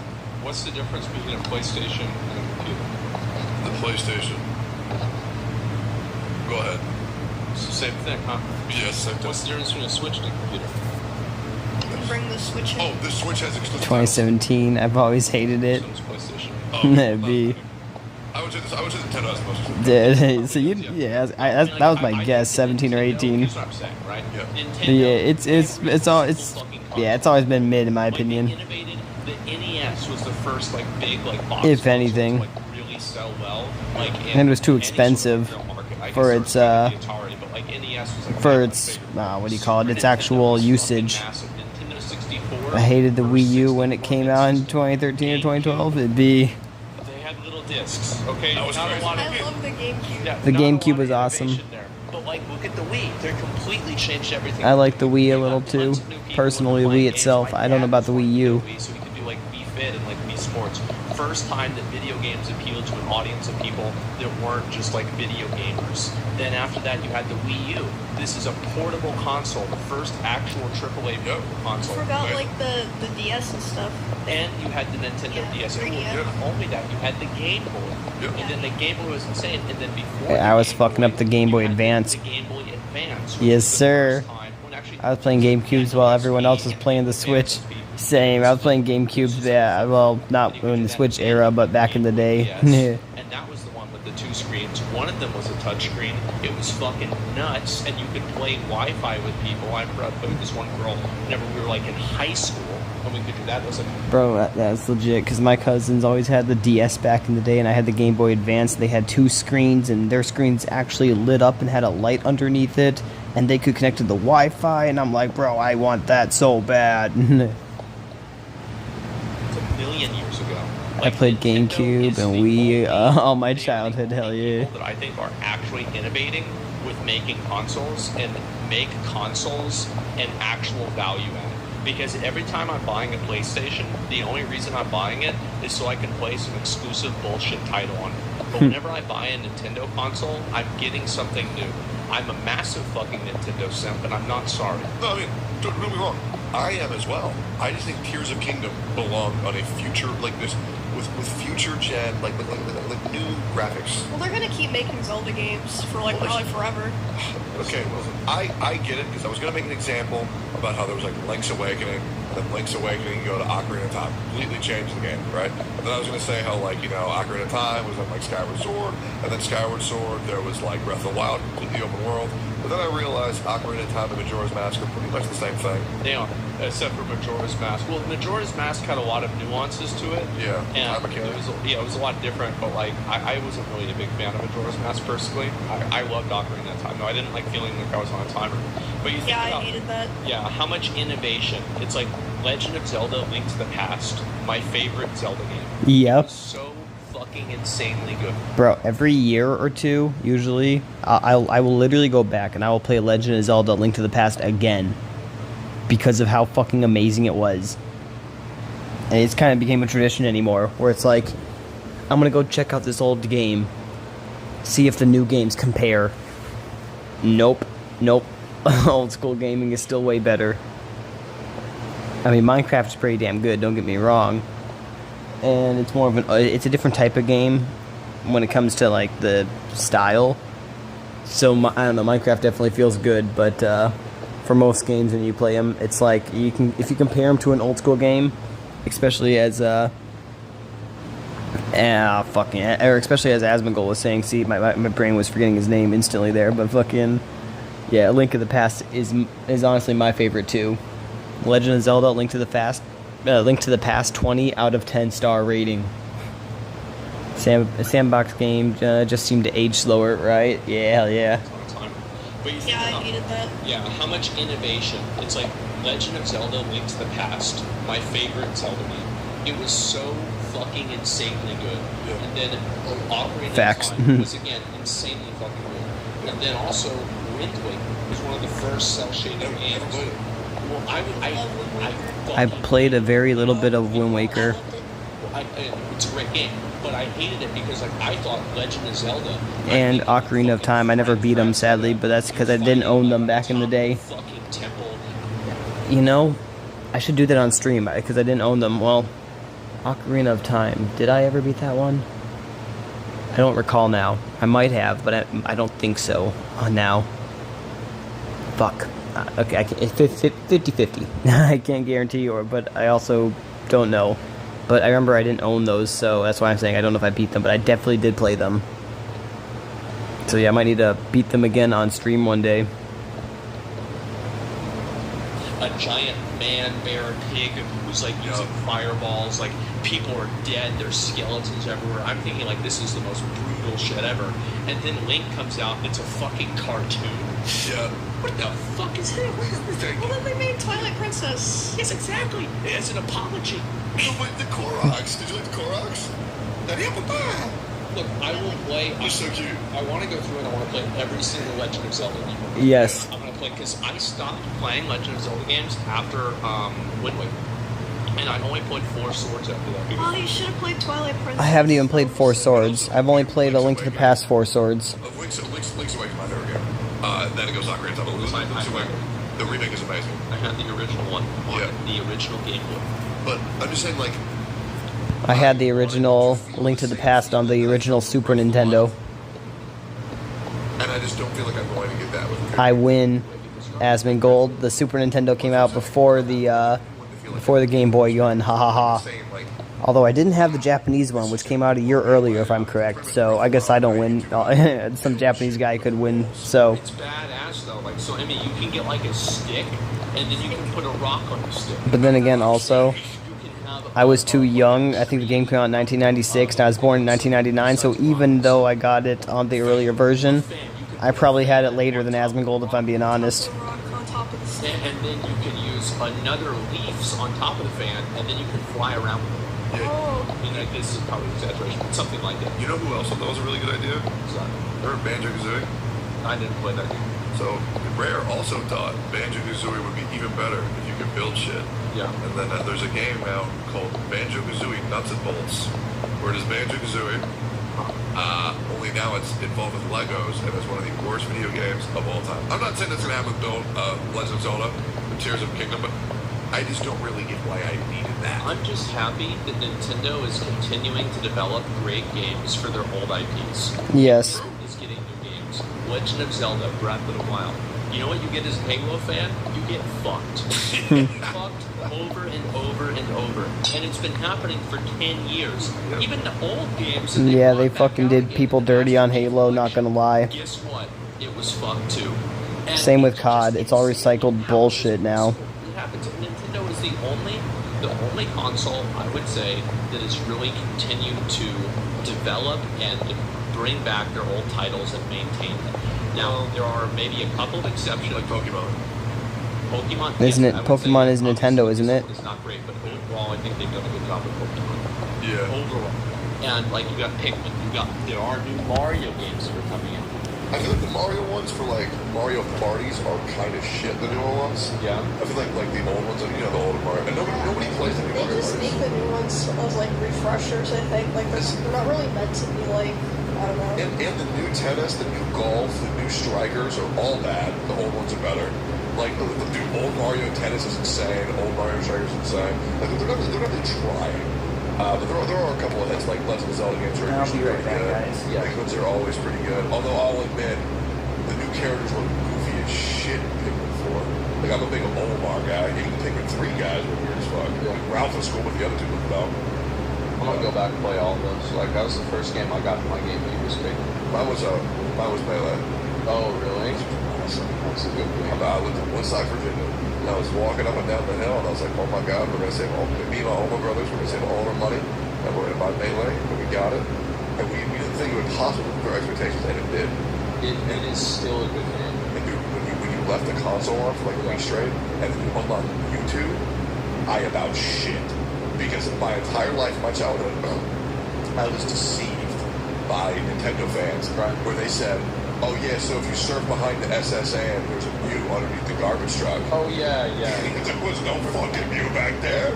Yep. Fucking liars. But then the Mewtwo coming up, oh my God. Yeah. Oh, and Splatoon. Splatoon still slaps too. I still haven't played that. That's a damn good game. That's like the VTuber game. It's just like I guess the only thing, like I guess PlayStation, they have Final Fantasy. We also got Final Fantasy 16. Yeah. Oh my God, Emmy, you gotta pay attention to these fucking games. This game looks badass. You ever play Devil May Cry? Yeah. Okay. It's like that. Sick. They hired the dude that did combat for Devil May Cry, and they have Final Fantasy 16. Did you like Devil May Cry? I was 14 when Devil May Cry 3 came. Do you honestly think that I didn't think Dante was the coolest dude? Yeah, you definitely did. The fucking coolest guy, man. He was so badass. Dude, I tried to play, I think it was 5, the one with the emo guy. It was like the Kane, he's something like the dark guys. You know what I'm talking about? Nero, I think his name is. Yeah. The game was dog shit. Really? Yeah, I did not enjoy it at all. The writing was so bad. And there was only one cool guy that I liked. I think his name was Virgil. Yeah, it was Dante's brother. Yeah, and he was awesome. And then, like, he went away, and I played that shit for like 3.5, 4 hours, and then had all these moves, and like, I'm not a combo guy. I don't play Tekken. Are you sure you didn't just get old? I might have got old, man. I might have got old. I play Fortnite all the time, though, man. I'm him. You know, I go on Roblox, just like the kids. You play Roblox? Yeah, I play Roblox. What do you play on Roblox? There's this game called Doors. And the entire objective is to get through 100 doors. But it's like jump scare and like horror. Dude, Roblox has some low-key good games, unironically. Well, they do. Yeah, they have Doors, it's a super fun horror game for first-timers. They have Squid Games. They have Hunger Games. They have some good shooters. It's really not that bad. It's just like, they're just like bad games. And the best part is you get to bully little kids. That's the best part, you know? Yeah. And now, a word from our sponsors. Hey there, Steak and Eggs listeners, Tectone here, and let me tell you, if you're in the market for some new clothes, you gotta check out OTKNetwork.com. Our apparel is so good. We've got everything from cozy hoodies to sleek crew necks to snug joggers, and let me tell you, these joggers are the real deal. I wear them all the time, and they're made with high-quality materials that are built to last. But here's the best part. Use the code STEAK at the checkout for a sweet 15% off your order. That's right. Just type in steak at checkout and watch the savings pile up. So don't wait. Get yourself some fresh new clothes from OTK Network. .com. I'm a big advocate for bullying children online. Yeah. So that way they give up on their dreams. Well, Becoming it's a more professional that, like, I think that there's no better experience. That, like, I used to be a loud, obnoxious, annoying kid until I got checked online. And people were like, you need to stop this or we're going to kick you out of the group. And I'm like, oh my God. Am I actually a little bitch? I think I'm being a little bitch now. And you know what? I stopped being a little bitch. And I didn't get beat up. I didn't lose my job. I didn't lose my friend group. It was just an awkward rest of the old war. And that was it. And then after that, I'm like, I'm not going to act like this anymore. I'm going to grow the fuck up. And it is so good. I think it's great for that to happen. Yeah. I mean, everybody thinks they're good at Fortnite when they're 12 until they find a 28-year-old who has depression. That's all they really do every day. Something in Fortnite, though, when you start playing, they put you in lobbies where everyone's not a real person. Yeah, I think all bots. the first 3 games. But why? Because that way, so it's the Is thing. it to, like, make people be like, oh, damn, I'm sick of this game? Yeah, they make you think that you're good, and then you want to chase that feeling to get the serotonin, the feeling that you're not a loser anymore. So you grind, trying to get that initial enjoyment, but you never get it. But you still play and try to get better. Oh, I love playing Fortnite. Whenever they added the tank, I would just try to kill people with the tank. Yep. I would just ride around like it's honestly such a good game. Everybody hates Fortnite. They say how bad, Fortnite's so bad, but it's fucking not. It's one of the best games ever made. It is. What are you talking about? Yeah, they actually listen to the community. They add updates all the time. Yeah. Like, it is good. And then the best thing about Fortnite is you can play it suck balls and still have fun. Because you can ride around on pigs, you can emo, you can play as low-tier god. Right? Yeah, and they have called low-tier what? Yeah, there's this skin that has like, you ever seen the low-tier god now? The thunder thing? Yeah, they have a guy with like lightning eyes who looks just like low-tier god. It is so funny. I love Fortnite, man. The emotes are the best part. I love beating up little kids. They're like sweating super hard. Then I do like the L dance and like the donkey laugh on them, bro. It's so funny. That one. Oh yeah. Is this supposed to be someone else or it is supposed to be somebody else, but the lightning eyes just make it look just like there's no way that's not low-tier god. What is that man? I have no. He's like a superhero. Superhero. Okay. Yeah. It's so funny. I want that skin so bad. Soil has it. That's how I found out about it.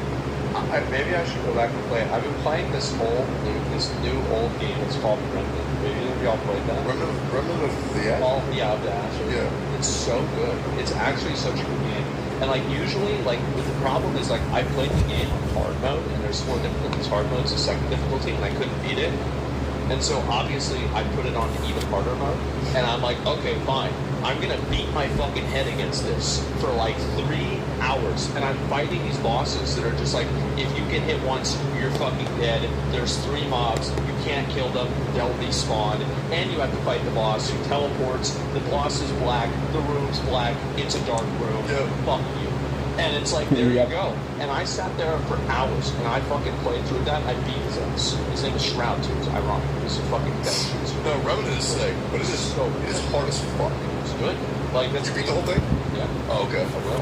And, yeah, I'm gonna beat the whole thing. The hardest mode. It was really fun. I should play it. Dude, if you ever want to play Fortnite, I'm your guy, man. I'm fucking love it. And for some reason, I'm actually nasty at it. Yeah. I actually did a Ludwig tournament where they said I was too good and they had to nerf my team. So pretty much what it was is you're supposed to take one player who's like okay, a second player who's like really good, and a third player who's like a pro, right? And I was in the bad player category, right? And the guy who was supposed to be better than me actually blew, and they said I was too good. Right? They removed the better guy from my team and it replaced him. This is the first game we got 24 kills. Yeah. Out of the 60 people, and they replaced. That's not even bad. That's normal. Who had never played. And so we went from getting 24 kills in the first game to getting like 3 over the next 3 rounds because we got so hard nerfed because 3v2s are super hard. No, I won't be for them. And ever since then, I just go back and I play Fortnite. I love that game so much. The new sword is so sick. New sword was trash. Slash and you fly like it was dog shit. And they do this other thing where they set up Loot Island. And if you go to Loot Island, it gives you like this OP, like best gear in the game. Yeah. So, like at every game, there's like this massive brawl, kind of like school was in PUBG. Yeah. Which was sick. I don't know, were you a school dropper now? Yep, I was a school dropper. Yeah, it was awesome, dude. Fortnite is so good. You gotta play Valorant. You gotta try it. Have you not played Valorant? Wait, did you play CS:GO? That was school or crates? Oh, never? No. Yeah, I mean, I didn't really either, but I like Valorant. Valorant's good. I actually like the game. It's a good game. I just get so intimidated, right? Because I know, I don't win on because I know my friends are competing in it. I just know. That's the fun. I don't like that. I just like being nice to each other. You play League with your friends. And I'm nice. But the problem is that, like, what if I play Valorant with this kid? You know, he's Yeah, probably. Then play with your friends that are, like, all nice to each other. They don't play that low. There's the league. And we just move around, you know? I just go Mundo in every role. Mundo 80 carry, it's sick. I might start playing Valorant more. I think so. After I play a few more of these games, I might just go back and start playing more Valorant. Because it's like, that's the game that everybody plays. It is, yeah. Yeah, it's like, the game, right? I never, like, I don't play any of these other like, I don't really play League. Yeah, sometimes I play Fortnite, but, like, most people don't really play Fortnite unless they're kids or some shit. So it's like, I didn't play Among Us, so I feel like I've been left out for, like, such a long time. I didn't play Among Us or Fortnite. It's sad. Nah, I don't like playing popular games. The only reason I started playing Minecraft was for my siblings and because I was told it was dying. Like, I mean, imagine this. Like, the other OTK game night, everybody called me Same. because I was playing Mundo, even though I was intentionally feeding. And I went first time Scion mid. We were being a sweat. We were doing cheese tactics, but we're not going to talk about that because we'll be here for like 2 hours arguing. I saw y'all got mad at each other about that game, huh? No, it wasn't at each other. It was everybody was mad at me. There's a big difference. Really? Because I first time the character called Scion. His entire gimmick is a split push. And I split push a Scion. And then nobody in the chat knows how to play League. Emmy was the only actual player on the other team who knew how to play League. Yeah. And then thankfully Lucari came in the call and had my back. And Pepe. You know, some reasonable people. It was like, dude, I literally just played Scion the way it's supposed to be played. There's no other way to play Scion. At least for the build that I won, which was the home record. So why do they hate you? Because it's me. So here's the reality. I could save children from a burning orphanage. And people would say, wow, you sure wasted a lot of water. Yeah.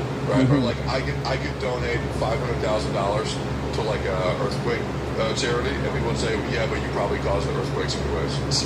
Okay. So there's a lot of context missing here. That's all I'm going to say, Aslan. There's a lot of context missing here. I mean, He played the character how it's played and ranked, but he knew it would be annoying. Let's just say that. Okay. So he tried to be as annoying. He tried to be annoying and it worked. Here's what Now happened. he's like, why are you saying I was annoying? So my team wanted to know where they could go. Yeah. And I said, y'all play whatever role you want. I will fill no matter what. And I said, mid is my weakest line. I've never played it.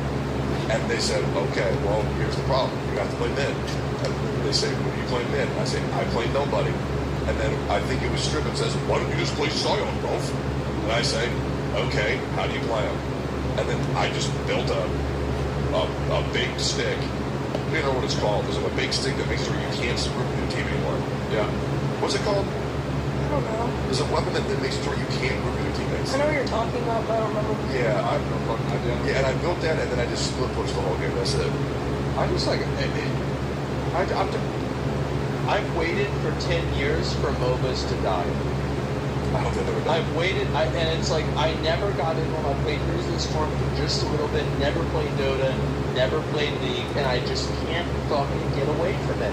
And I thought that we were moving away from it. Like finally, we had PUBG. Whenever PUBG came out, Awesome. that was so good. It was. In the game, did y'all play the PUBG on release? Yep. I did. Yep. Literal trash, fucking garbage. It was awesome. And I played it every night. Yes, I did. Every single night. Never saw. I would wake up at 5 in the morning to play with my friends that played all night long before I would start my stream at 8 in the morning. Yep. And it was so good. I love that game. 6,000 hours on PUBG is what I got. Oh my fucking god. I love that game. That was my peak degeneracy. Yeah. Bro, had PUBG I when easy had have 6,000 hours in PUBG. Wake up, 16 hours in PUBG, go to sleep. Wake up, PUBG, cigarettes, full throttle. Yep, PUBG, cigarettes, full throttle. Dude, I used to Alright, man, I'm gonna get off. day. Heck yeah, G. I'm gonna be playing in a second. I'm just chowing some ice cream at the moment, not gonna My lie. heartbeat was like 140 resting.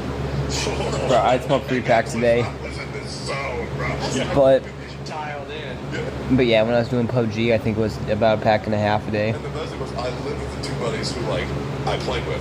Yeah. Right? So like we play a game, go out, smoke. And like the talks you have. Right. It's the worst thing why cigarette kicking is so hard is because the conversations you have Yes. when it's just you and and another guy in a cigarette. Yep. Middle of winter in a snowstorm. Oh yeah. They're just so good. Yeah, I don't know what it is about smoke talk. That's the only thing that I miss. You get real. I go out, it still happens. If I were to go smoke, I would have a great conversation with a stranger. Right. It's just you know you're both there. You might as well talk, and it's awesome. But I have no reason to just go outside and sit there. But I don't know. That's the only thing that you have. People who smoke know about that. So the smoke talks are crazy. Anytime that somebody tries to talk to me in public, I usually try to end the conversation as fast as possible. I'm not a talker in public. I'm really not. Same. I love meeting people. Have you ever had like a time where there was a crazy person in an area that you were in, and you would try desperately not to make eye contact with them? Oh, yeah, of course. Yeah, like that's kind of the way that I look at everybody.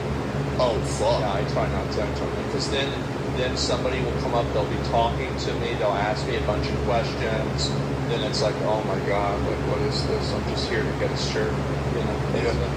I mean, I love. I'm very antisocial. I love talking to people who don't know who I am at all. Right, like the thing more public. I love that. Like there's a different experience when you talk to somebody who's like a beer who's heard your name. Yeah. There's always this feeling of, okay, this person can get something from there, or think that gets in the man that they're open. I opposite, because like some of my viewers work in Chicago and they give me extra food sometimes. That's true. Yeah. That's awesome. But just like talking to a random person, you know, like just a random day-to-day life, like, oh, I work my 9 to 5, boss is kind of a dick today, pretty tired, probably go home and watch Seinfeld. Right, you know, I love that. Or like, oh, and dude, my wife made spaghetti tacos. What? Yeah, you ever heard of that? Oh, they're pretty busted. I've never had any of this. But do you use words like that, busted? Yeah, sometimes. You say bussin'? Yeah.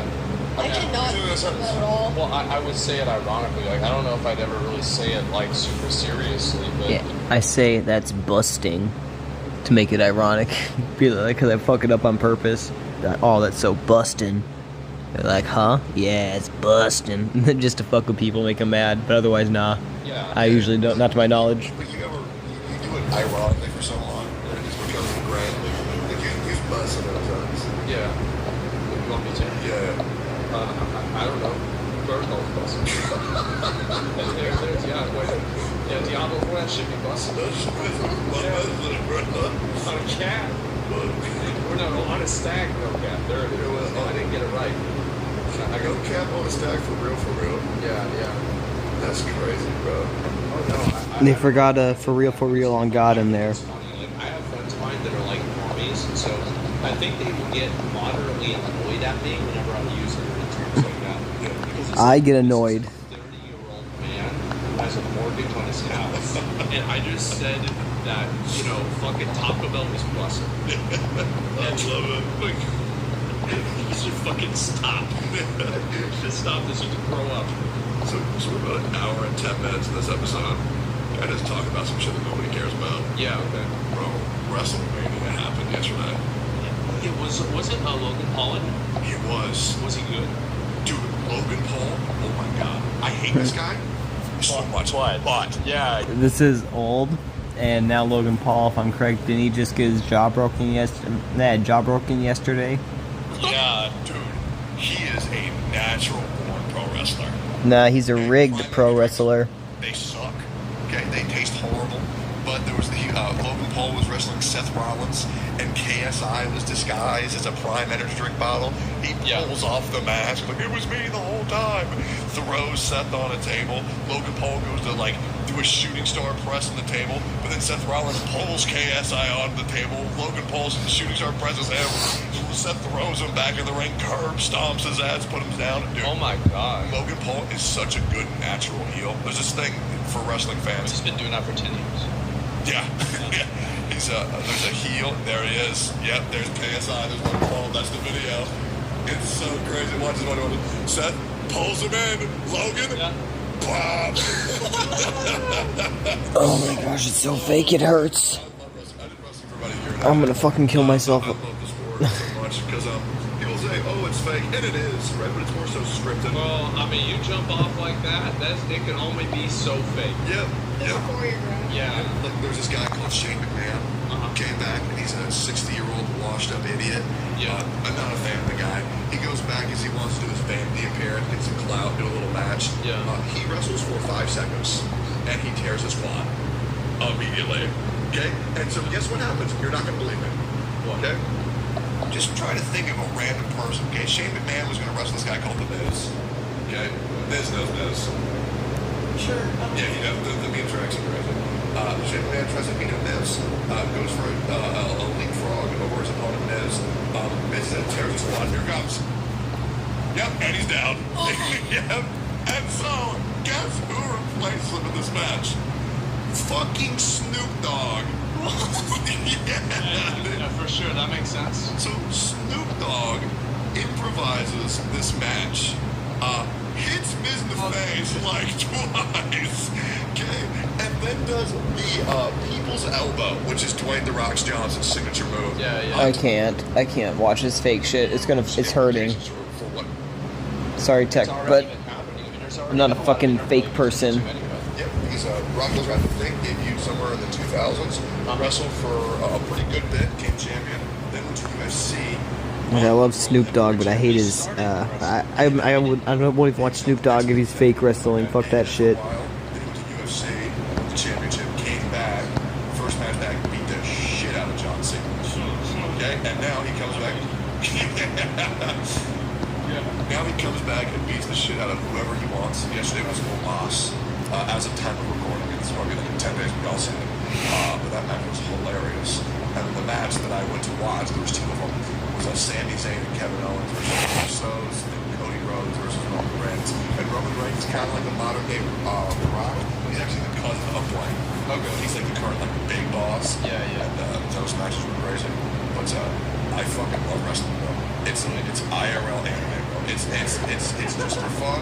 But it's the closest thing to real life anime that we're ever gonna get, and I fucking love it, bro. I fucking hate it. I remember whenever Stone Cold Steve Austin beat The Rock. Yep. Everybody in school was talking about it. Yep. It was like the fucking biggest day in third grade. Like everybody was like, "You fucking believe that shit? Oh my god!" Stone Cold Steve Austin. Oh yeah, it was nuts. Like, and I never really got into wrestling. Nope. Like we would do like, did you guys ever when they were your kids like just like wrestle with like in the Each other? with your friends and throw each other Yeah. around and shit like that all the I time? would do that. I didn't watch wrestling as a boy shit, but I would like fight. Yeah. The women's wrestling these days, Yeah. it's incredible. Like before, it was super sexualized. They would make women like do bra and panty matches where they had to strip their opponent down to their underwear. First one to do it wins. Okay. And it was lame. But now there's wrestlers like Rhea Ripley, Sasha Banks, Charlotte Flair, who are just so incredible at what they do. Or like Asuka or Io Shirai. It's so beautiful because they get to do intergender wrestling as well. Yeah. Which is really, there's a lot of combat sports are separated by man and women. Right. Like seeing because you are trying to be as safe as possible, like women and men being able to wrestle and just really put on the show and do things that people don't think are possible are so cool. There's this movie called A Canadian Destroyer. Have you ever seen it? No. The new Google Canadian Destroyer. Oh my god. Okay. This move is nuts. Okay. So essentially what it is, I believe the move originated or was at least popularized by a wrestler called Claudio Castagnoli, I think.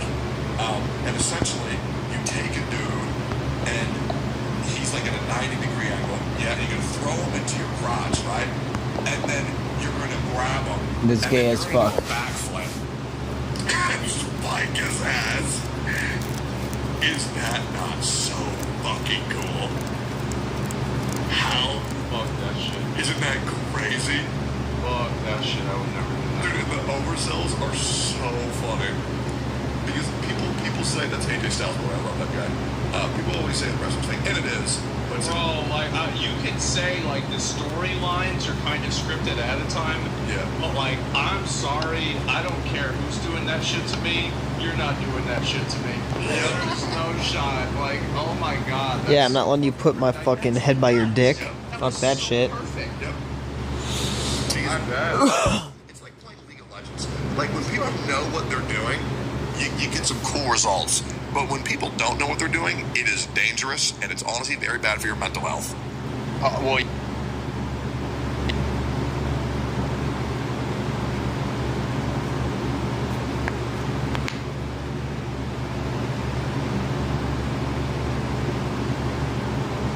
I wonder why that happens. What a mystery that must be. People who pass by more fast food restaurants on the way to work have a higher likelihood of being obese. And if this is true, I wonder why that happens. What a mystery that must be. I blame the drive-thru because the drive-thru exploits quirks of human psychology. Customers are flocking to drive-thrus like never before. So obesity rates are on the rise. New research shows drive-thru service has become the meat of the business. Sometimes you really don't want to leave your house. After the pandemic, huh? Get out the car helps. An alarming trend. Now, it's not the drive-thru's fault that we all find convenience the path of least resistance and instant gratification. Do they have drive-thrus in other places in the world where everybody isn't fat? Yeah. So, like, maybe it's not the drive-thru. You know, because, like, everybody else has a drive-thru, and it's just happening to us, so it's like, is it really the drive-thru, though? Gratification so attractive. But modern drive-thrus are so much more than that. Modern drive-thrus use behavioral science and something called dark nudging to manipulate you into eating more fast food. And when you pair hyper-palatable, salty, sugary, fatty fast food with the insanely convenient drive-thru that's been literally optimized to make you make bad decisions, it's truly no wonder that some people just can't resist. Like these couple. That's true. Certain psychological tricks maybe should be, like, demonized more and, like, maybe even illegal. But, like, it's I your bet fault. they try this stuff in other countries, too. Like, I bet they have pretty much the same menus. So, like, how is this a problem with, like, the fast food if it's only really represented in one country? What are you getting at? What I'm getting at is I think that Americans have a self-control problem, and they can't stop eating fast food and being fat and disgusting, and they're trying to blame it on the company because they don't want to take accountability for it. Make sense? Companies are studying the way our brains make decisions. How you choose between saying yes. A lot of different places are starting to do this. Like, video games do this with psychology as well. Yep. Fast food or saying no to fast food, and then using this data to modify our behavior in a way that benefits them. And if you haven't noticed, this is happening from every angle these days. Whether it's TikTok or Twitter or food corporations or your governments. Everybody is investing big bucks into getting you to behave the way they want you to behave. With drive-thrus, the manipulation begins before you even hit the parking lots. But before we get into it, a message from today's sponsor. Okay, it's just a quick message from me. Didn't take off until American families started driving everywhere. Patreon creates an avenue for that already with creating user-funded content. That's actually what I do. Interested in getting emails from me directly? Click the link below and join the list. Thanks for your support, and now back to the video. Yeah. Many people don't realize the extent to which the drive-thru is fast food. Fast food restaurants didn't take off until American families started driving everywhere. And then fast food became this natural extension of this sort of on-the-go lifestyle. As people spread out from the cities to the suburbs, everyone coming to a restaurant would be coming in cars. And so if you're a restaurant, you needed some way to deal with it. First thing to drive in, you know in old movies, those diners with waitresses on the space taking your order from the parking lot? The drive-in was a whole event, a social meeting place, a date night, or a fun family outing. But then came the drive-thru, which was kind of the opposite. No parking, no waiting, no hanging out, get your food, and then get back to whatever you were in the middle of doing. Fast forward to today. Texting and driving. The drive-thru is so heavily tied to the fast food experience that 47% of Americans would refuse to use a fast food restaurant if it didn't have a drive-thru, according to... That's sad. That's really something. What's the obesity? How many people are fat? 39. That's pretty close to 47. You want to go into McDonald's to eat? You don't have to go into McDonald's to eat. You can go into the store and then place a to-go order and then walk out of the store. I did that 3 days ago. Walking. Yeah, true. Real cool from earlier this year. Think about that. That means that the insanely convenient drive-thru lane wasn't an option. Many, if not most, fast food sales would never even happen. And immediately you can see the power of convenience. To be fair, if I think none of them had drive-thrus, it's not like these people will be like, oh, I can't use a drive-thru. I guess I gotta go home and eat a salad. Nope. They're just gonna park and go in. All right. Well, what do you got? Yeah, they're gonna walk in. They say they wouldn't go into one, but I bet a lot of them would. If there was none with the... Yeah, okay. So, yes and no. They would skip the drive-thru, or they would skip the one without a drive-thru, if there was one with the drive-thru.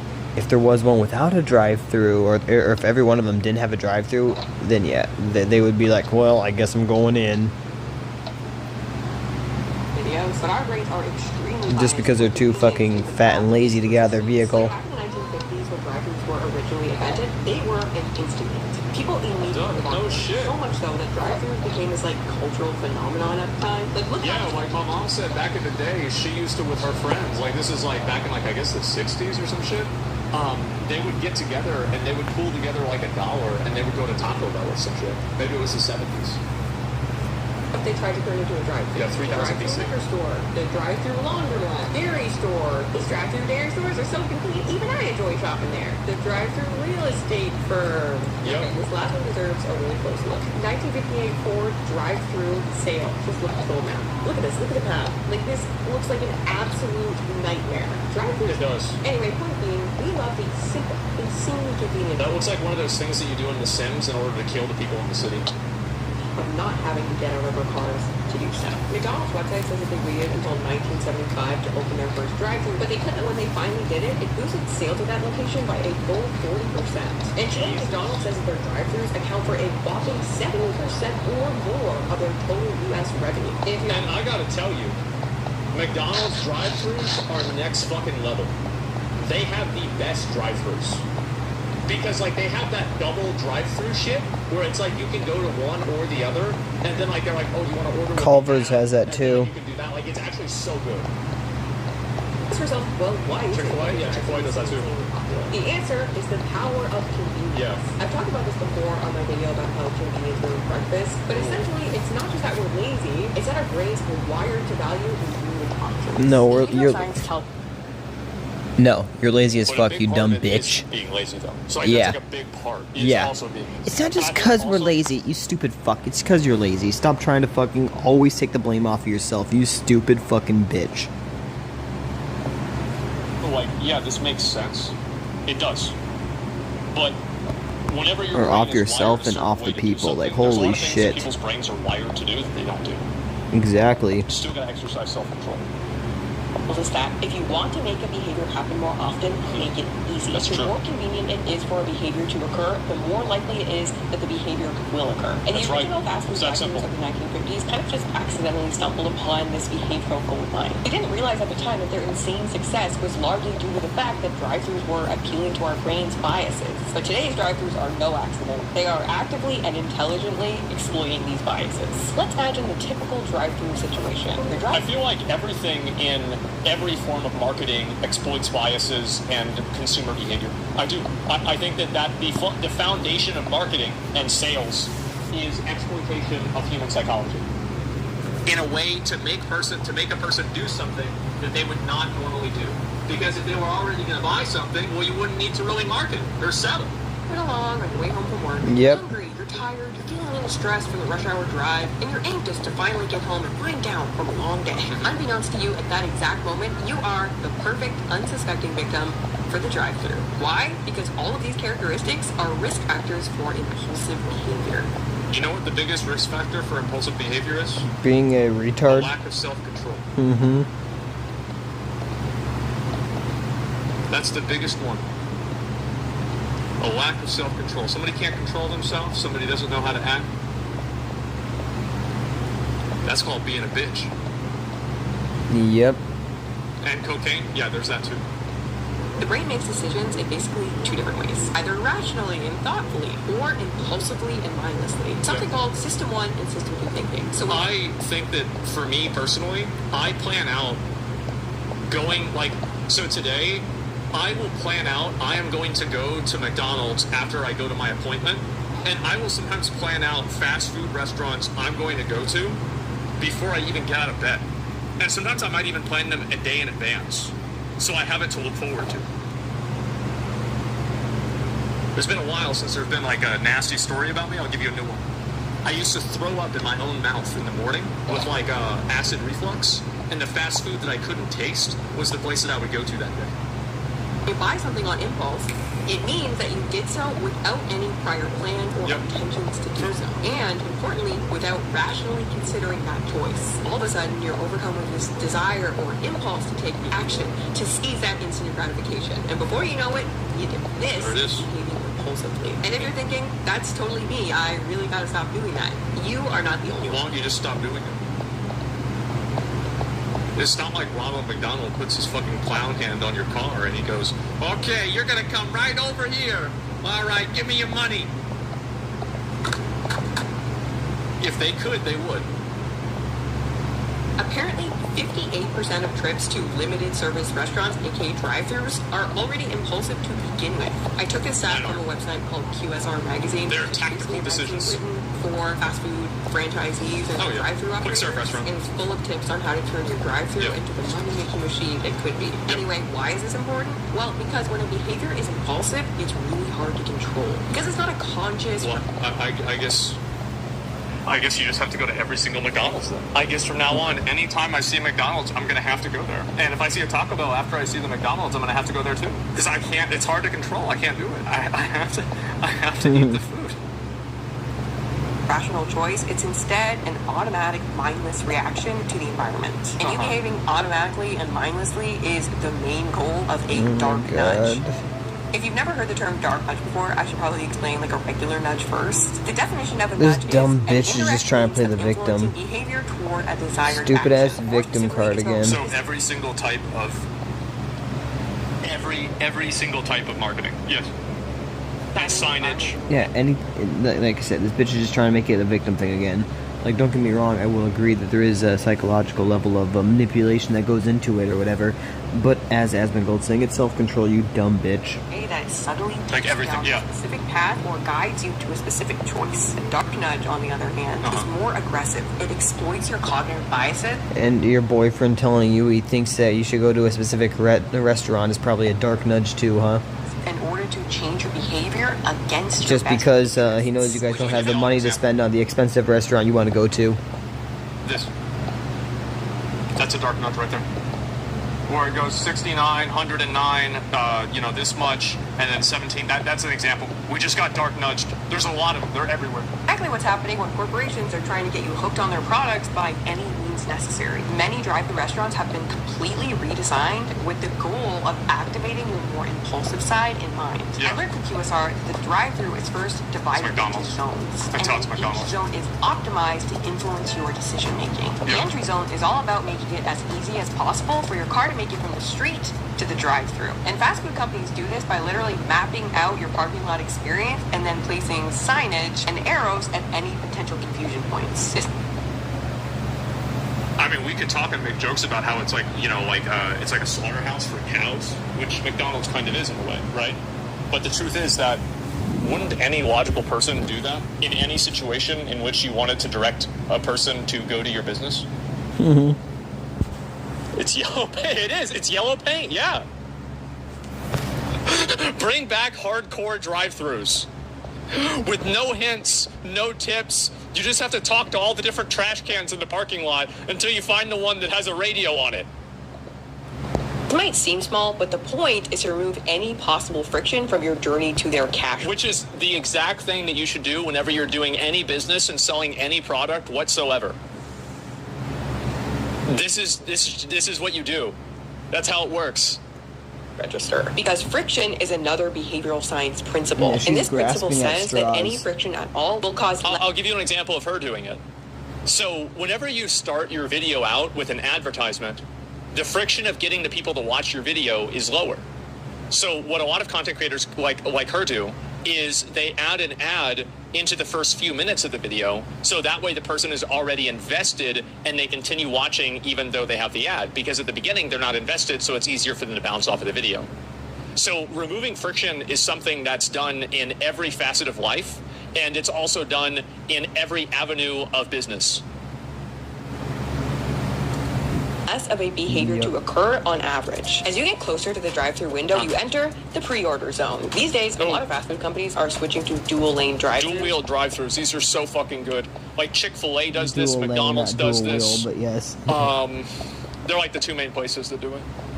Culver's. Where one lane is split in two. But a lot of people online have noticed that this seems really... Y'all ever go to Panda Express and you spend 45 minutes in there and you get up to the fucking menu and they say they don't have fried rice? McDonald's doesn't have that happen, I'll tell you that. The Panda Express, they don't sell pandas and they're not fast. It's a fucking lie. They should be sued, have to change their fucking name. Pointless, because ultimately there's usually only one person taking orders. This guy even uploaded a whole aerial shot to show that the dual lane... Soon there's going to be nobody taking orders, it's going to be a robot. thing doesn't make any sense. Now, maybe the main purpose of the dual lane drive-through is just to make sure that the line doesn't end up creeping out onto the road, or maybe... The problem is, like, so there's this psychology, like, how many of you guys, like, if you see this, you're like, I guess we're gonna go to Taco Bell today. Because, like, whenever I see this, I'm like, ugh. Yeah, but when you see two lines... And that's it. It's friction. It is. It's friction. You're like, oh, that's easier.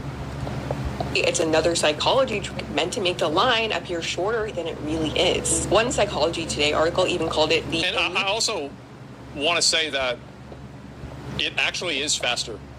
Like, the McDonald's drive-thru experience has tremendously improved ever since utilizing this new technology.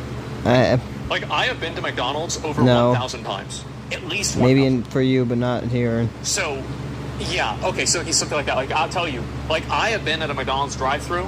Like, I went to, oh, fuck, where was it? I went to Taco Cabana.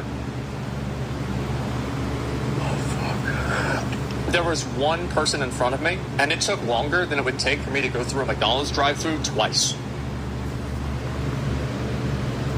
Illusion of convenience. Fast food drive-through lanes are a trap. Unless the line is already long and backed up around the curve, you can't see how many cars are ahead of you. Then, once you place your order, you're blocked. You can if you're an expert. So, if you can tell what it is, you want to check also, because, like, if I'm driving towards the building, I can see how many are on the line there, right? And then you can come around and you see how many are on the line on the other side. Like, I'm telling you, like, maybe she only goes to fast food restaurants, like, once a week. But, like, for a professional here, no, you can easily figure it out. From exiting by the vehicles in front of you, and soon by those behind you. Yeah. A long lineup of cars would instantly reduce the seductive quality. Exactly. True. This long lineup is a moment of friction. It is. Slows you down a little bit and may make That's you right. reconsider, think more about your decision to get fast food, which means people would be switching from... For me, it never does that. It makes me think about my decision. Do I want to go to this McDonald's or the other McDonald's? Or like, oh, there's a Taco Bell here. I can just go to Taco Bell. Like, oh, it's Burger King. I might as well get Burger King. Impulse mode. I feel like, I mean, what kind of a loser? Dude, what kind of a loser? Oh, wow, the drive-thru line is long. I guess I might as well just go home. No. You go to another drive-thru. Rational thinking. And remember, it's clear to it's loser talk. Is to use the environment to trigger impulsive decision making. When QSR Magazine asked a Coca-Cola executive what he recommends on how to sell more product, he had this to say: a way is to ensure that consumers don't do a lot of thinking. In other words, this is also true too for retail sales. So one thing that happens with retail is something that's called choice paralysis, analysis paralysis. Like, there's a lot of different terminology for it. And it's whenever you present the customer with like 50 different options. And I think one place that really does a great job at narrowing down those options is Apple. And if you go to the Apple store, there's like 7 products there. So you don't really have to do a lot of thinking on which one you want to get and a lot of like analytical decision making. You just have to decide, do I want this one or the other one? Yeah, decision fatigue, right? And this is the case for a lot of things, because obviously think about how much resources have been put into like the psychology of online purchasing.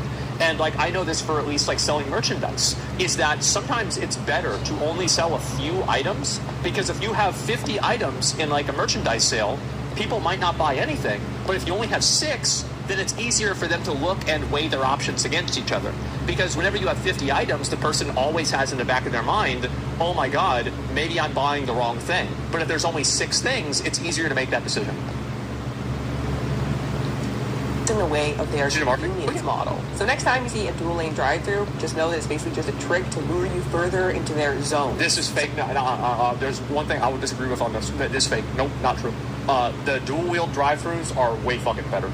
They are. And I've been there so many times. I think that it's a huge fucking improvement. I've been to McDonald's over 1,000 times in my life. Like, as soon as they put that shit in there, like, if I want to go somewhere and get my food fast, I go to motherfucking McDonald's. Like, and it's that dual-wheel drive-thru. Like, that's what really, like, just changed the game. And I bet in 10 years, more places are going to have it.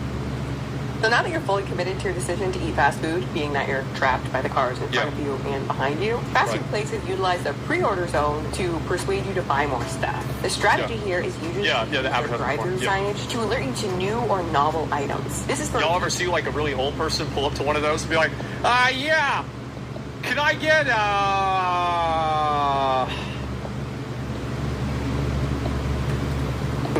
First off, novelty is just like convenience. It's another thing that we're really biased toward. Novelty bias. Novelty grabs our attention and gets us excited. Our brains love new, novel, shiny things. Like the Grimace shake they did at McDonald's, remember that?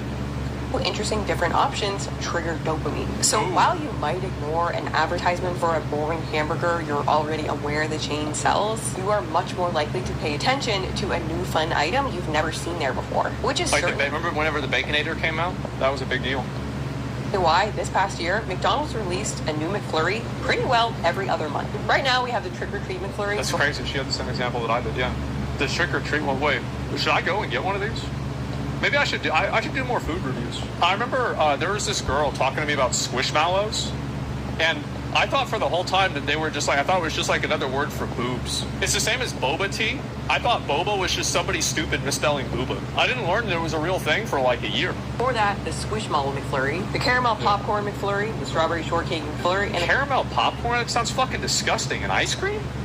The Christmassy. Wait. No, I want to know what these are. The caramel popcorn McFlurry, the strawberry shortcake McFlurry. Oh, no, see, like, you know, they're trying to go for that, you know, like those like ice cream bars that you get, the popsicles from like the ice cream truck? Like they're trying to go for that, but it won't work because it's not distributed in the right way. And a Christmassy candy cane fudge McFlurry. Oh, that one's probably really good. Novelty is another risk factor for impulsive behavior. Oh, yeah. On top of that, if you're already in line to eat fast food, and if it was a totally impulsive decision, like it is for most people, then you may be in the mood to quote-unquote treat yourself, which according to... Treat yourself. Treat yourself with diabetes. Slay queen, yep. That's a fat people word. I really hate when people say, I'm going to treat myself. It's like, you fucking narcissistic pig. You don't need to treat yourself. Fuck off. If anything, you need to tell yourself you're worthless. You need to do better at life. I'm trying to think if there's ever been an instance in my life that I've heard somebody say treat yourself that wasn't overweight. Impulse bowl is one of the major emotional drivers of impulse buys. So if you're already in the mood what about I wanted to get a drink? You may think, well, why not just throw in a Grimace shake or a pumpkin spice frosty or a double down hot dog or any of the other insane double down hot dog. They have that? Items that they add to try and grab your attention. It seems that these days, fast food companies are coming out with new novel items all the time. And maybe this is And this is a good idea. I actually like that they do this because it creates more content for me. Like, it's good for everybody because like every time they bring out a new item, there's like a lot of people who like make content online and like they're looking for these new items for new content.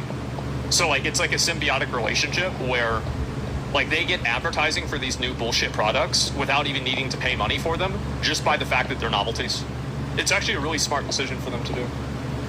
Technology thing, but I can't help but wonder if it's because they've acquired so much more behavioral science now and they know that novelty is a powerful driver of our behavior. Another thing... this is not a new thing, right? Like, and like she's probably around my age, so she probably remembers this too. Is like, I remember back in the, like, we're talking about like pre-9/11 days. I remember going to McDonald's with my mom after we saw on the news that the new rotation of Beanie Babies were in the Happy Meals at McDonald's. And we went there and we waited in line for our Happy Meal with Beanie Babies for like an hour. Because there were so many other people that were there too. Yeah, it's very normal. That I think is a purely behavioral trick in the pre-order zone is the fact that at some fast food chains you can now no longer see the menu until you get right up in front of the menu. I don't know how many places are doing this. I personally don't go to a ton of drive-thrus. I know I probably sound like the ambassador of drive-thrus in making this video, but I got coffee from a Tim Hortons about a month or so ago. If you've never heard of Tim Hortons, it's the most popular coffee chain by far here in Canada. I personally hate it. Oh, it's Canada. The only one around at that time. For some strange reason, you cannot see their menu until you get right up in front of it. And that's when I discovered their like anti-glare film or whatever it was on top of the screen. And I'm like, okay, another Tim Hortons fail. Why is it that Starbucks can make a sign that has no issues like this, but Tim Hortons has to get the worst one of all time? But then a few weeks later, researching this video, I go to McDonald's to get an ice cream cone, and I noticed that they also have these anti-glare or whatever film on top, so you can't see the sign until you get right up in front of it. Now, I'd expect something like this from Tim Hortons, but not from McDonald's. You know, I'm a McDonald's hater just like out of principle, but even... I don't think this is true. Because from that perspective, see, like, whenever you're going up to the drive-thru, you're like, you're coming up, this is the thing, right? And so, like, you're coming up like this, and so you can see it before you get to the drive-thru. And if you're like this, like she was showing, you've already placed your order and you're driving away.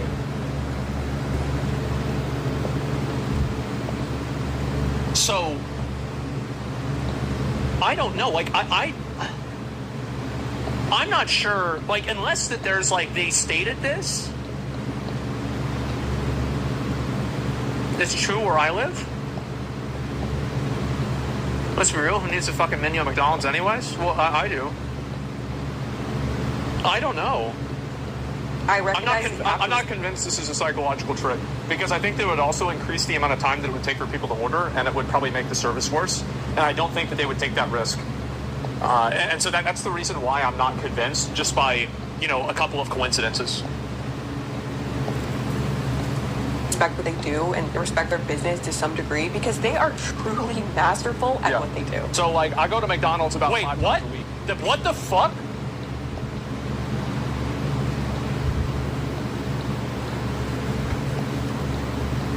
That's crazy.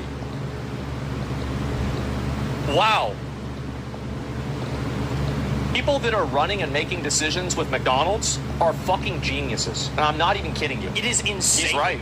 It puts everybody else in the fucking dirt. They are. Every move they make is calculated, and they're not going to roll out these signs unless they're making them money somehow. So there must be some advantage, but again, maybe it's not a customer service advantage. Maybe the reason, again, is to increase the likelihood that you'll behave impulsively. If it's impossible for you to see the menu board until you get right up in front of it, then you're forced to read the menu and make a decision quickly, or else hold up the rest of the line. Urgency is another behavioral trigger, and when things feel urgent, studies show that you're much more likely to act out of impulse than think things through.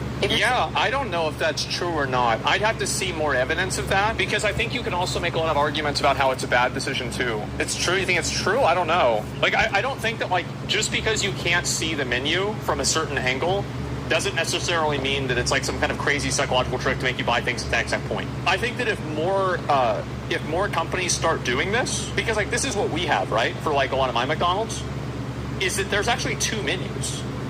Like, there's the ordering menu, and then there's a menu in front of you. Yeah, there's a pre-menu, right? Yeah, exactly. And so, I don't know. Sitting in line, coolly contemplating your options and thinking through your decision while you're waiting in line, you're using System 2 rational thinking. But when things feel urgent, you make snap judgments, and you're using System 1 impulsive thinking. She's right. Increasing the likelihood that you'll add more to your cart or make a more indulgent choice. Studies have shown that a sense of urgency undermines self-control. So by forcing you into making a quick decision, fast food restaurants may be able to entice you to grabbing a few extra items. So don't be afraid to say, give me a moment. All right, finally, you're about to pull up and place your order. We've reached the order zone and the menu board itself. Okay. Once upon a time, drive-through menus were just text lists of food items. But today, many of them have had a behavioral science makeover in order to get you to spend more and therefore also eat more. You would think that's just switching. I'll tell you, the real fucking reason why they changed the menu to that digital shit is because it looked bad whenever they had to go change the price and go and change the 9 to a 7, or, like, actually, no, let's be more realistic, the 7 to a 9 every few days. Because, like, how many of you guys, you would have, remember the menus at McDonald's, and they had, like, the little, it's like you would stick them in there and do, like, a 3 or something like that, and then, like, it would change it regularly. But now they're changing it up on you so much, so often, the prices are going up all the time, that guess what happens? Well, I'll tell you what happens. They have to have a digital menu because they keep increasing the prices so much, it costs them too much money to have to go get new stuff. That's what's going on. I'll tell you that. Print menu to a digital menu wouldn't really be a big deal. But in 2019, McDonald's invested $6 billion into digital signage. And within the first year, they had already reported a 5% increase in U.S. total sales. Yeah, of course. Which, like, 5% just doesn't sound very impressive. But a McDonald's 5% is a big number considering they serve 25 million people every single day. So what is it about digital menus that's such a moneymaker? Well, first, it allows McDonald's total freedom in utilizing choice architecture, which is a behavioral... Which is also, like, I mean, I also want to say that from a customer perspective, digital menus are better. So, like, there's this, like... And anywhere else in the world, if they use the promotion for their food that they use in America, they would get sued for false advertising, if I'm correct. Ecological component that's beneficial to McDonald's? Sure, absolutely. But, like, as a customer, it is better for me having the digital menus. They look better. The visuals do not get sun damage. They are updated. They are backlit. So if you're looking at it at night, there's never an issue. It's just better in every single way. science concept that states that the way you present choices to people influences what they ultimately end up choosing. That's true. It turns out that the decisions that you make are that affected by the arrangement, layout, order, variety, and context of the way available options are presented to you. And these things can be optimized in order to manipulate what you ultimately end up choosing. And a digital menu board is the literal perfect way to leverage this. Here's fast food menu trick number 1. Pay attention next time you hit a drive-thru to the very first option on the menu you can see. It turns out that for whatever reason, our brains 40-piece nuggets. Or McNuggets, actually, excuse me. That's a lot of fucking McNuggets. Remember that one news story about the guy that ate like 290 nuggets and he went blind? After that, I've been afraid to eat more than 20. reason, our brains are really biased toward the first option presented to us. Yeah. Usually this means the upper left of your viewpoint, but for the drive-thru, it's probably somewhere down here based on the view from the window. According to behavioral science, whatever option is presented first will be chosen way more often overall to a scary degree. This is called the primacy effect. It is so powerful that multiple studies have shown that even on election ballots, the first candidate listed will receive extra votes just for being listed first, which is actually... This happens on straw polls, too. Like, even for straw polls, people are like, oh, I'm going to just click the first one. People dumb as hell. Led to some states requiring that they make randomization of, like, the ballot people mandatory. Ballot people. You know what I mean. But back to fast food menus. Knowing the privacy effect, fast food companies can nudge you into purchasing more profitable items just by showing you them first. Now, the next trick is also crazy simple, but extremely powerful. Starbucks was lagging behind in the drive-thru department, so they spent millions of dollars conducting behavioral research and analyzing their customers, hoping to increase sales. However many dollars of research later, the biggest discovery they made was the power of imagery. Seems obvious, but imagery... Yeah, that's another thing with the digital menus. The digital menus have great pictures. Like, they're actually really good. And so it shows better pictures of what the food is. Because, like, y'all remember going to Wendy's back in the yellow Wendy's days? And it was, like, just this old, faded picture of, like, a Dave's double. And you could barely even tell, like, what the fuck is that? Now it's way better. Sell food products. Way better than boring text on a board ever could. So Starbucks now uses tempting imagery to draw your eyes to the most profitable items on their menu. If it's highlighted with the picture, you can bet it's making them money. I did some recon on a local Starbucks, and you can see they have a separate little board plugging the things that they really want you to see first. Again, on any fast food menu, pay attention to the items that are featured with large, attractive images. These pictures aren't just there to look cute, they're there to nudge you into buying. How much is that? $6.25? Holy shit. Oh my god. That's crazy. These more profitable items. According to QSR Magazine again, these changes resulted in the drive-thru driving more than 50% of net sales for Starbucks in the last quarter of 2021. So not surprised. Even though all of these little behavioral hacks and tiny nudges have been tiny, they are clearly worth the investment for food companies. No, anybody that plays games knows this shit. Like, you play PoE, you know this real well, right? It's like you put like a bunch of like 0.5% increases together, and like suddenly now you're one-shotting bosses.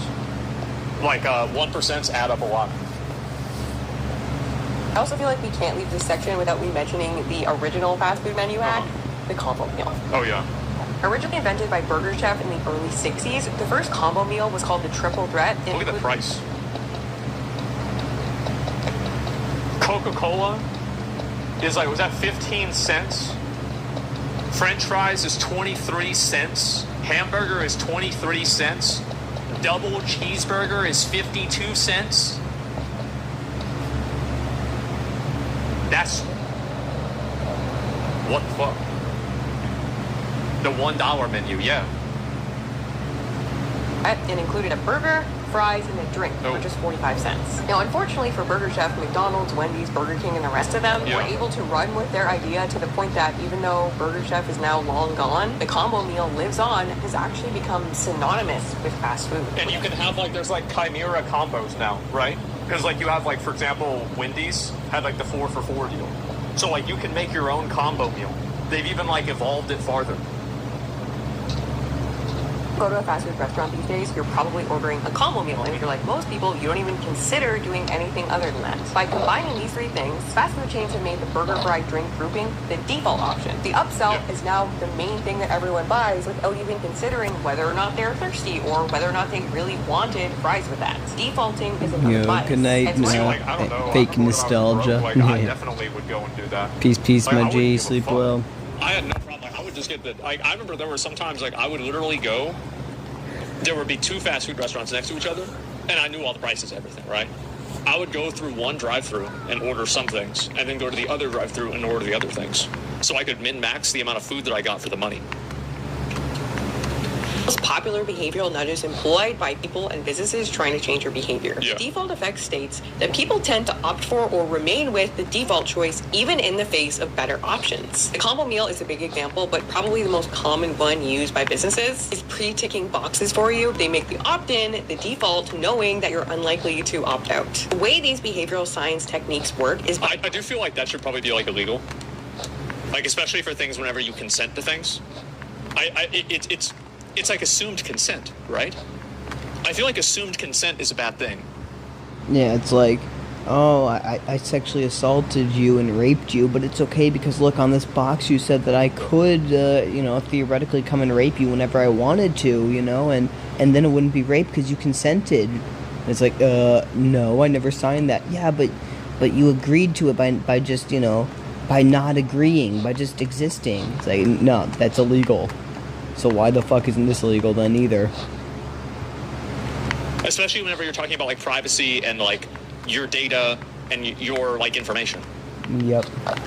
Bypassing your thinking mind and speaking directly toward the more automatic part of the brain. Meaning that fast food companies prefer to do the thinking for you. And they do so by appealing directly to the more impulsive side of the brain with behavioral science. The food companies haven't even gotten started yet. Technology is... No, they're going to do it way more. Like, they're going to have like AI and shit where they like change the prices dynamically. And like, I guarantee you, bro, like this is if I was McDonald's or I was one of these places, I would find a fucking way to automatically detect the type of car that somebody is driving and then dynamically price things based off of the type of car they're driving. Because I bet if somebody's driving a 2024 fucking Mustang or like, some brand new Lexus, you could get them to pay an extra $1 for a hamburger whenever if somebody pulls in there with a 1998 beater, just give them the $1 drink and then maybe they'll come back later anyway. Like, yeah, you can scan the card. That's a good fucking idea. I bet they should do that. No, they shouldn't do that. Stop giving them ideas. Yeah, they should do that. Like, I've got, bro, if McDonald's wants to hire me, I'll take that 39% obesity and we'll try and get that all the way up to 50%. We'll try to go all the way. Oh, I'll go 69. Get to half. Revolutionizing the way drive-thrus digital menu screens are... I'll come up with like 5 more ideas like that. Behavior. In 2019, McDonald's spent more than $300 million buying a company that specializes in AI suggestive selling on the order screen at their drive-thrus. What is this dynamic menu really going to offer? It's really going to, I think, a way to try to get you to buy more food, which is wow. Who would have never guessed? That's great. So the thing that McDonald's is doing is to get you to get more food. What the fuck? Are you serious? Thank God we got the expert on here to tell us this. Wants to do. Currently, this new AI technology has mostly been used to leverage historical sales data and local weather and traffic patterns in order to predict and pitch. We're happy you're here. Like, you know what I really fucking hate is like these companies that try to pull on your heartstrings. Yep. Like, it's like the McDonald's wants to be like your happy place. It's like the treat yourself mentality. It's like, it works too, though. No, I bet it does, right? I do. I bet it does work, but it's still it's so fucking pieces of shit that think that they're the best in the world. The add-on items that are most likely to be chosen at that when they feel good. No, For example, the digital menu could quickly switch to suggesting ice cream or a frosty drink on a hot day, or warmed baked goods and hot drinks on a cold day. Which, by the way, is I should be complimented. Like, we talk about... There's a lot of conversation about like marketing techniques, and generally the conversation ends at the point where the marketing technique is determined to be bad, right? Like ethically, morally bad, or in some form or another. However, there are a lot of marketing techniques and a lot of sales techniques are ways that improve the customer experience and make it easier for the customer to know what they want. So I think this is a good example for that. Free donut with any iced coffee purchase, 6 a.m. to 11 a.m. Oh, wow. This like tiny little 5-hour window that people probably, because you know what people do, right? Is they come over and they're like, oh, they show up on Saturday at 10 a.m. oh, there's no donut. Well, in their head, I've already programmed myself to eat a donut today. So if I don't eat a donut today, my day's ruined. So I guess I'm going to have to buy the donut. Mm-hmm. Tech to kind of customize this and get you to buy more. That's how it is. It's about who we are, where we are, especially using the app. So it's really kind of all about getting you to spend more money. And again, seemingly tiny changes like this are extremely effective at driving sales. Oh, yeah. And thus getting you to tack on an extra 250 calories and $2 or $3 to your order. It's no surprise that within months, it was reported that this investment was already generating larger orders from their customers. But this is really the best thing about really good marketing and really good sales is whenever psychological manipulation and value add to the customer service experience converge. So basically it's best for you to exploit somebody and for them to ask you to do it. And I think that fast food restaurants have gotten really good at this. So have games. This is just the beginning of the way AI and technology are helping to sell us more food. The next step, and the step that many are working on rolling out according to QSR, is leveraging your private personal data to pitch you in extreme... Yeah, imagine they can read your license plate and then they have a license plate registration thing where they have everybody that's a fucking customer there and they can automatically sell you something. I bet they could do that shit. That would be such a good fucking idea. They could read that and then immediately put the things up that you think that you would want. Oh, man. That would be illegal? Yeah, they'd probably have to get around that somehow. But, a phone app? Yeah, something like that. Yeah. Drink the verification can? Yeah. Customized ways. AI and big data are, quote, providing opportunities for the food and beverage industry to influence customer behavior in ways that are more intelligent, immersive, and engaging than ever before. This paper, use of artificial intelligence to enable dark... I bet another thing that I think they should do is they should have, whenever you buy the food... Would this be a good idea? I don't know. What would you guys think about this? If it showed you the order that the last person made. As a way to, create a... I think that would work. No? I don't know. If you're fat, if the other person's fat. Yeah, I could see that working sometimes. Some kind of stalking shit? No. It would be the idea that so you know how OnlyFans girls will post videos or post pictures or screenshots of a guy that's gave them a bunch of money? The reason why is that the implication is that they're worth giving the money to. So would the fact that the previous person made a purchase there be an inclination to the same person to make another purchase?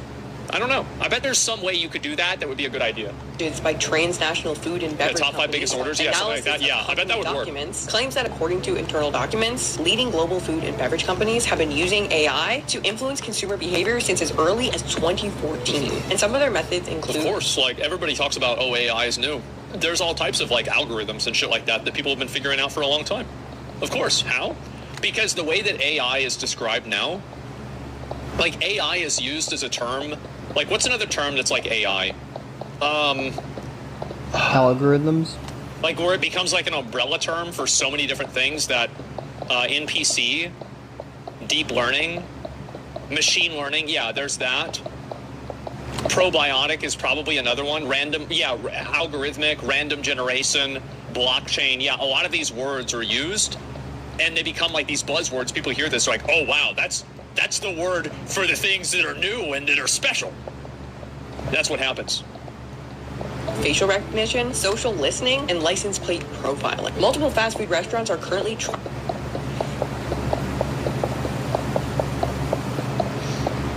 I got some smart dudes over at that McDonald's, I'll tell you that. I got some smart dudes over there. Yeah. Oh, yeah.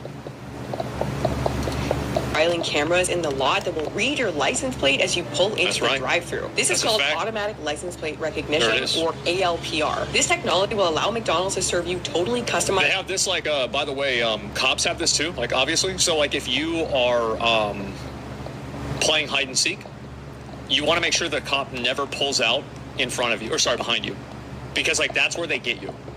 Because they pull in behind you, and then they read your plates.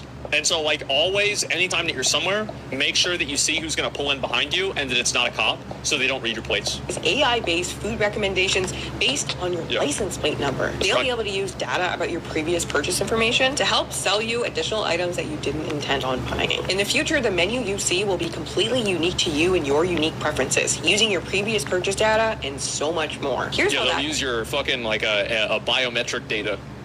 Could go down. It's 8:23 a.m. on a Wednesday morning, and you're in the drive-thru line picking up a coffee from McDonald's before the workday begins. Just a coffee this morning, you think? But as you wait in line, the digital billboard beside your window quickly rolls over. Hi, Jimothy. Who the fuck is Jimothy? Value deal. You normally just order a coffee, but you vaguely recall ordering a McGriddle and a hash brown on a Wednesday morning, just like this one about a month ago. Then it's finally your turn to pull up an order. You order your coffee, and the voice informs you that today there's a value deal just for you. You can get your coffee free if you purchase a McGriddle and a hash brown. At first, you decide. So they could give people, like, individual special offers.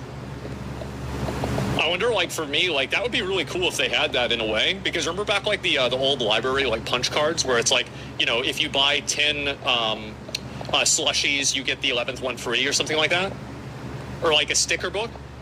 So, like, they could do that with the license plates, and then you could get free food every once in a while. Because, yeah, they have that with the app now, right? This feels like a legal gray area, most likely illegal. Well, here's the difference. So it will be made illegal if it doesn't give people free stuff, but if it does give people free food, then it will not be illegal. It's pretty simple. You can continue placing your order, but McDonald's AI knows that just by asking you one more time, they are 11% more likely to make the sale. So the AI prompts you again, and this time you think, what the heck? And boom, McDonald's has turned your $1 coffee order into $6, and you've just eaten 800 unplanned calories. Personalizing the menu board is going to allow fast food. I have to go back and say what I said at the beginning. Quit being a fucking hog. Unplanned calories. But do you know why I haven't finished this bag of beef jerky? It's because I haven't eaten it yet. I haven't eaten it. Like, just don't eat the food. Like, if you're eating a lot of food, I understand that McDonald's has psychological tricks.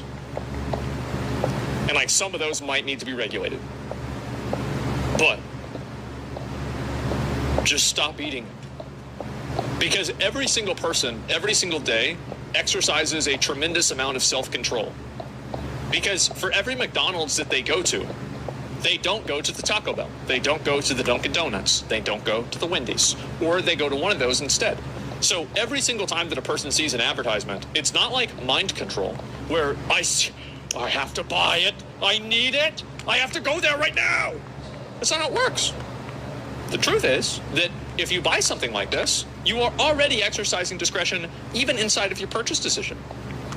So at a certain point, people need to be held accountable for bad decisions that they make. And I don't think that it's fair to blame McDonald's for pricing things in a way that's convenient for customers, that is also beneficial for them, and people lacking self-control as a reason to blame them for it.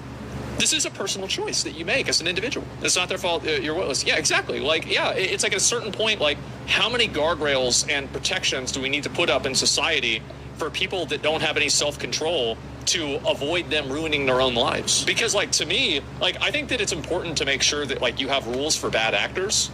But, for example, like, changing the menu based off of what you've previously ordered, I don't really think that's a big deal if the person's consented to it ahead of time. Because, like, if they hadn't, then it's, like, you know, probably a privacy violation in some way, or at least it should be.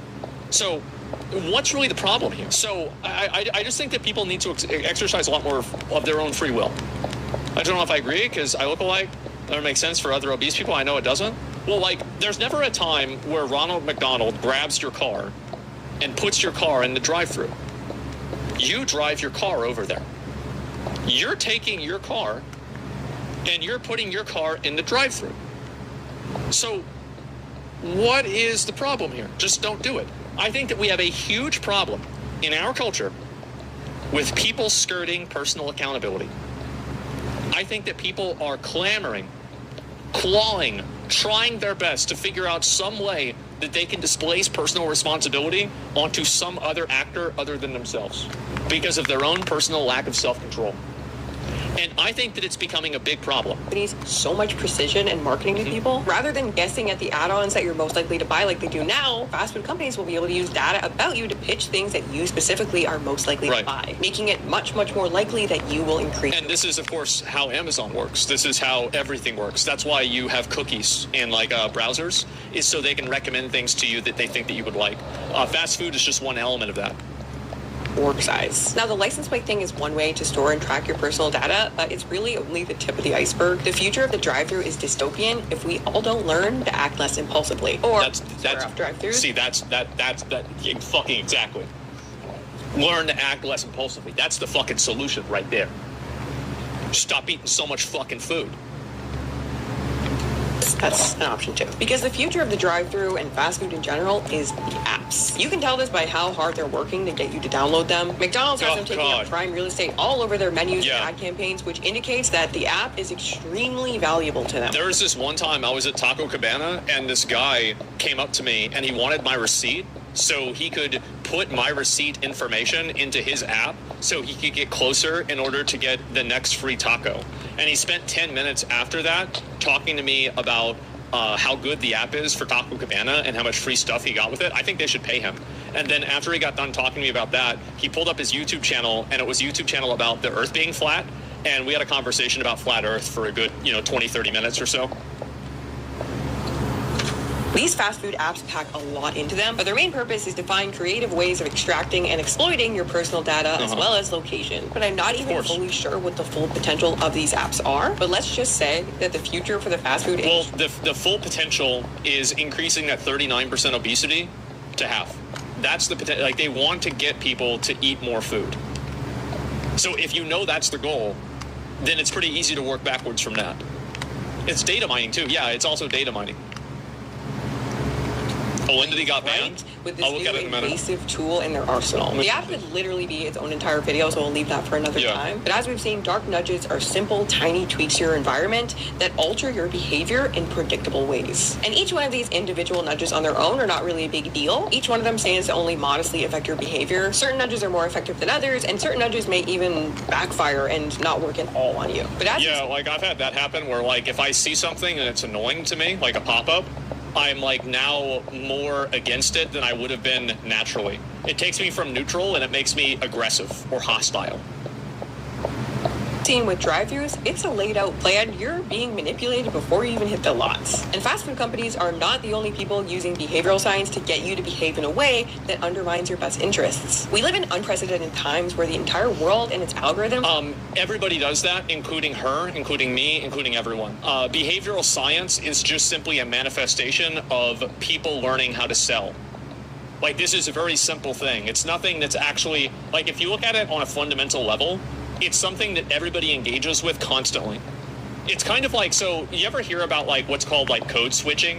Whenever it's like somebody talks with one group of friends this way, but whenever they're with another group of friends, it's the other way. It's like Hillary Clinton, and she's like, well, yeah, this is why I think I'm the best person. And then whenever she's like in Tennessee, she's like, howdy, y'all. Well, I remember back whenever I was a youngin', and like that's code switching, right? And so, lock her up, yeah, especially for that. Pokemon go to the fucking polls. And so, absolutely. But the truth is that everybody does this. It's seen as fake. No. But everybody does it. Not me. What, are you going to talk the same to your grandma that you're going to talk to your friends? Yes. Fuck no. Of course not. Yes. But, like, I do. Again, people, like, think I'm fucking joking? I think that one thing that people like to have in life is that I'll they like to talk have, to a like, a 4-year-old very, the very same way I clear, will like, to good a and bad, fucking like, 50-year-old. evil and good. They don't want to have, like, all this nuance, all this gray area, all this, I don't know if that's true or this is true or what.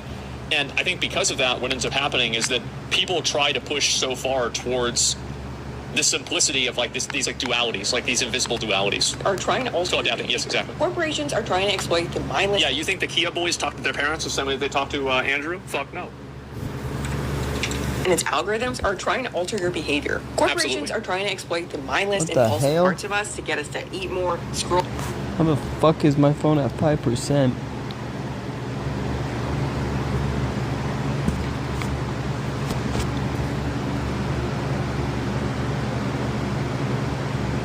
Scroll more and buy more. Yeah, just like, again, like this YouTube video, right? Disturbing reality of drive-thrus.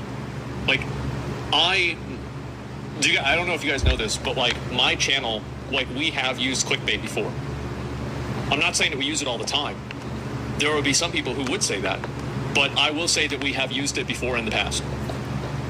And the reason why people use clickbait is because it works. That's the reason. But it's gay, so I don't use it. Are you telling me this game didn't change your life? Is over the coming years, with this technology getting more and more powerful, if you don't consciously choose your life and your behavior, it will absolutely be chosen for you. We're living in a world where corporations know us better than we know ourselves. The richest corporations have spent the last 15 years collecting sensitive personal data and using this data to learn the ways to alter our behavior and the way that best benefits them. But research shows that awareness, just being aware that there are psychological triggers at play, can help lessen their pull. Yeah, I think that's actually a really good point, and that's why videos like this are really effective and useful. It's not that, like, these things are necessarily bad, but once you know that they exist, it gives you the ability to identify them whenever you're in front of them. Because the strongest and most effective types of tools like this are the ones that happen, like, kind of incognito, right? They happen and you don't know that they're happening. It's discernment, yeah. And if you're unaware of how the majority of our food supply is made, you need to watch this video on alt-processed food. Thanks for watching, and I'll see you in the next one. I know how my McDonald's food is made. It's made with love. And pink paste that somehow is coming from chickens. I don't know how that happens. But, you know, they've got those McNuggets, and they're pretty good. So, you know, what's the problem there? This is a really good video. Like, I think that she brought up a lot of really good points. Like, I'm not sure if I was 100% sure with, like, the menu, like, thing or anything like that. I don't know if I believe that.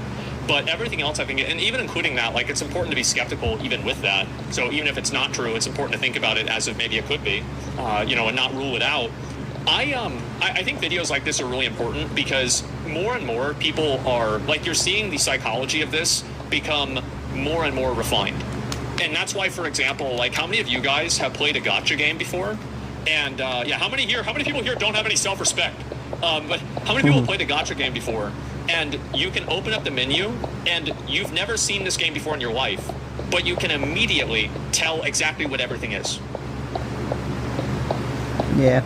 Like, I can watch a game in Chinese, and I understand it immediately. I'm like, oh, okay, so this is that thing, this is the other thing. Okay, yeah, I know everything that's good. Yeah, to some degree, yeah, exactly. A lot of these systems, they work really well, and that's why people keep using them. The reason why these gacha places are using the same systems is because they work really well. And the same reason why game developers like Ubisoft use this system is because it works really well. Like, do you think Ubisoft would be making you pay $17 to get a $120 game if they weren't going to make money off of it in the long term? Do you really think that there was no market research put into this? Do you really think they're like, oh, I don't know, let's just put it out there and see what people decide to do? No, there's a reason why they're doing this. These people that are making these marketing decisions, they're not stupid, man. They really know what they're doing. And they know how to fool hogs into going straight into the slaughterhouse themselves. You don't even have to push them in there. And that's what happens at McDonald's. That's what happens with games. That's what happens with gachas. That's what happens with everything. And so the more that people are aware of it, the more people are acknowledging it and they know that it's happening, the better. And I think that's really what the difference is. Marketing department's definitely full of soft puppets, as you so demonstrated. Oh yeah, there are definitely morons in every department, but I think that the people that are working the psychology for this are really smart. And I think also, like, because like this is another issue, is that, you know, with a lot of places, businesses have to continue growing exponentially in order for them to be seen as profitable in stock markets and for investments. So, you know, you want to have a 20% year-over-year return. So what happens whenever populations in a lot of places begin to stagnate? Like Japan, population stagnating. Places in Europe, population stagnating. And sometimes even regressing. Well, if the population is always going up, you can always assume that you're going to have more customers naturally. Like, that's just logically how it would happen. And so whenever that no longer happens, now you have to figure out more ways to make more money with the same people. And whenever that happens, then you get systems like this. And so there's going to be further optimization, and this would have happened no matter what, but I do think that, like, a lot of, like, meta level things like population graphs, you know, and like just general, like, consumer trends, like cultural shifts, etc. Like, here's a big cultural shift. I think that now people care a lot more about social issues, like, for example, Israel and Palestine. People care a lot more about that than they did 15 years ago. You know, outside of a big one like 9/11, like, you know, you go back to the 90s, people weren't, like, hyper fixated on this shit. But nowadays, they're super focused on it. And what does that mean? What does that matter? That's why companies try to support these social causes publicly, like gay people or like women or something like that. They don't really care about women or gay people. Of course not. But what they do care about is making women and gay people think that they care about them, so the women and gay people give them money. And that's the real reason why it's happening. And so that's another way for these companies to like further optimize the amount of money that they're getting. And so you're seeing again, like as like the the amount of sales that they make starts to kind of taper off and like plateau, then you're seeing further optimization in the way that sales are made, and no longer a focus on selling at scale. So yeah, there's a lot of there's a lot to this. Like I personally, I love marketing psychology. I think this is fucking amazing. I always have like a million different fucking ideas for this kind of stuff, and I went to school for this, and I like it a lot. So there you go. But is it better this way? I think it's better in some ways. I think that really there will be nothing that can ever solve the problem of people without self-control. Yep. You can never create enough guide rails or guardrails in society to prevent a person who has no self-control from hurting themselves. I think that's what happens.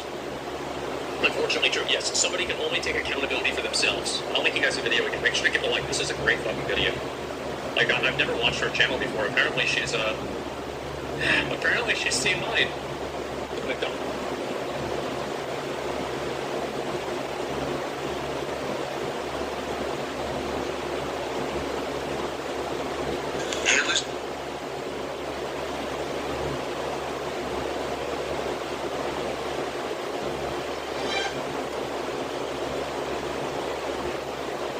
Happy 419, guys.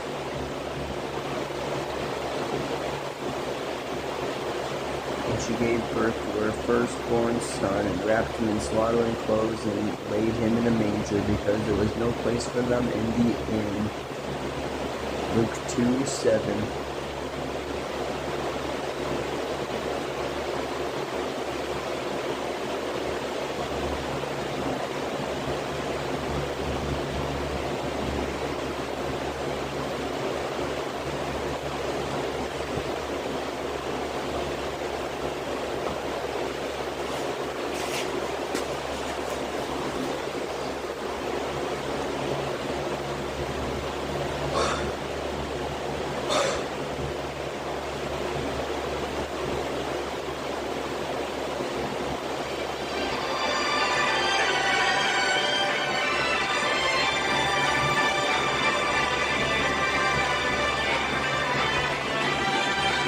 Happy 420.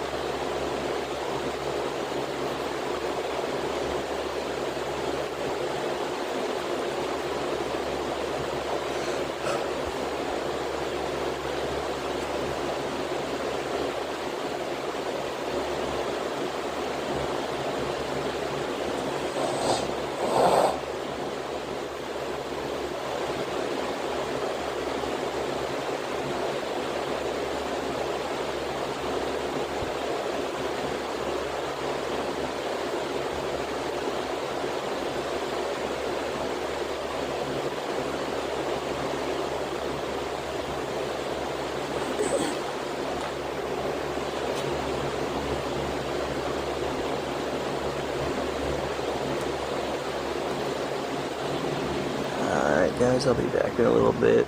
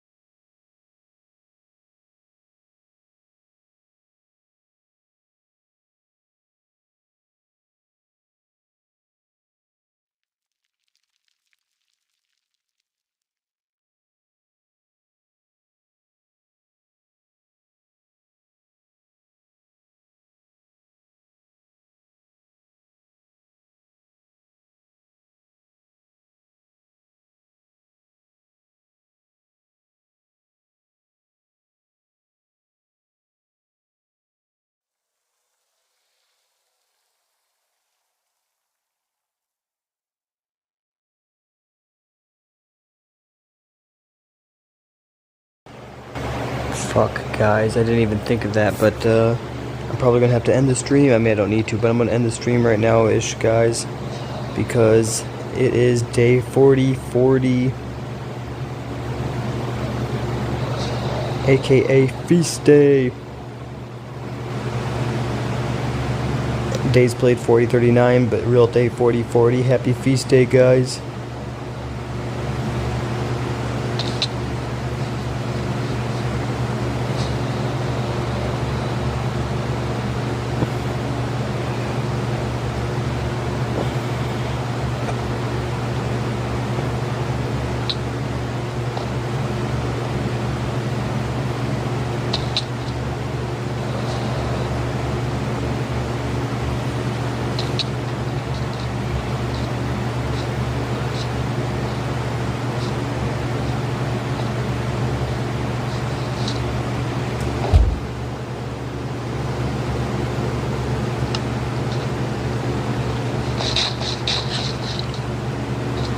Enchanted golden apple for feast day.